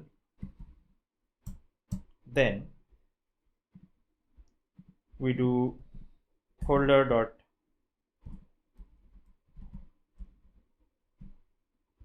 binding. How to create val binding here? Holder dot binding dot story image view dot load img URL. Okay, so we'll load that image there. Okay, if it is available to us. Cool. The story will get loaded or something like that. Makes sense. This is my story page adapter. I can page through that, and then we'll see how this works out. We go to that activity. Okay. So we create a story view model now. So the story activity. Now we create a new view model story view model, which extends from view model. Give it a constructor. Just like any other view model, you need the repo. So just copy this, and I will change the stuff. So instead of tags, we need images, which is going to be of type image. It's going to be good image. Okay, great. Fetch tag gallery I will just do, and I'll have to pass a tag name of type string. Then we'll do images dot post value repo dot get. Oh, I have not added that stuff here. So suspend fun get tag gallery tag name of type string returns list of images. How do we do that?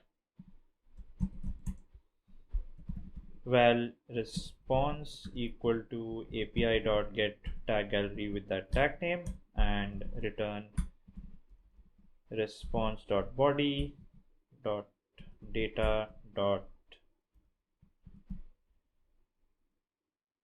items, right? So that's how we get it.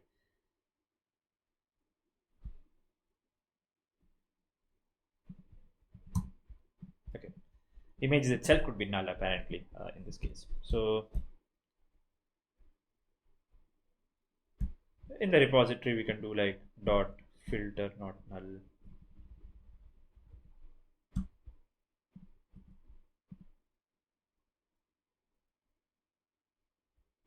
get. Cool.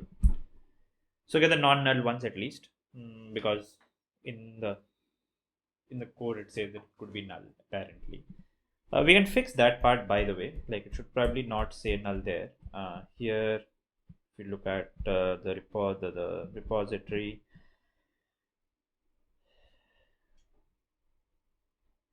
get tag gallery, tag response contains data tag images. Probably should not be null here. Should be list of non-nullable images. Yeah. The list is null. Yeah, I think that's a better way to sort it. So we don't need the question mark here, and we basically don't need to put the filter not null here because everything would be non-nullable. Okay, so fetch tag gallery is done here in my story view model. Okay, story view model I will create in my story activity. So I will do is private val story view model by view models story view model. Okay, I don't need this. Cool. So I'll get my story view model. By the way, everywhere else my view model should also be private. I believe it's private. So this is my story view model. I've gotten it. Story activity. Inside on create, I will do story view model dot fetch gallery tag. And what tag name will I pass here? So for that, I will do val tag name equal to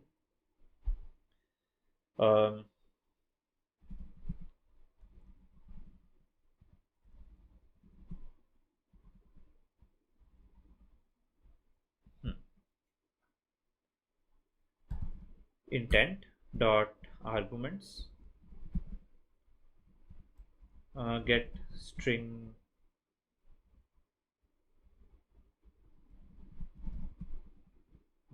extra and pass tag here. Okay, so tag name dot let I do that. So if tag name is available, then fetch that data, and then I do inside on resume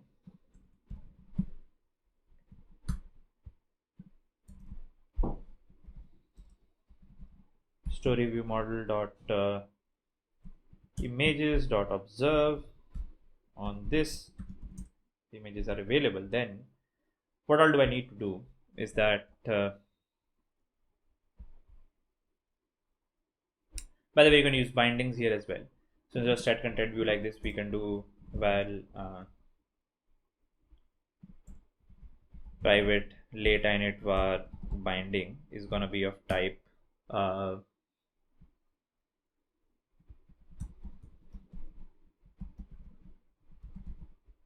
activity story binding. Okay, we can do binding equal to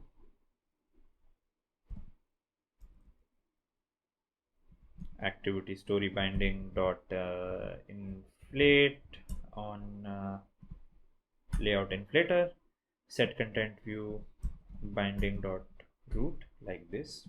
Okay, great.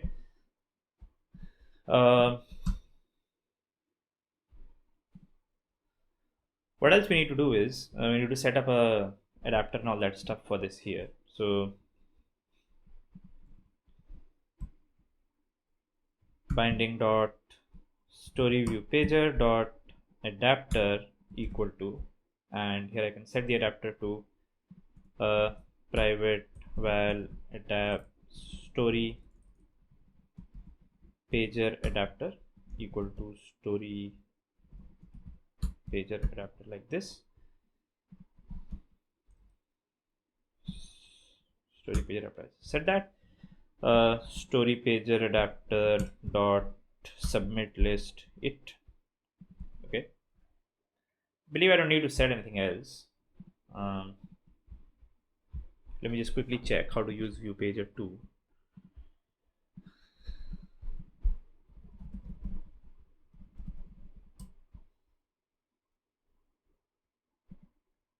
The Ray Wendelich article, we can check that out as well. Let's Where's the code? Where's the code? So bogus. Add a view pager here, and then what we need to do, view pager, and we just need to add the pager adapter. We don't need to do anything else, it seems like. Okay, so cool. Let's just run our code and see if that works. Oh, by the way, it will not work directly like this. We'll not be able to get this tag name, so I'll have to pass this tag name. So how do I pass this tag name?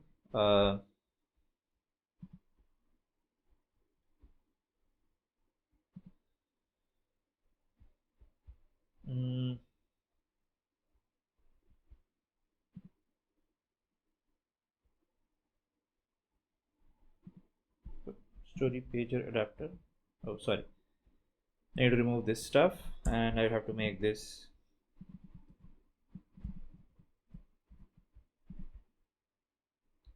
there. The other thing is that start activity stuff that I had inside my adapter here. I have to pass this.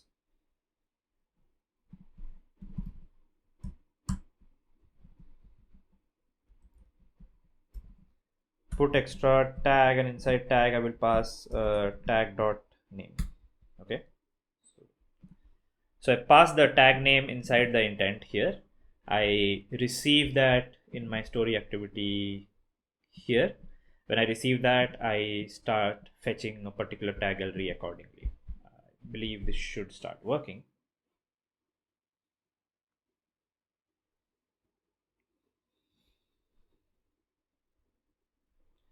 Click on any, new activity opens. Not bad, right? The images are not preloaded, which is a bit of a bummer. Okay.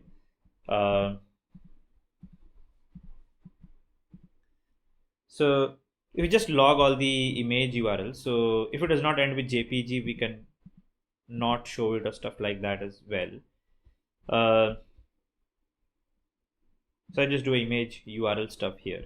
So in my story pager adapter, in my binding, let's just say I add another text view here at wrap content, give a gravity of center bottom, image URL text view, let's just call it that, and here I will just do folder dot binding dot image URL text view dot text equal to image URL. I'll get to know which ones are not loaded and why it's not loaded actually. So auto scroll as well, we'll get to that as well soon.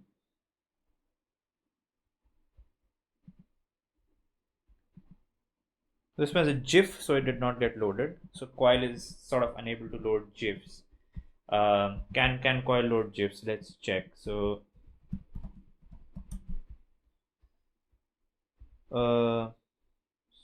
sorry, coil kt GIFs. Can it load GIF? So I have to add the coil GIF stuff. Unlike glide GIFs are not supported by default, however, coil has an extension library to support them. So let's implement that for sure, right? We need the GIFs.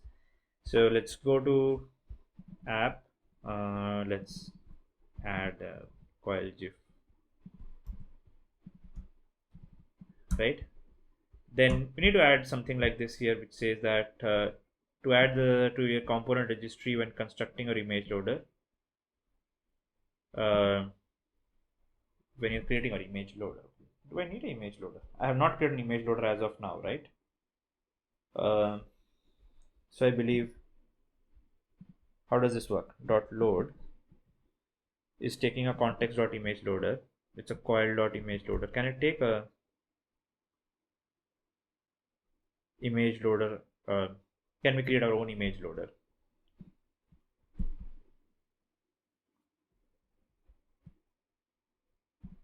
This does not use the GIF image loader, so I'll have to add the GIF image loader everywhere, I believe.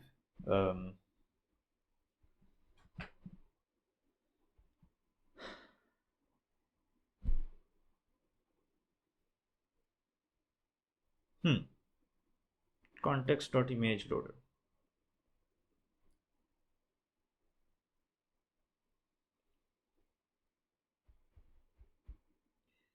Instead of this, we can add our own extension for this.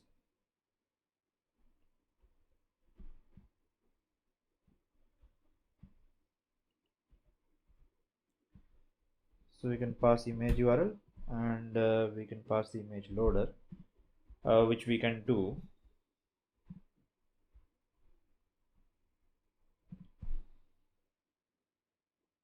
So that's kind of where stuff like dependency injection is sort of useful, right? But we can deal with that problem a little bit using some context and all stuff. So load image loader is context.image loader, call.image loader. This, it always creates an image loader like that. So okay, let's create some utils.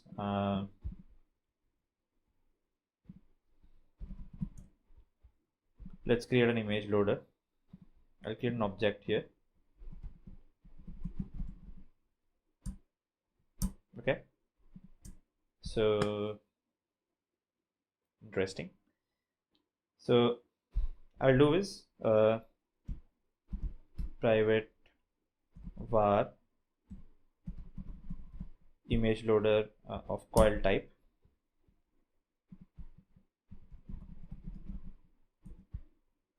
Here, this is going to be private. Okay, underscore like this, right? Then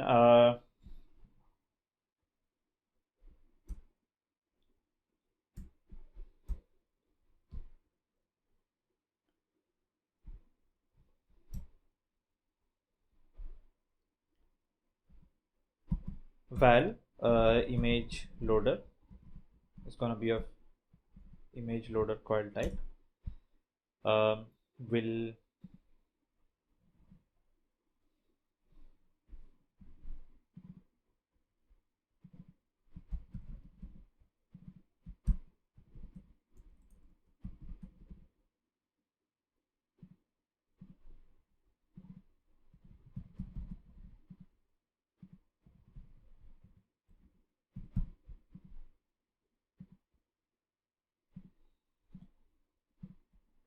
it'll create a get function like this.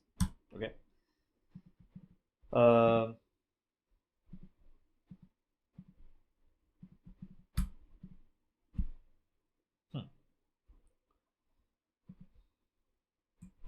let's just call it coil image loader, by the way. Okay, private var just call it image loader, which is going to be of image loader type. Fun get pass a context. Okay, so if image loader equal to null, then we do is we do image loader equal to coil dot image loader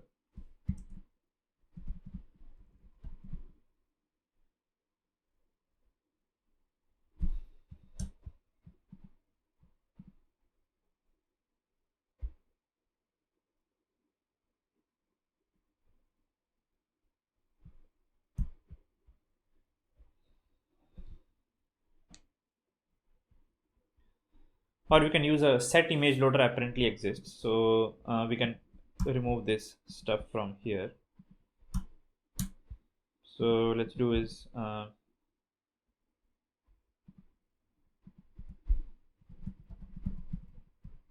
imguram app extends android.application. Cool.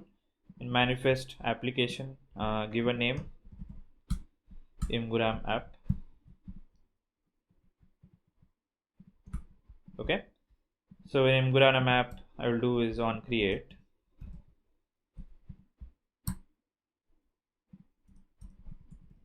coil dot set image loader, and I will pass an image loader factory, which needs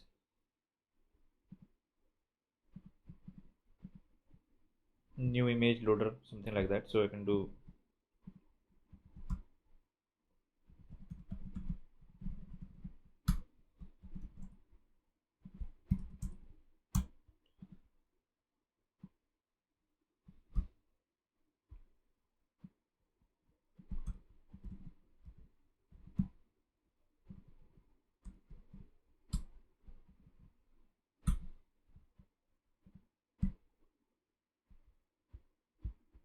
okay. What do we need to do? Image loader dot builder. Okay, we have to do a builder kind of a thing. So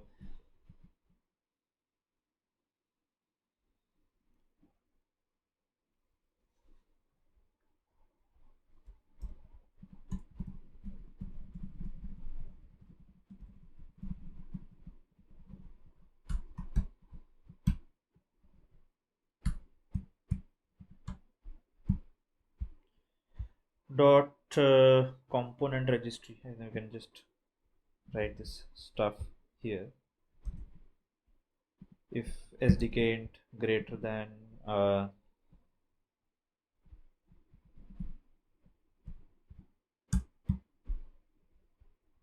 28 is what? P is 28, I believe. Yeah, is greater than P. Add image.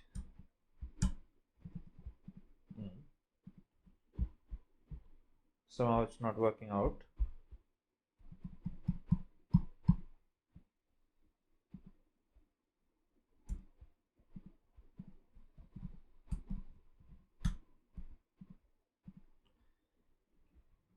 Decoder, where is that coming from?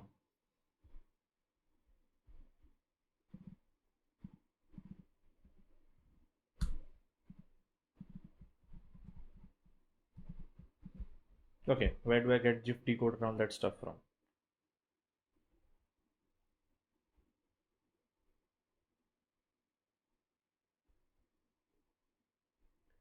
Image decoder, why am I not getting this?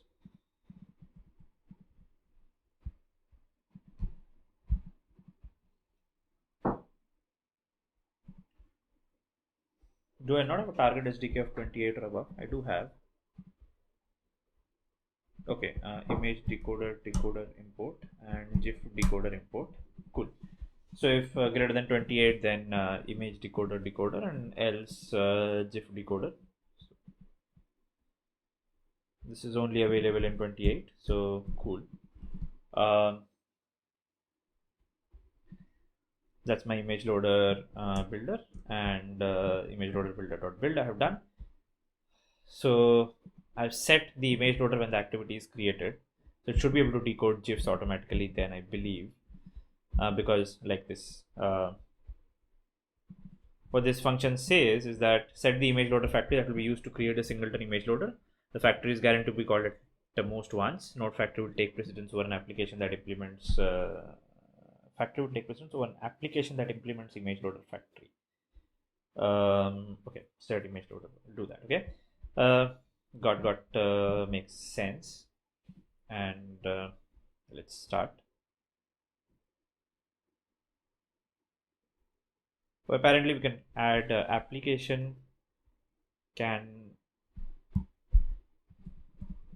image loader factory, we can implement there as well. It seems like if it does so we can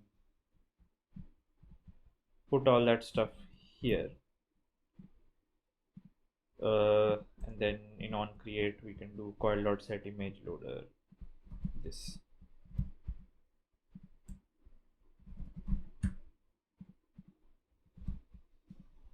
Interesting.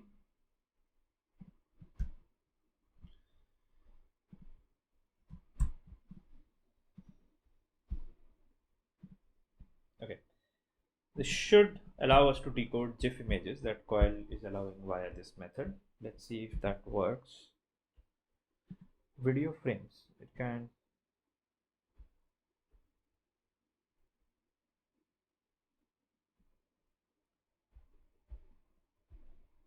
Okay, something crashed. Okay, something crashed. Let's see.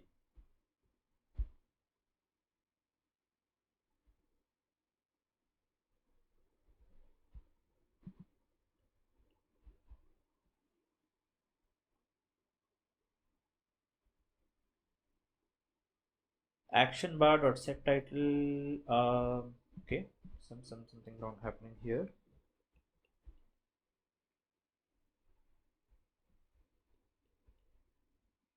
Instead of action bar with nav controller, I don't know. Maybe I just need to uninstall this.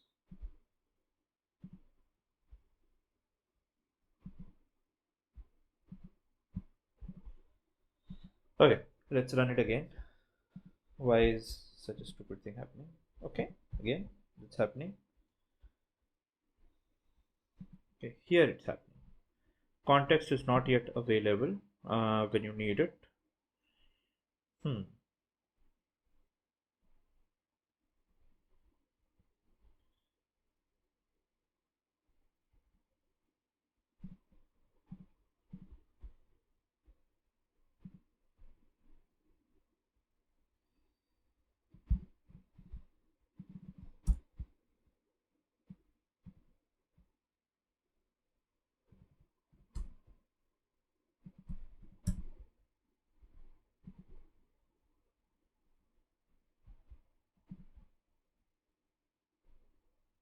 Okay, that works, I believe. Will the GIFs work now? It's not exactly still working.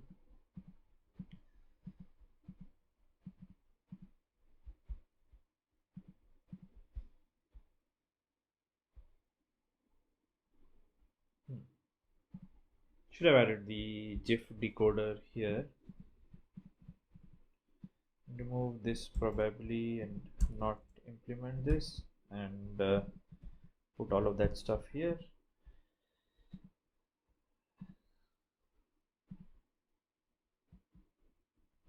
Let's try one more time.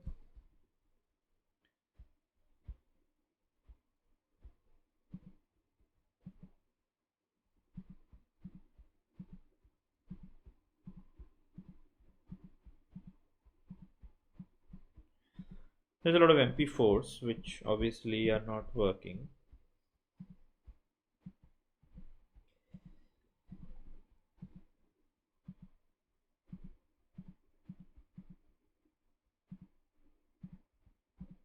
GIF is also not working. Okay. Okay.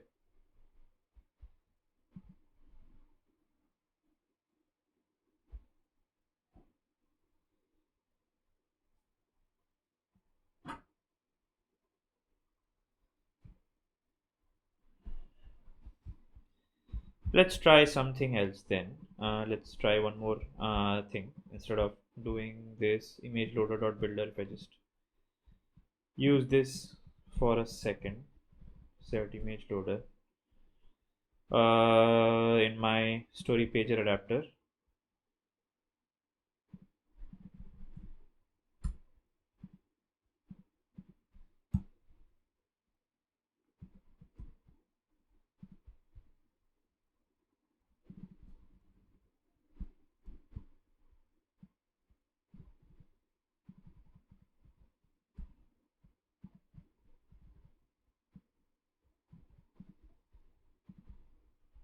Let's try this one out.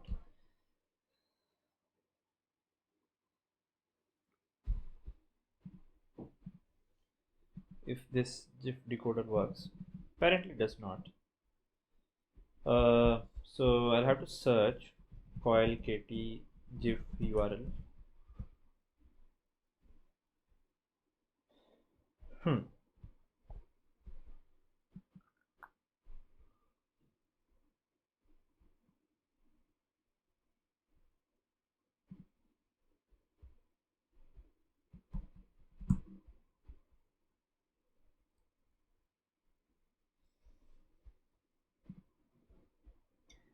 One of the problems that you face if you use like a more newer library, because Glide does work with GIFs kind of properly. Here it's saying it is giving a bit of a trouble. Can I set the type here or something? This obviously did not work, so check that.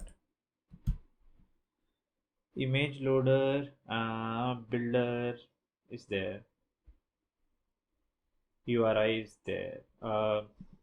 Interesting. So coil KT not loading GIF from URL. Let's see if we have.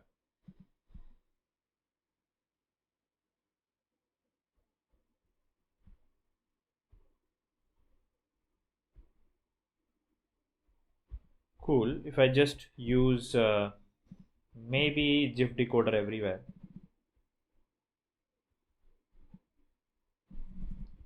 Okay.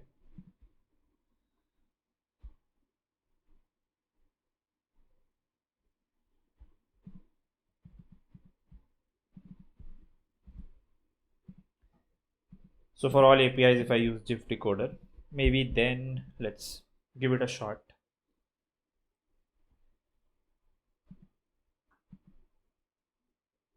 Still not working.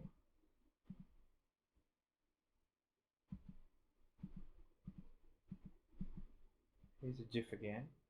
Still not working. Oh, that's working. Okay, so some GIFs are actually working. Some GIFs apparently do not work. Should probably set a loading or something here. Apparently there's some stuff happening here. If I actually set it to 28, does that other GIF still work? So we have to understand a lot of these problems that happen in production level code. Certain GIF has certain format which does not work, so we'll have to deal with those things as well. Okay, so GIFs are actually working. Perfect, right? Let's make a few more changes in my page item story. Let's give this frame layout a background of black.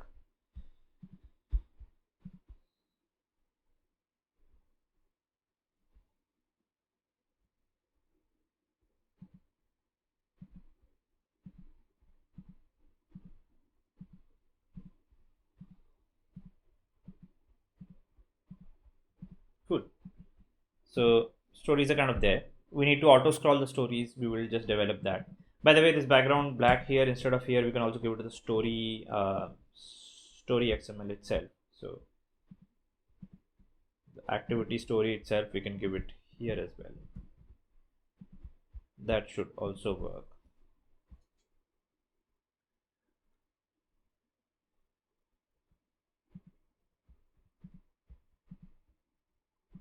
Okay. We need to create that bar for sliding and all of that stuff. So let's do that next after this. But now we have basically a idea of the stories working, feed working, quite a lot of the stuff working, right? We need to create proper error handling, maybe add some dependency injection in our code to make it look more professional. But for now, basic stuff is all working for what we set out to build. Okay, a few more things that we can do is we can actually cache the data so that when we are loading stuff, so that that loading is a little smoother, and when you go here, then these are less of them are empty and all of that stuff. So let's do that. So first of all, let's go with the layout and the story head. This stuff. Let's actually give it a background, by the way.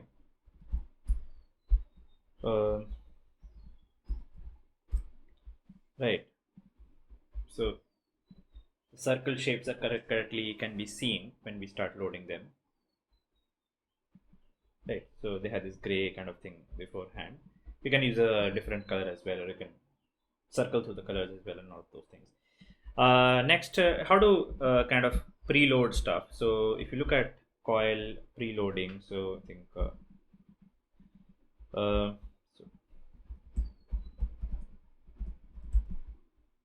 so you get is there like coil FAQ or something like that? So this is coil FAQ. Yeah, so there's this preloading information available. So how do I preload an image? So apparently you create a request and you enqueue that request like that. To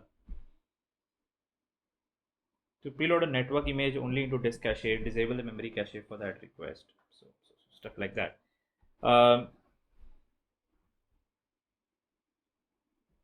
What we can do here for those cases is let's go to story activity before we submit that list here. So it dot for each we can do is that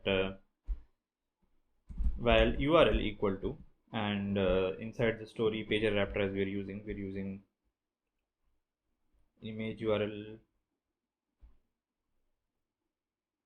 Oh, not the story page adapter, sorry, story activity, story. So not here, my bad, not here. In the home activity, right, and in the feed activity, feed fragment. So in all of these things, so home activity, the story recycler adapter, we are using this, correct?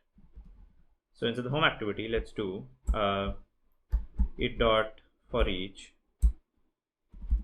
URL equal to this, right? For each tag basically, right?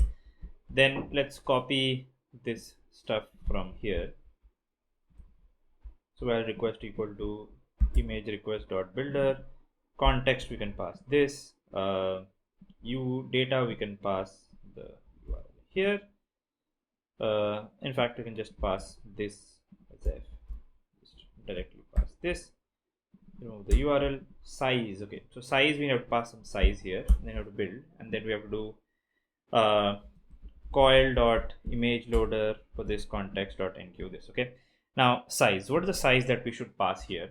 So the size here is supposed to be each story size. So the story heads, let's give them a size 60 dp 60 dp. So let's go to the dimensions, right?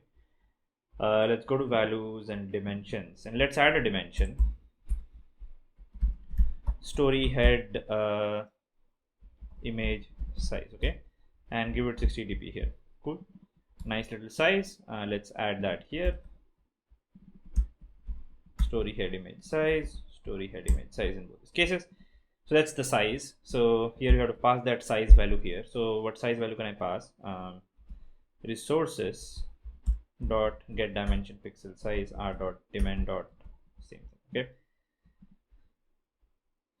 the requested width or height as per that size. Okay, so we can do that. Perfect. More preloading with the feed fragment as well. So in the feed fragment also, let's do feed fragment here. So it dot for each here, then in the feed recycler adapter we're using this thing, right? So with the image you're doing this, so just paste the request stuff here, image request dot builder. The data we will actually pass this here into the data.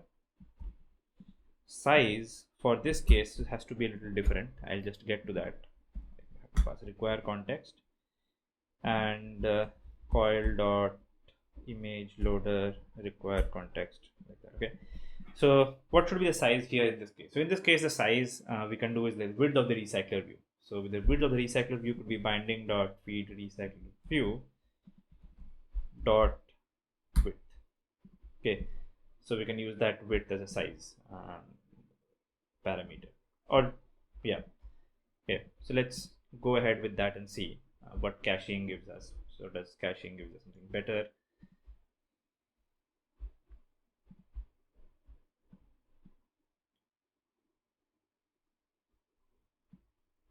All the images seem to be previously loaded.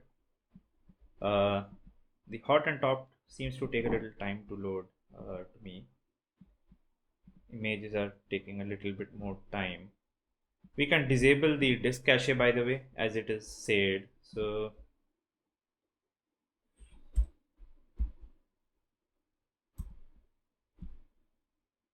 disk cache policy, I think what they have said is do memory cache policy disabled. Oh, if you just want to download to the disk, or if you don't want to download to the disk and all, so we can set up.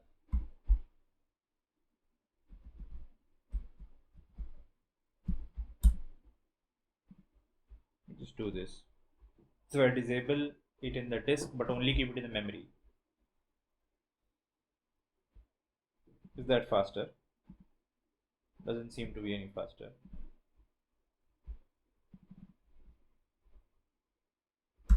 But anyway, probably nothing better. So one more thing we can do here is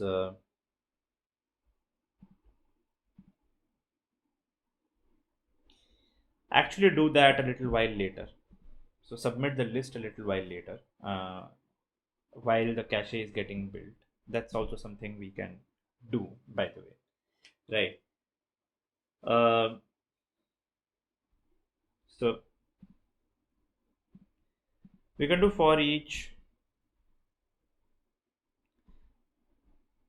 indexed and delay the loading and all of that stuff. We can do a little bit. For now, we need one thing else. When we load the app for the first time, we can show a little loader till the stuff is loaded in our page and all. So if I just remove the app from home screen, and then if I just start it fresh, takes a bit of time to load, right? So we can add a loader and all that stuff in our screen. That could be a useful thing to add, by the way. And we can add that swipe to refresh thing. So if you pull down here, it'll just refresh itself and all that stuff. So that is something we can add, swipe to refresh. Good. But I think for now it looks great. We need to add that animation that when you click on that, it should go to the next image. While it goes to the next image, by the way, these images are also not cached. So if you want to cache these images, probably we might want to do something about that as well.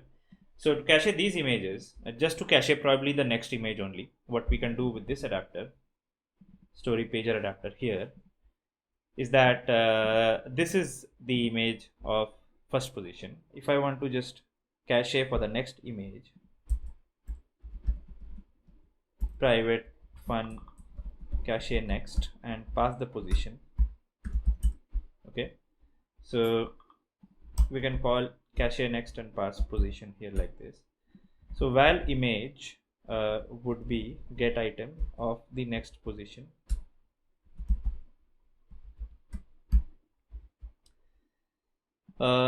We should try catch it. So we should do try and so we should probably get a index out of bound array index out of bound exception if the array list is not that big. So we can just catch for an exception and return null here, right? So if image is available and inside that in the same thing, so val image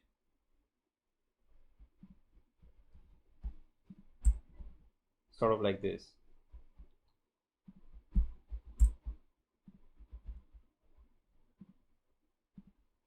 Right. So the image URL is available. Then in that case, I'll just do is cache the next item using the similar stuff that we used here. What all stuff do we have to do that? So we need a context. So we'll pass the context.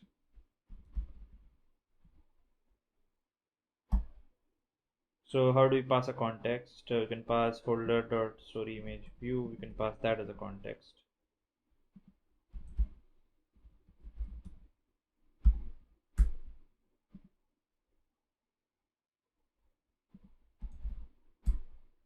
Okay. We get the context from there. Cool. The data, we pass this URL that we just had, img URL like this. Size, so the size would be So let's pass the image view actually. Sorry, let's pass the image view.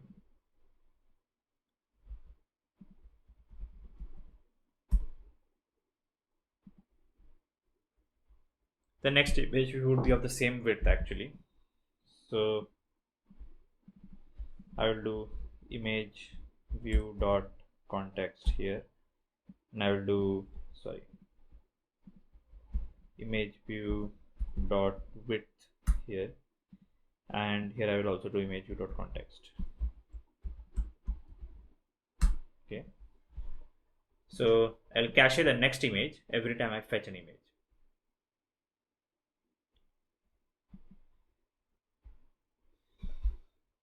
Let's see, hopefully that works.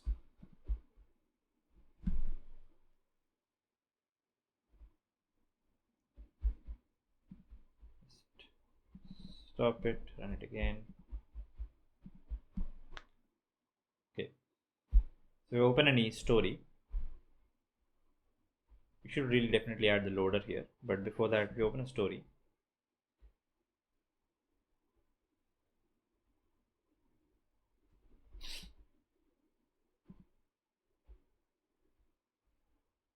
Okay, we got an error here. So what's the error? Let's see.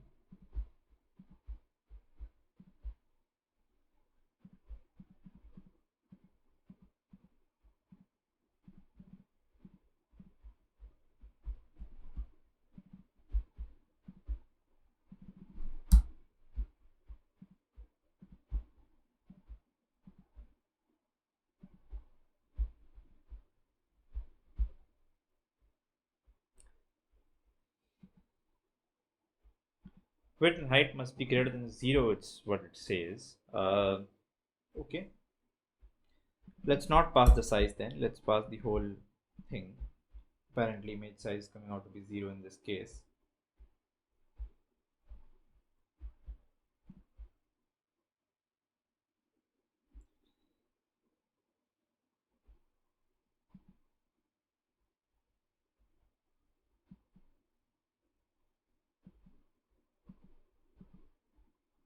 Does the next image get cached or not? Let me check. So we open funny.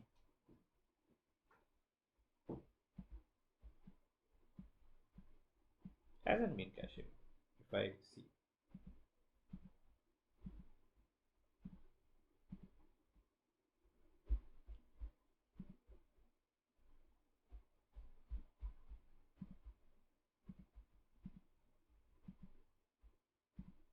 Ah, yeah, they are getting cached. So it's there, yeah.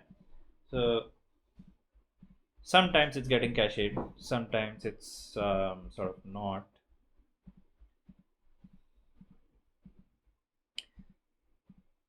Depending on whether it's able to load the image or not. But if it is able to load the image, then at least the next image kind of gets cached. Okay, that's cool. I think the next image gets cached here. At least when you're swiping through images, the next image at least is sort of loaded. Cool. That's it. Not bad, right? Stuff here is also sort of cached. Top.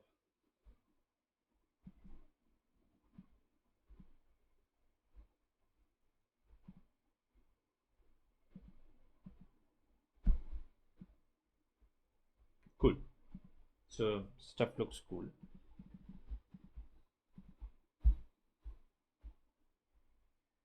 You can run the profiler also, by the way, on your app when it is running, and might take some time for the profiler to load. I have so many things load on my laptop, but you can check like the memory usage and what network calls are happening from your device when this stuff is happening. Okay, so right now it's taking a bit of time to load the profiler, but it should work otherwise. So cool. I think we got that working.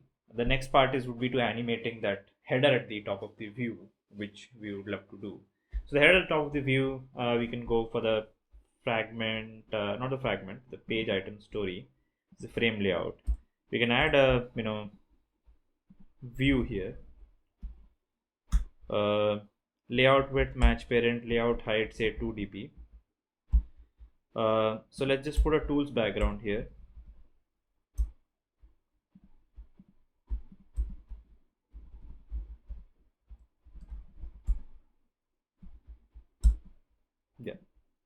So I got this view. Margin top I think can be 4 dp from the top, maybe even more, 8 dp from the top. Yeah.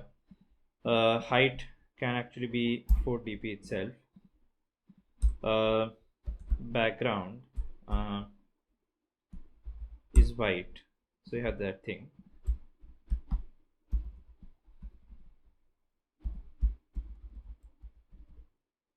Color white. We're gonna add another color. So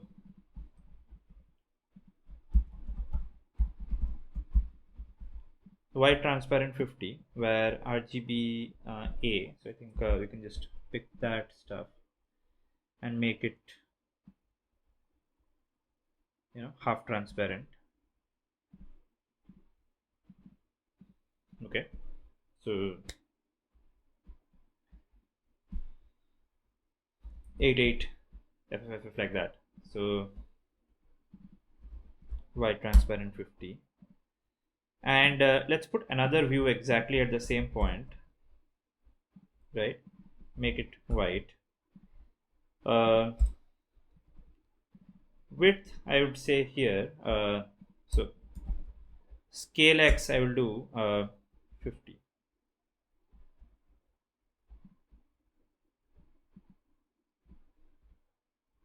Sorry, 0.5. It should be 0.5.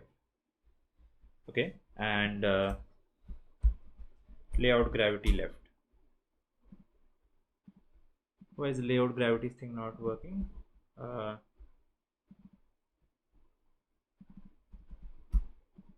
Should happen. I don't know.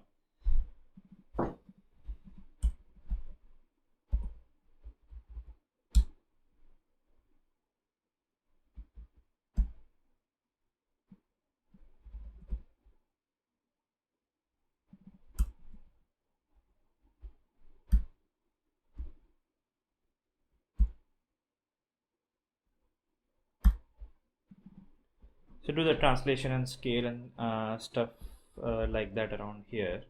We'll check that. So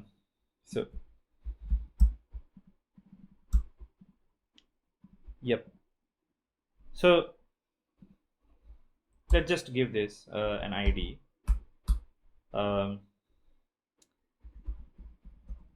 Progress view kind of thing. Just call that. Okay.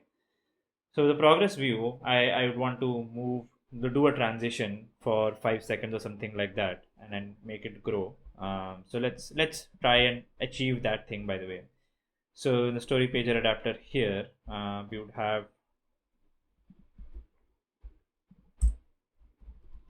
folder dot binding dot progress view.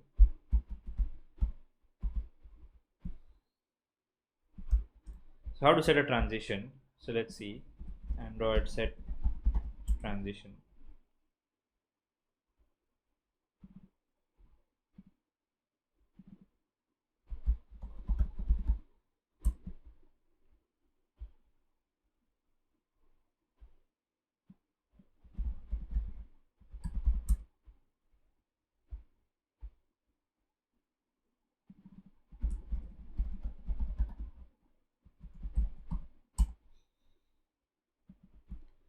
So how to do a scale animation on a view. So let's check that out. So I have to create a new scale animation. And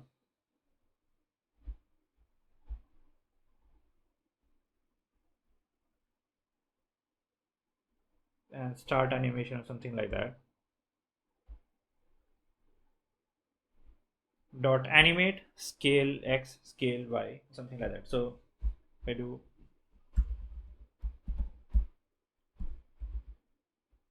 animate dot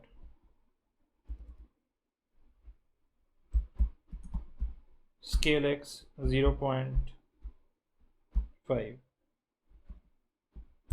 dot duration, I think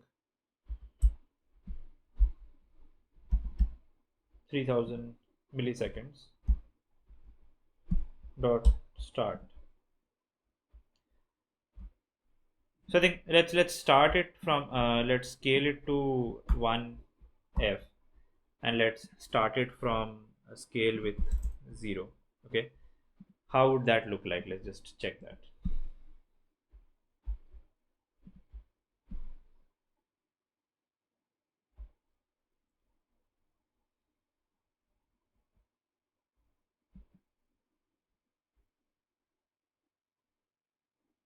Great, right? So every image we come to transitions like this.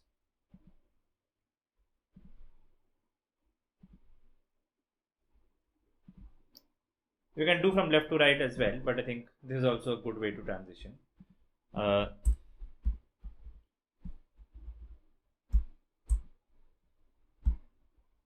Set duration, and there is a interpolator and alpha and a lot of those things.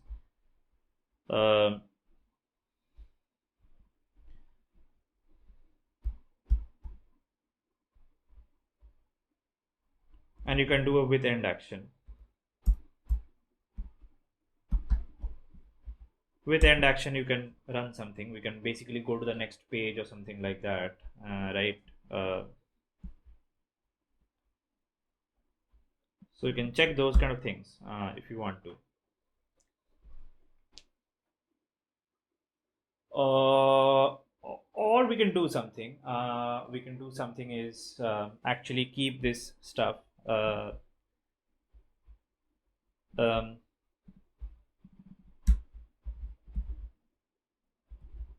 Just keep that stuff here instead of there. Let's give an activity story, and let's just keep it here. Right, same place it goes. Instead of doing that stuff here, we can do it in my story activity.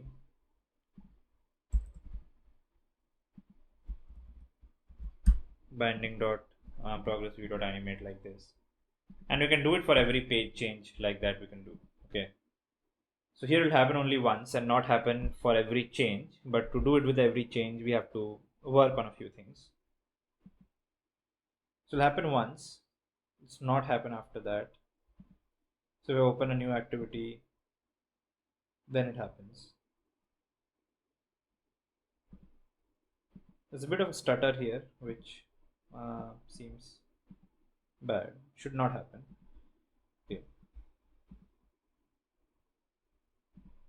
Cool. So maybe we can give it a 5-second delay, and bunch of things we can do here. Okay. So first of all, if you want the page transition to change to every new page on the page getting changed, stuff like that. So we can create a handler, do a post delayed, and every 5 seconds we can go to the next page. So stuff like that we can add here. Okay. So first of all, we should add story view page dot.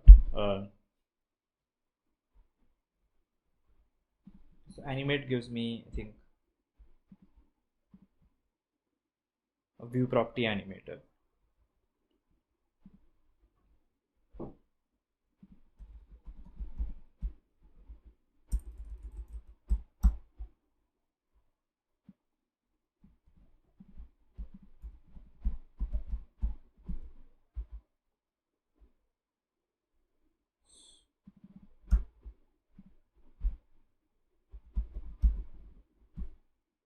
You can register a on page changed callback, and we can add a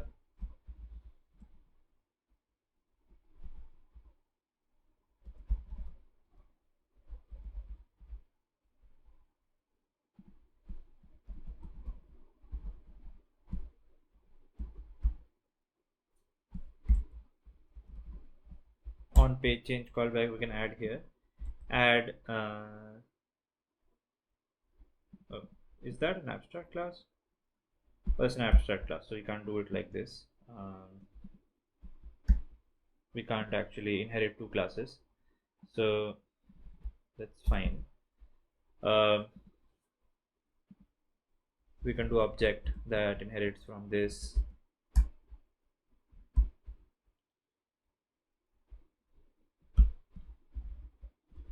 on page selected. So we can do something like this, whether we get on page selected or not. So toast dot make text context position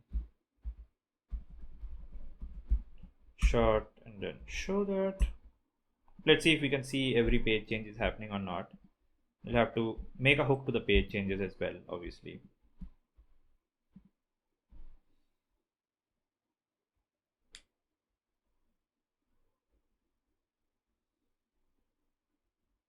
Let's open this.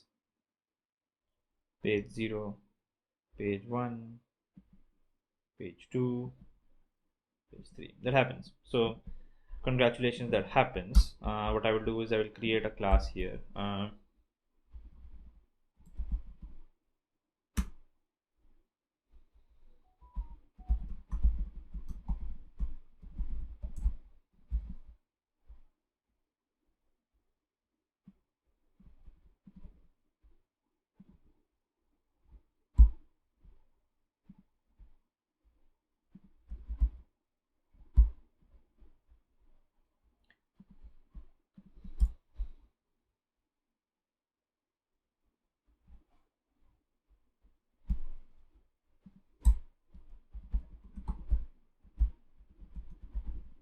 Parallel page change callback equal to, I can just do story page change callback like this, right?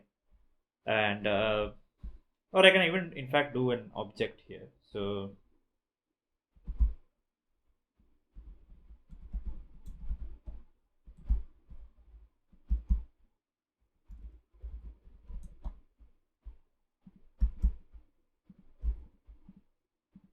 okay, so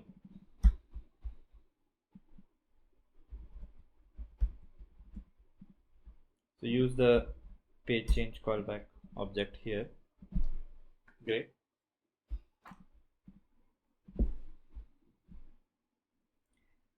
So on page change, we can actually do is take this stuff on every page change.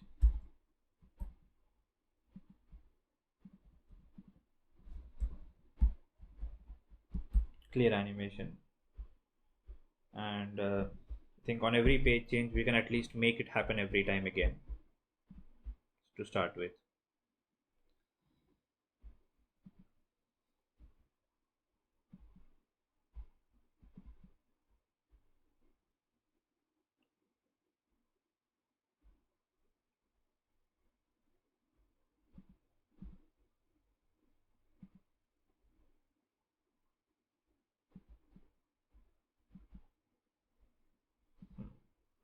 So wait a second.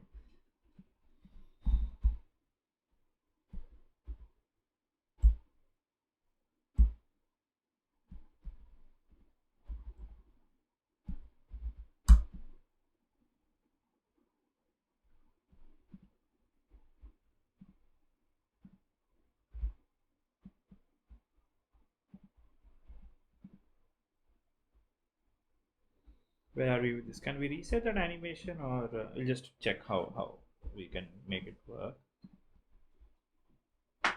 That did not work. Can't reset that animation like this.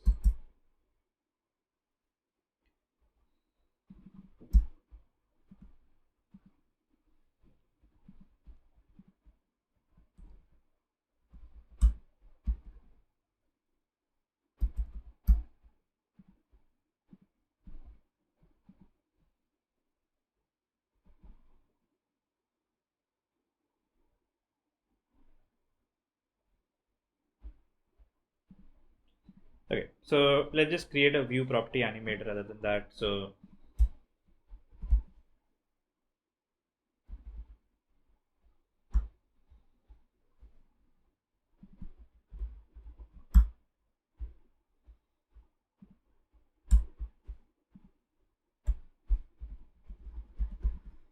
private lateinit var view property animator. Okay, then I will do is view property animator equal to view property animator and put binding dot progress view inside that. What I can't do is seems to be, does it not have a public constructor?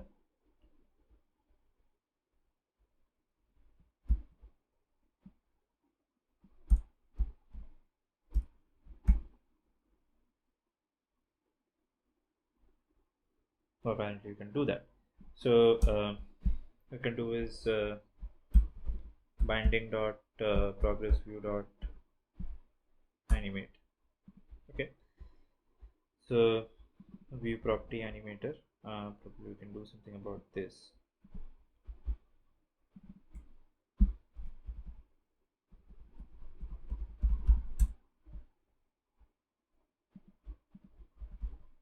Progress animator dot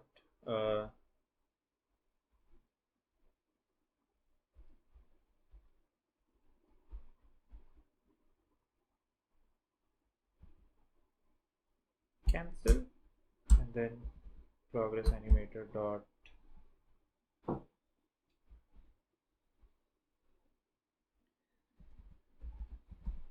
scale x to 0f dot duration 0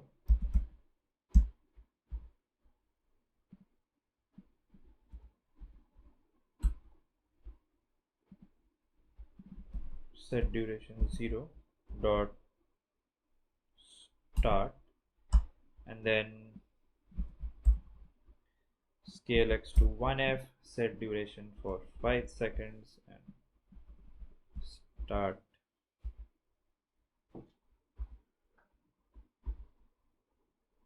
set start delay after 10 milliseconds. So set start delay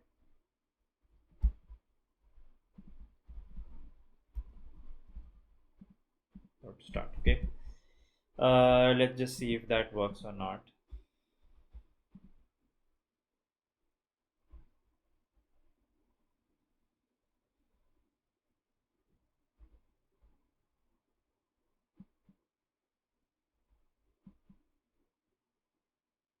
Apparently not.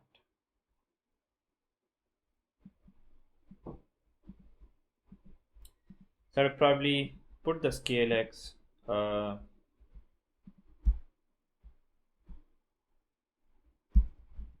binding dot progress view dot scale x equal to 0f. I have to set it again, and then so you can chuck this stuff.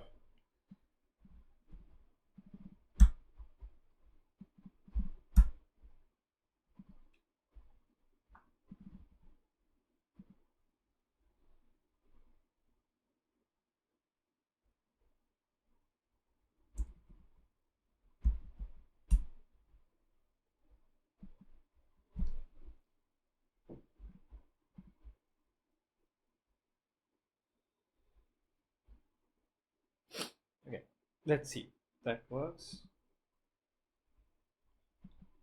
That works perfectly. So every time I change the page, it starts from 0 like this,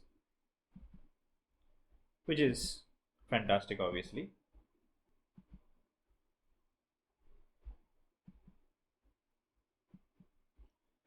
Plus, every time I change the page, let's also do one more thing. Handler dot. So let's create a new handler here for us.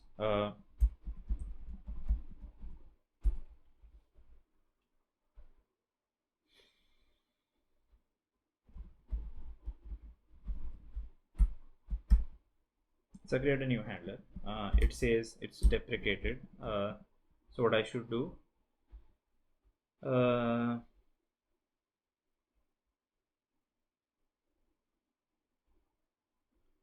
Okay, we can pass the get main looper. Cool. So we got the handler. Let's create a runnable.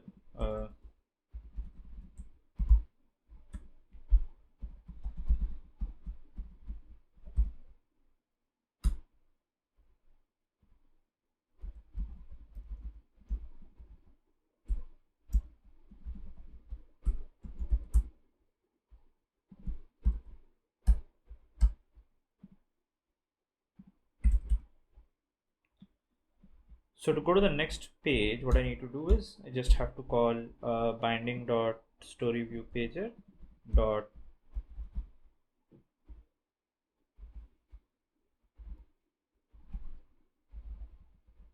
current item plus plus. Okay, so that's the next page runnable. Okay, what we do is that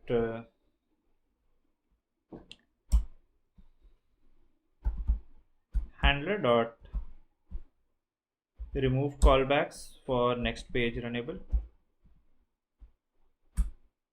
and handler dot post delayed next page runnable after 5 seconds. Okay, let's go and see how that works. So this animation thing took quite a bit of time actually, because it's a bit of a trial and error around this, and I don't do that kind of stuff on a daily basis, so it's a bit of a trial and error for me as well. So click on that, so opens that. After 5 seconds you should go to the next page. Perfect. 5 seconds goes to the next page. Not all pages actually have data, sadly, so it's up to you. You can choose to kind of go back if you go ahead and all that stuff, and there we go. You can use different kinds of animations. At the top, the Instagram has 3-4 bars for number of photos and all that stuff, so you can do all of those things. You have gotten an idea how to do these things now. Okay, cool. I guess so. We have got quite a bit of an Instagram clone working. We got stories, we got the feed, we got hot feed, top feed, all that stuff using the Imgur API. I think that's a great app that we have learned building. We can possibly continue doing other things. We can clean up the code a little bit, use dependency injection here, use something like Dagger or Coin, something like that. Wrap up the errors in a better format right now. So this does not have good error handling right now in this case. We have exposed retrofit from my libimgur, which I ideally did not want to do.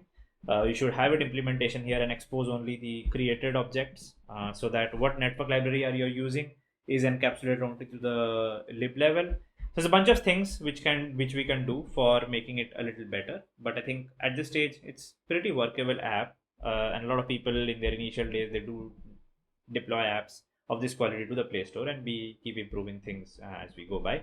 Hope this has been a good learning experience. If anybody has been seeing this video so long for 5 hours, I mean, hats off to your patience. If you like that, please subscribe to the channel. We will probably have more such marathon sessions building stuff. And really, like, if you have watched all of these 5-6 hours of content, please do mention in the comments that you have. Okay, I'd love to talk to you. Great. So we have got an app which is a clone of Instagram using the Imgur APIs. There we go.